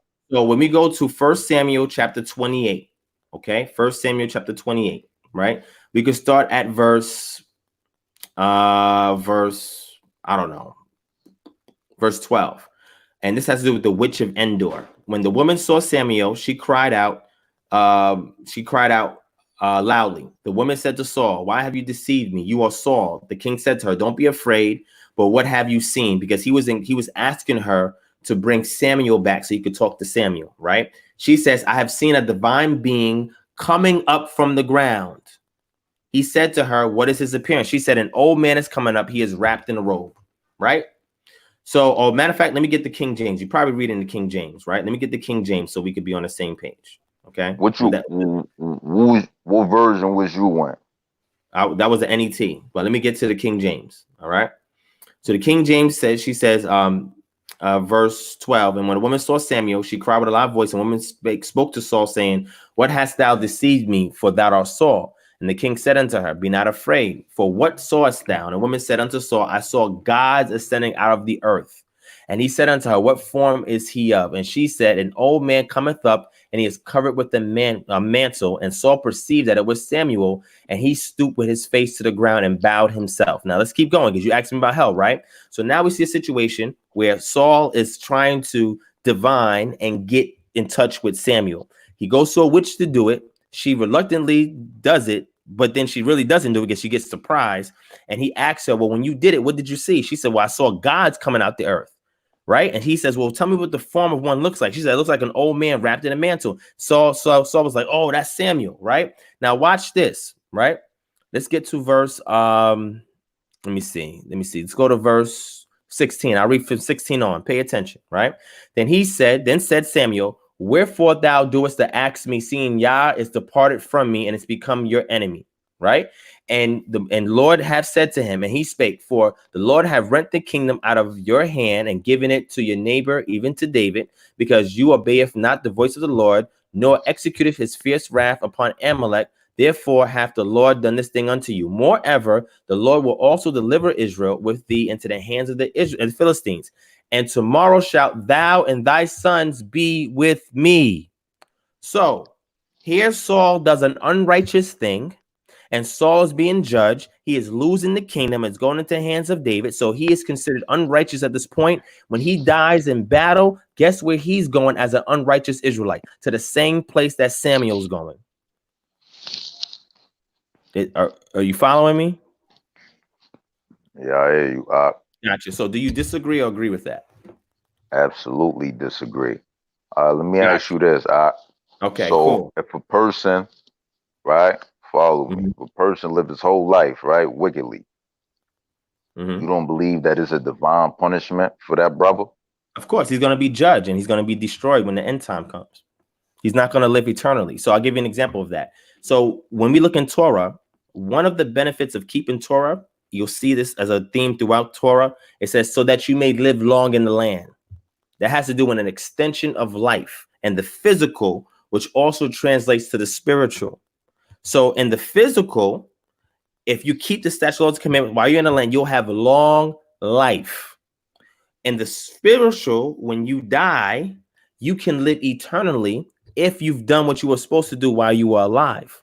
So if you're not doing what you're supposed to do, you don't have that benefit of living long in the land. When Israelites decided to do the wrong thing, a couple of things happened. Either there was some kind of divine intervention where Yah himself killed the person, or a person was stoned to death for not keeping the statutes, laws, and commandments, meaning your life was cut short and you did not have an extension of life in the land. And the afterlife, right? You're going to be judged for what you did while you were here. And if you are not doing what you're supposed to do, Yeshua said it best to the goats on his left side, depart away from me, right? Because they were destined to be destroyed after judgment. And he said to the lamb or the sheep, come unto me so they can have eternal life. But there's a place that they both go to where they have to wait. Well, if you go to Luke chapter 16, it goes into more depth. When you talk about this man named Lazarus, and then he's talking about the rich man, guess what? They was able to see each other. There was something separate them, but they was in the same region. They was able to see each other. Oh, he's on that side of the chasm. Oh, you on this side of the chasm. They was able to see each other. They was not in two separate parts where they can't see each other. And again, when we get into Luke chapter 16 as well, I have my position on that, but I don't want to share it with you because you're going to say I'm too technical, so I'm not going to deal with that. But what I'm simply saying is it's in a bowl where both the righteous and unrighteous dwell until they are resurrected. Daniel chapter 12 says the same thing. Some is going to be resurrected into contempt. Some is going to be resurrected into eternal life. So it's in a bowl where both go awaiting judgment. And after judgment, they're going to have their eternal destination, whether that's eternal life or whether you're going to be destroyed and not exist anymore. So this concept of hell where somebody's burning eternally again. So you got to study Dante's Inferno. You got to go before Dante's Inferno. You got to look at the Hellenistic understanding of that. Go into Philo's works, stuff that I know you're probably not going to do because you're going to say I'm too technical. But what I'm simply saying is before you understand what hell is, you got to look up what the words mean, what the words mean in context, and any history that's attached to that word Hades, because that's a Greek word that was translated to the word hell in English that you find in the King James Bible. But I know this is too technical, so I'm going to let you lead for now. I'm not trying to be too technical. Man, every nation and culture under the sun has understand and believe in divine punishment. Okay, you cool. know, all of the nations and all of the cultures, once the Tower of Babel, once that was destroyed and they all scattered through the earth, everybody understanding of judgment was distorted. Israel, we was the only ones with the privilege of keeping that knowledge intact. That was part of our inheritance. But every nation and culture under the sun believes in, what we say hell is.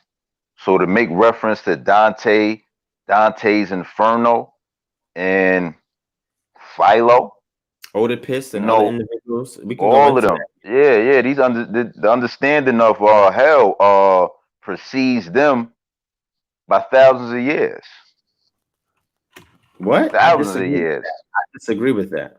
So you mean to tell me before Dante, you mean to tell me no other culture under the sun, including us? Well, you know what? Take Israel away for a second. Hold on. Okay. Take Israel out the equation for a second. You mean to tell me before Dante, Philo, and the other brother you made reference to, that the concept of hell was non-existent? The way that you interpret it from the scriptures is much different. Much different. What you mean the way I interpret it? I never interpreted it. So let me give you I just presented the question to you. Hold on. Let me answer your question. I'm gonna use a culture from the ancient Near East, right? Let's use Misraim, Egypt, or Kemet, however you want to call it, right? So what happens according to what we read, which is the going forth by day, right? Some people call the Book of the Dead or whatever. And I don't know nothing about that, but go ahead. No, that's all good. So in that text, it tells so the king is given spells that he has to remember. So after he dies, he can make his way through the underworld, and he can get to the point where he's judged, and he's either going to go into eternal life, which is the field of heavenly reeds, or he's going to be destroyed by Amit, which is some kind of alligator hybrid goddess that eats you up if you get judged the wrong way, right? So the reason why I'm bringing this up, because if you want to say the concept of hell is that period, that I guess that time frame that after you die, that you're trying to get from one point to judgment, because there's a lot of obstacles in the way that the king has to go through by using certain spells to get past it. And once he's able to get past it, he's getting to the point where he's going to be judged. Now, this is one of those cultures that you're saying all cultures had a concept of hell. And I'm saying that concept of hell is nothing like what we see in the scriptures. Right. It's totally different. Let me interject. Let me interject. Sure. Yeah, that's why, I qualified my statement by saying after the Tower of Babel, after that period, right? All of the nations were scattered through the earth, and they took their understanding of judgment that they received from Noah. He taught all of his sons. His sons taught their sons. When the Tower of Babel was destroyed and we were scattered through the earth, our understanding of judgment was distorted. Israel inherited that understanding in proper form and its proper perspective. Can you show me the Old Testament verse that talks about hellfire? Go ahead. Hold on. So for you to make reference to Ham with that bugged out story with the Book of the Dead and all that, that was really, it was redundant to do that, because I already qualified my statement to say that all of the other nations understanding the judgment was distorted when they were scattered through the earth. So can all you of show these nations in the Old Testament about what happens to the unrighteous when they die? Give me a scripture, please, from the Old Testament. You said, say that again? Excuse me? So give me a scripture from the Old Testament that explains to us, to Israel, what happens after they die. Give me a scripture in the Old Testament. What do you mean? Explain to them. Hold on. You said Israel was given to it in its perfect form, and you said all the other nations had a distorted image. So what I'm saying is, show me that perfect form by way of a verse in the Old Testament that explains what hell is. You mean all through the Old Testament? Say those who are wicked will be judged. Give me any verse about hell or hellfire or burning eternally or whatever. Give me a verse in the Old Testament, since Israel had it in its purest form. Give me a verse in the Old Testament that talks about hell, hellfire, and all of that stuff. Give me a verse. That's all I'm asking. I want to move on from that. So my next question to you is this, my last and final question. Yes, because we got to go after this. We got another 10 minutes, but go ahead. All right. So let me ask you this. And it ain't nothing to get the scriptures, but that's irrelevant. I'm not here to make my claim. I just want to know where you stand. So we're not gonna flip it around and I'm presenting anything. I just want to know where you stand, brother. But hold on, wait. You said that. I'm gonna say to you, that's not how this works. When people come on this platform, just so you know, going forward, it's not a one-way interrogation, right? So you can ask me stuff, but you must be open to also be cross-examined, because if you're not, then there's no need for you to be here, because that's not an engaging conversation.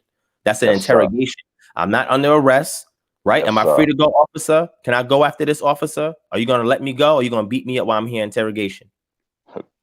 If you're not going to do that, then let's talk like brothers and let's reason as men, which means we have a conversation that goes two ways, my brother. So you should automatically be subject to questioning, right? Yes, sir. All right, King, go ahead. So let me ask you this, right? Last question. We got 10 minutes. So now, we spoke about this before, right? With the KJV. Okay.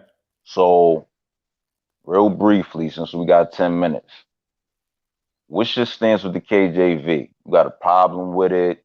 You feel like it's inferior to what you would call modern scholarship? Give me your stance on that, please.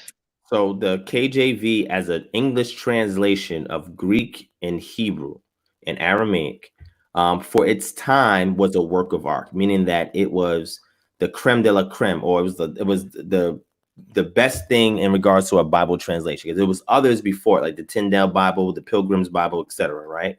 So the King James version at its time was the best thing smoking. Right? Today in 2020, it is extremely dated. Now there are parts of it that is still consistent, that still holds up under scrutiny for those who know the languages and can do translations. But other than those areas, there's other areas where it falls short. And I'll give you one particular place. Deuteronomy chapter 28, verse 68, it falls short. All right. How was that? Because it is not the proper translation of the Hebrew verb, mekar, which means bring it out for me. So we got 10 minutes. We're going to close it out on this. So Heath Makartim in the Hebrew is in what's called the reflective tense, right? The Hithpael tense, which is the reflective tense, which means if I'm saying that I'm selling you and it's in the Hithpael verb tense, I know that might sound deep, but you sound technical prospect. It just means that I'm doing something. I'm doing something in reflection, meaning that I'm not physically doing it, but there's some way I'm reflecting on the action happening, right? And why is that important? Because if you read Deuteronomy 28:68 in regards to the King James, I'm gonna bring it up right now in the King James, right? And I'm gonna show you what I mean, and we can end it off on that. And this is why, my brother, I want to encourage you to at least step outside this restriction that you have on learning the language of your forefathers, to get into the language of your forefathers the way they understood it. Because you don't have to be solely dependent on the English when you have enough tools and you can get enough guidance to learn the language that your forefathers spoke. They were not walking around speaking English. You may say they was, but you have no proof that they were walking around speaking English. We have no evidence of that, right? They were speaking Hebrew. That's what they were speaking. So if you go to Deuteronomy 28:68 in the King James, it says this. It says, "And the Lord shall bring thee into Egypt again with ships, by the way whereof I spake unto you. Thou shalt see it no more again. And there you shall be sold unto your enemies for bondmen and bondwomen, and no man shall buy you," right? So if I was reading this, it says there you will be sold.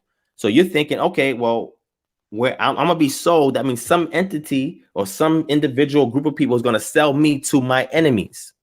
That is what you're gonna get if you read it in the King James. But that's not what the Hebrew says. The Hebrew says there you shall offer yourselves to your enemy. So now we know the action that's being performed is the subject doing it unto themselves, to their enemy. Somebody else is not doing it. They're doing it to themselves. They're causing this to happen. It's not in the causative, but they're reflecting. They're offering themselves for sale to their enemies. That's what they're doing. And no one wants to buy them. Why? Because of the stigma that follows them. So they're not being sold by some one entity selling them to their enemies. Is that not what happened? That we offered ourselves for sale? No, is that we were sold by others to another entity. Are we going to talk about during Babylonian captivity, Assyrian captivity? No, we talking about the ultimate captivity. We talking about the ultimate in America. Yes. Did that not happen? So if we want to, did that not happen? I want you to answer that first, and you can continue. So when they were sold, right? They have first became a status that was lowly in the country that they were in, meaning that hold on, please. Did that not happen historically? Was we not sold by one entity to another entity? Did that not happen historically? Sold by many different entities to many other entities. It was not so. All right, okay, cool. I'm with you. So how is Deuteronomy 28:68 an accurate translation when that prophecy that was fulfilled, that happened? Do prophecies happen only one time, or can they happen more than one time? But how can that be inaccurate if what it's saying happened? I'm answering your question. Can prophecies be fulfilled more than one time? I don't understand how that applies to this, but yes, it can. Yes. Okay, so if they can, then that's the same thing we're looking at here. At what point before we were sold into slavery did we offer ourselves for sale? Before we got to that point when we were sold to slavery. But this is what I'm saying, though, and this is why I say you technical, because you tried to pull that out. Hold on, relax, man. I'm building with you, man. This is what I mean. You making a point that something you use that scripture to say the put that on the table to say the KJV is outdated for whatever reason, and you use that as your example, but what it said there in its translation, that was fulfilled in our history. So you making points, it really don't hold no weight. It's light. It holds a whole bunch It of weight. holds no weight because you being technical. You pulled out something that happened. How was it inaccurate if it happened? My brother, was the Bible written in English from the first time it was penned down? Yes or no? No. Okay. What's the point? If it was translated, my brother, right? That means you're going from one language to another language, correct? Hebrew to English, correct? It's yes or no? Did that happen? Yeah, Khan. Did that happen? They offered themselves for sale. Yes, that's exactly what happened. They offered themselves for sale and nobody wanted to buy them. Read 68 for me again, please. Right. So you want me to read it back in the King James, because I can also read it in the Hebrew and explain it, which you you could do that on your end. Right, cool. On my end, read it in the English. Read it again. It says, "And the Lord shall bring thee into Egypt again with ships, by the way whereof I spake unto thee. Thou shalt see it no more again. And there ye shall be sold unto your enemies for bondmen and bondwomen, and no man shall buy you." Did that not happen? Well, I mean, it depends, because people bought that not happen? Right? Yes or no? People bought us when we got brought over here, right? Yes or no? Were we purchased? Yes or no? Why you keep spinning it around? Answer my question. Read it again. This happened, and I'm saying to you, the full thing says, "And there you shall see." Let's read the verse again. Let me read the verse again first. "And there you shall be sold unto your enemies for bondmen and bondwomen, and no man shall buy you." Did that not happen? No, that I can't say that did happen or didn't happen, because if we were purchased, then that means this doesn't apply to us. Were we purchased as slaves? Yes or no? If we was, then how come it says no man shall buy you when people were buying us? Because that don't mean it means no man shall redeem us. So now you're changing what the KJV says. It doesn't say redeem. I'm not changing. I'm edifying. Buy. My brother, it says buy. You're adding redeem. What qualifies you to change it from buy to redeem? Because buy at that time in the 1600s meant redeem. What do you mean? Give me a reference to some work that was written, or some narrative that was written, or some biography that was written to explain that. Go to a dictionary source, and it'll tell you the Old English meaning of the word. That's simple. You know that. Okay. All right. You got dictionary.com. You got etymology online.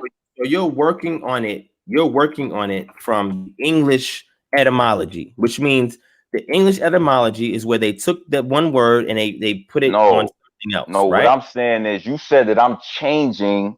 So what it say? Are you ready? Are you ready? I'm gonna read it for you, because this is gonna make you feel good. All right, you ready? Okay. Old English bike again, which is a pretense, means both get by paying for, acquire, the possession of, in exchange for something of like value. Right? You have ransom, procure, get done, redeem. Right? And it says, which is of unknown origin and not found outside of Germanic. So is that what you want to rock with right there? All right. So now you said that I changed what it said to try to fit my interpretation. You are. How when you just read it, beloved? It just said redeem. It says, but the point that I'm making is the way we see buy today, at that time when they was translating it, that's not what the word meant. Okay. So if you hold on, but do you understand what I'm saying? Because that's simple. I hear you rolling your eyes and all of that, but do you understand what I'm saying? I don't roll my eyes, King. I'm looking at the comments as well. I'm monitoring other things while we're talking. All right, go ahead, Salah. All right, go ahead. So what I'm saying is this, my brother. Okay, I'm trying to deal with you here in the English, right? Because you want me to stay just with the King James translation. What I'm simply saying to my brother is that when you go back and actually see the words that are being translated, the word kone that's being translated, it comes from the word kana, you get to see what that's talking about. Okay. And you understand that has to do with a purchaser, somebody that buys something in the Hebrew, because that's what this was translated from, that you admitted it was translated from Hebrew. So I'm giving the word we all know that. to sell. I'm giving the word makar, which means to sell, but verbs have various tenses in Hebrew, just like it does in English, right? For example, if I say run or ran or running, these are different tenses, right? One is present, one is future, one is past, right? Listen, So, right. So what I'm saying is in Hebrew, there's also different verb tenses, right? Related to time and related to action, or how the action is being performed, right? So what I'm simply saying to you is, you're telling me that it means no man shall redeem you. And when you say no man shall redeem you, after Reconstruction, blacks were redeemed. This is why No, people we celebrate we wasn't redeemed. Okay, We so never was redeemed. are you working in a field right now picking cotton? We went from that type of captivity. Are you And we picking just cotton right now, my brother? Brother, listen to what I'm saying. We went from that form of captivity to a consumerism type of captivity. Brother, What are you talking about? This whole I'm So how do answering your question, brother. We was never redeemed. And Listen to me. Redeem, my brother. Explain when Yo, you mean Divine, let me talk, man, because you keep cutting me off. And I'm trying to qualify my statement, brother. When you say we was never redeemed, after we came out the cotton fields, all we did was go into a consumerism paradigm of captivity. Nobody redeemed us. Not Marcus Garvey, not no man that came after who took that position, right? To be the savior of our nation, to be that guy. They all fell short. They either got sabotaged, discredited, head blown off. Who redeemed us? We still at the bottom. Who redeemed us? That was the trickery that took place by the ending of that sort of captivity, to make it as if we ever was liberated or free. But in fact, we still in captivity to this day, man. Our redemption is through Christ. Nobody else is gonna redeem us but Christ. Come on, man. What are you talking about? Are we still picking cotton? That don't determine our redemption just because we not picking cotton no more, brother. You that technical, you can't see that? Come on, man. Go ahead, brother. I give you the floor back, man. And another thing that I want to say before you say what you say, even though we know the Hebrew is the ultimate language, and when I say we, me and you, because I don't know who in the chat know what. Yeah, we know Hebrew is the ultimate language. That's the chief language. But the Most High, he's not restricted to language and dialect. You understand? So when we went into our diaspora and we picked up different languages and we developed different languages over time, he can still communicate his word through that tongue, through that dialect. And the proof is what you read in Deuteronomy 28 and 68 from the KJV, it happened. So how can you attempt to invalidate it if it happened? The fact that it happened proves its validity and credibility. But you're being technical and you're missing the point, brother. My point is, what you read in the KJV, it happened. Is that not proof of its credibility within itself? How can you try to discredit something that happened? If I say I'm gonna knock something out and I go and get busy and do that, how can you attempt to tell me, discredit me anyway, if what I said I'm gonna do, I did it and it happened? The fact that I did it is proof within itself. My actions validated my words. You can't come with nothing to try to philosophize or be technical to invalidate nothing that came out of my mouth, because my actions validated my words. So clearly the Spirit of the Lord, it moved through that language, through that stammering tongue, because what's in that book happened. So now I'm gonna give you the floor back because I'm trying to understand how can you put that on the table to say the KJV has errors because of this, and you pull out Deuteronomy 28 and 68. You use that as your example. How if it happened? You get what I'm saying? I hear everything you're saying. It's so know what I'm saying? Do you listen, my brother? I hear everything you're saying, and what you're saying is nothing new to me. Matter of fact, see this what I be talking about. You saying it's not nothing new and all of that? That's irrelevant, brother. I know you read a lot. What I'm saying is, do you understand what I said? Let me know when it's my time. You keep moving your eyes and your head around. Just stick with me. Do you understand what I said before I give you the floor so you can talk? Listen to me. I respect you, but do not talk to me like I'm a damn child, my brother. You feel me? I'm not your son. Respect me like a man, and I respect you like a man. Because the way you talk, no, listen, let me finish. The way you talk to me is extremely condescending, my brother, and I'm being extremely disciplined and respectful and allowing you to talk on my platform. If you want to say this on your platform, my brother, invite me, talk however you want, and we can get it done. It's not a problem. So yes, my brother, I said, I said, I heard you. I respect you. I understand what you're saying.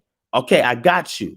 And I'm saying that this is nothing new to me because I have already had this conversation with brothers that have the same position as you. Not to disqualify what you're saying. I'm simply saying that I've encountered this before, and now I'm trying to explain to you why I hold the position that I do.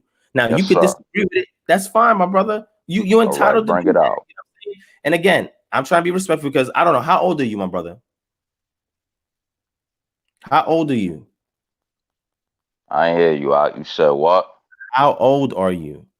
That's irrelevant. Go ahead. Bring out your point, my brother. How old are you? But we don't see your face. You don't know who you are. Just tell me how old you are. Because this ain't personal. This is business. So let's keep it where it's at. It's not personal. And again, listen, I'm here to build. I'm not really with all this internet stuff and all that. So now it requires two people to build, my brother. We're building. Now I'm giving you the floor back. I just wanted to make sure you understood what I said because I'm not as articulate as you. It wasn't to condescend you or none of that. We had a build before. So you already know. Go ahead. I don't want to talk over you. Go ahead. So I was quiet that whole stretch and let you rock until right now. Now you ask me a question, I'm trying to answer it, and then you cutting me off. You don't like how I answer it. I understand. I'm not cutting you off. I just wanted to know if you understood me. Yes, I understand. All right, so go ahead now. Okay. All right, go ahead. So yes, sir. Let me speak.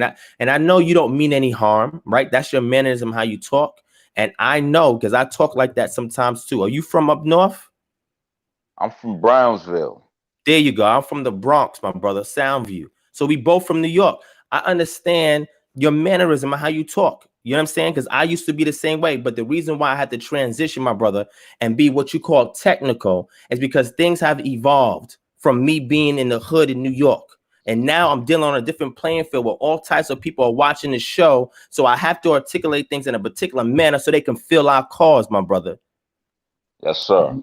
Okay, so what you're saying, I don't disagree with that. If we consider ourselves Israelites and we apply Deuteronomy 28:68 in regards to the transatlantic slave trade and say, look, those brothers were Israelites, you feel me? And they were sold to their enemies and brought here, and no man redeemed us out of our captivity. It is transitioned to slavery by another name. I feel you on that. You say it's consumerism. Some people may say it's something else. Okay, so I don't disagree with that. I hear what you're saying. All I'm simply saying to you, my brother, is that when you go and look at the Hebrew, it says something different. And if the Hebrew says something different, does that disqualify the Hebrew because the English translation says something else and it came to pass? Or should we go back to what the Hebrew is saying and find the best way to translate it and then relate it to what happened to us? So my position is we need to go back to the Hebrew because the same documents they use to translate, we have them today. We have those same manuscripts today that they use to translate to English, my brother. So we can go back to them today, understanding Hebrew, and we can go back and we can translate that for what it says in Hebrew. Then after we do a proper translation, then we can do an application. So that's why I was saying to you, my brother, I did a video on this where I was simply saying just that. I said, look, we can take it for a surface value where it says there you were sold unto your enemies as bondmen, bondwomen, and no one's going to buy you. Oh, that don't mean buy, that means redeem. We can stick with that. But I simply challenged the audience and said, look, in the Hebrew that this was translated from, because we have those manuscripts, it does not say it like that. And if it does not say it like that, and then I would say the translators were pretentious in their translation, then we have to say to ourselves, should we just stick with the English because this is what happened? Or should we go back and re-examine the original Hebrew to see what it says to get truer to what was written by the prophets? And I'm of the point where I'm saying I'm going to get right to the original language to see what they actually meant before somebody translated later. Yes, most I can speak to people in different languages. My brother, my primary language is English. I had to teach myself biblical Hebrew so I can go back and do what I'm telling you right now. So yes, he spoke and woke me up in English, but he didn't leave me there. He's equipped me to do a little bit more, because in order for us to defend against our enemies, my brother, we got to fight on many different fronts. I'm not in New York no more fighting with brothers on a corner. You feel me? I'm on a different playing field. So being on a different plane for the tactics I will use, if I'm talking to a brother on a corner about what's going down, I got to translate it differently. So yes, you may say it's technical, but you got to understand the audience in which I'm dealing with, my brother. And it's not to go over your head. It's to help you, bring you to where I'm at so we can walk together. That's all I'm saying. So I just need you to bear with me as we do this. That's all. So let me just read it in Hebrew. And I just want to challenge you. If you understand, like you said, that we understand that it is in Hebrew originally, right? And that it was later translated. I'm simply saying to you is, if you were to deal with the Hebrew and it doesn't say exactly what we see in English, what do you do at that point, my brother? You at a crossroads. Are you going to say, look, let's forget the Hebrew because the English, it happened, so let's rock with it? Or are you going to say, nah, son, hold up. Let's go back to that Hebrew joint and see what it's really conveying to us. Because if it's something different, then how can we apply it today? And that's exactly what I did in the video. So let me just read it for you in Hebrew. I'm just going to ask you that question. The word, that the way that's set up in Hebrew, if you was to see what that means, if we were to properly translate it, how would you deal with it today? That's all I'm asking, my brother. I'm not disagreeing with what you're saying. I agree with that. I'm simply saying the original Hebrew does not say that. So you can say, well, you know, I'm not going to deal with the Hebrew. Okay, that's fine. You can dismiss it. But that's not saying that. My name Hebrew. I talk Hebrew. Facts. So I'm not saying that. Yeah, Khan. No, what I'm saying is, go ahead, Salah. So it's all good. So it says, and just bear with me. I'm just going to read it in Hebrew. I'm going to focus on the particular verb that we're dealing with. And then I just want to simply say to you, understanding the Hebrew and me breaking it down briefly for you, what do we do with this? Do we simply just ignore it and say, let's deal with the English translation? Or is there another way that we can relate the Hebrew to what is actually happening to us? Right? So it says, Wehisi bika Yahweh Misraim Baoniyot Bad derek asher amarti lekha lo tosip od lirota wehit makartem. That's the thing I'm gonna focus on. Sam le oye beka la badim we lis pachot we en kone. 2 words I'm gonna focus on. That wehit makartem. The root word there is makar, which means to sell in Hebrew. That's all it means, right? But when we're looking at Hebrew, just like in English, when you have a verb, you have an object and you have a subject, right? So if I said to you that I'm trying to find the best way to translate it in English, right, for something that we can understand. If I said to you that, I wanted to, because you made it violence. Let's deal with violence. Oh, I wanted to punch this dude in the face. So if I write something and say, and I write on the paper that I want to punch this dude in the face. I'm looking to punch this dude in the face. I'm about to punch this dude in the face. So you're talking about an action that you're going to do, right? But guess what? Nobody's forcing you to do that. You are doing it yourself.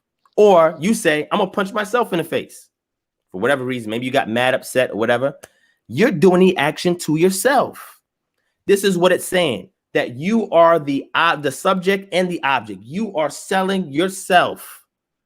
And you're selling yourself or offering yourself for sale to enemies who do not want to redeem you. You're trying to offer yourself as a slave, as a bondman, bondwoman, and they don't want to redeem you because you have lost value because you're under the curses. They're not going to see any value in you. So we read it in Hebrew where it says that you will offer yourself for sale. And there it's there as enemies to your enemies, as bondmen and bondwomen, but no one will, let's say, redeem. Let's go to, there will be no redeemer or no one to redeem you. The word is koneh there in Hebrew. Nobody there to redeem you. I'm simply saying to you, my brother, is there any time in our history in which we offered ourselves for sale in any way, shape, or form where we were not redeemed? Did we ever offer ourselves for sale at any point in our history? Did we offer ourselves for sale? Correct. Did we offer ourselves for sale? Did we say, look? Well, according to your perspective of what you're saying, our actions, we did it to ourselves. That's basically what you're saying, right?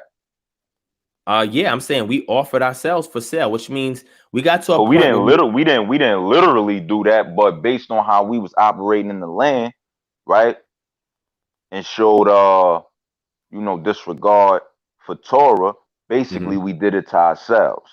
That's what you're saying. Yeah, so what I I'm agree saying with that, Khan. Okay, but so we never actually offered ourselves, like, come by me. We never did that in Israel's history. So if I show you references in which we did that in our history, what would your outlook be after you read these sources? It wouldn't change, but I would like to see that though. I got you. I have several references for that. Because that's weird. Like you just offer yourself for you know why? Because when you're under the curses, you lose value. And as you lose value, you become a base people, and everybody around you goes higher and higher. That's what the curses say, right? And if that's the case, then you at a point where you don't have anything, because it says that everything's going to be taken from your vineyard, even your wife, everything's going to be taken from you. And you're going to become lower and lower and lower. Everybody around is going to be higher and higher. So you can get to the point where you have nothing. So the only thing you can offer for sale is yourself. To say, look, you can buy me, or let's do some kind of servantship where I'll work for you for 7 years. I'll work for you for 10 years. And after that, I want to have an opportunity to buy my freedom, to be free, or whatever the case may be. We have several instances in which that happened in Israel's history before we came to America, and instances where this happened when we was in America. There was situations where slaves will work, and they will work for X amount of time. And guess what? They will have a situation where they would be manumitted, which means they would be allowed to leave from their master and given full freedom papers. So and how do we? They would be free and lose all their money and have to offer themselves as a slave just so they can eat food, because they couldn't sustain themselves. So all I'm saying, my brother, is I'm not disagreeing with the prophecy in regards to the ships and all that. I'm just simply saying, if the Hebrew says something slightly different, can we still relate it to our plight today? What ethnic group has the highest rate of unemployment? Us. And what are you doing when you go in for an interview? You're offering yourself for sale, because there's a contract in which they're going to pay you to do something. So you're saying, look, here, take me for sale, pay me so I can live in this captivity. That's what we're doing today, my brother. If you look at the statistics, because we're not talking about individuals like Jay-Z or Oprah or none of them. We're talking about the common man, common woman. When unemployment hit because of COVID-19, it hit the black community harder than any other ethnic group in America, my brother, where we get to the point where we have to literally thirsty ourselves for any kind of job just to survive. And people are seeing this plight, and guess what? They're not redeeming us from it. They're allowing us to be a base people in this country that we helped build. So all I'm simply saying, my brother, even if you look at it in English, you want to rock with it, I have no beef with that. But what I'm saying is, when you're looking in Hebrew, we can still relate it to our plight historically and what happened to us here. That's all I'm saying, my brother. That's it. So what translation do you prefer? Because my translation, good question, because there's places where the King James has it right and other translation got it wrong. My translation, I prefer two things, my brother. I don't have one strict translation, because I still use the KJV, the NKJV, ESV. I just look at them and say, okay, according to what I'm learning in Hebrew, which one is more accurate? Sometimes it's the KJV, sometimes it's the ESV. That's what all I'm looking for is accuracy, right? Prophecies and stuff like that, we already know that, right? We already understand it. But when it comes to studying a little further, I'm trying to look for accuracy. I want to give you one last thing before we leave, my brother, just to show you the importance of understanding what I'm just trying to share with you. You feel me? Like I said, I like the fact that you told, when I come to New York, would you be willing to sit down and have a dialogue, my brother? Just me and you one-on-one? Yeah, we ain't got to camera shot. But I'll be in New York soon this summer. Would you be willing to do that? Yeah, just send me your math. I'll send you my math. We could All right, talk. no We doubt. could. We could talk offline about that. Go ahead though. Bring out So I your just next want to tell the point. audience, just so the audience can see, this is how we talk in New York. So don't get offended because he's coming at me, I'm coming at him. This is how we talk in New York. This is how we get down in New York. You know what I'm saying? My brother, how many times, I don't know if you've traveled a lot. Have you been somewhere else with somebody from New York, like down south or somewhere else, and they hear you talk with another brother and they're like, oh, them niggas is arguing. Excuse my language. Like, nah, this is how we talk. Like, Yeah. we're brazen like that. Like, this is how we talk. I get on the phone with my dad, talk all the time. People are like, oh, y'all arguing. I'm like, nah, we from New York.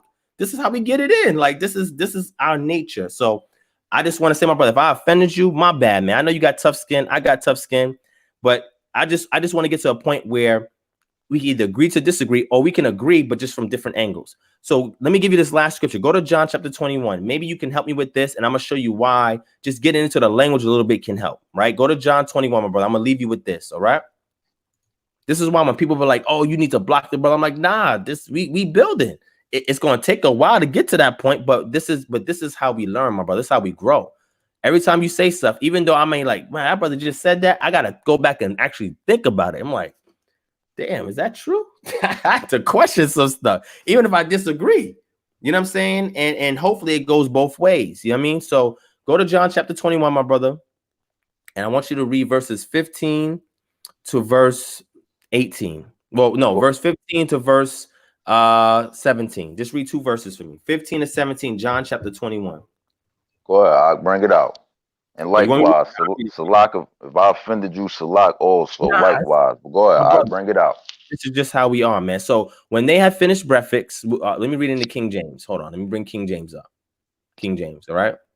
So it says, so when they had dined, Jesus said unto Simon Peter, Simon, son of Jonas, lovest thou me more than these babes? Or more than these, excuse me. He saith unto him, yea, Lord, thou knowest that I love thee. He saith unto him, feed my lambs. Verse 16, he saith to him again the second time, Simon, son of Jonas, lovest thou me? He saith unto him, yea, Lord, thou knowest that I love thee. He saith unto him, feed my sheep. Verse 17, he saith unto him the third time, Simon, son of Jonas, lovest thou me? Peter was grieved because he had said unto him the third time, lovest thou me? And he said unto him, Lord, thou knowest all things. Thou knowest that I love thee. Jesus said unto him, feed my sheep. So what I want to ask you, my brother, because I know you don't want to be cross-examined now, but I need you to answer this question so I could just make my final point. What was the disconnect there? Because if Jesus is saying to him, do you love me? And he said, yes, I love you. Then what is the disconnect there? Well, edify me. Okay. So to give the answer, it's because there's different words being used there for the word love. That is why there's a disconnect. You would only know that if you decide to, not when I'm saying you direct, I'm saying in general, if a person decides to go back and look at the words. So that word that Yeshua was using when he said love was agapas, which we say is the agapo love. It's a different type of love, right? But then when Peter was responding, he said phila or philo, which is a different type of love. So in the original language, they're using two different words in their conversation, but in English, all we have is the word love. If you don't do a word study at the very least, not saying go and learn the language, but just look at the words in the language it was translated from, it brings more clarity to understand what's going down in the context. Because Peter's thinking about one type of love, Yeshua's talking about a different type of love. And this is why when you go further and you look there where he says in verse 18, verily, verily, I say unto you, when thou wast young, thou girdest thyself and walkest whither thou wouldest. But when thou shalt be old, thou shalt stretch forth thy hands, and another shall gird thee and carry thee whither thou wouldest not.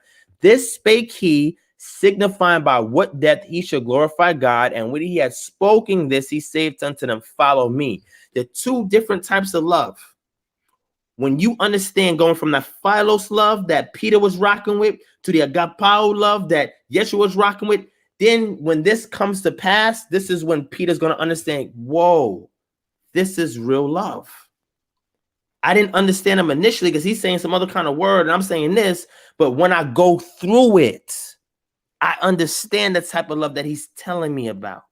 because I'm living it, I'm doing it, I'm breathing it, it's happening to me. Then he realizes that agapao love is the only love that's going to sustain him through that time when he's older, rather than the philo love that's been getting him by as he was younger.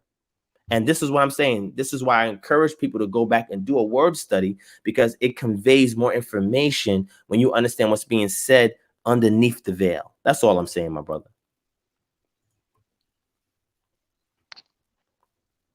I'm gonna take it down. No problem, King. So my brother, I'm gonna send my math to your email too. You hear me? I'm gonna text you mine so that we can rock, and I'll be there this summer, and I'm gonna come looking for you. You say you're in Brownsville, right? Nah, you ain't gotta look for me. I'm gonna come to you. Then we're gonna meet up at a neutral spot then. Because you know, in New York, we know what that means when somebody say something like that, right? So, but yeah, it's all love, my brother. It's all love. So It's all love. At the end of the day, we can fight, contend, we can build, we can do whatever. But at the end of the day, because we from the same place, we understand when we talk strong like this, people may not understand it. I'm not offended by anything. There's some things that you said I had to respond to, but at the end of the day, I know it's all love, my brother, because you wouldn't be here if you didn't have some respect for what I'm at least tempting to do, and vice versa. You feel what I'm saying? So thank you for your time, my brother. I appreciate you. Shalom. All right, shalom, King. All right, family. So I'm a Derayahu. I'm sorry, man. I'm gonna close out because we're really late. I apologize for that. You'll definitely have the floor the next live that we do. I'm gonna try to do a live on Sunday. So Derayahu, if you want, you can join the next live. All right, you can definitely join the next live. So I'm gonna drop you for right now, my brother. And let me just drop you out real quick. But the next live, you got first dibs. All right. So let me just sum this up, family. All right. Thank you, my brother Seth. Make sure you hit that thumbs up button, family, if you enjoyed what you're watching.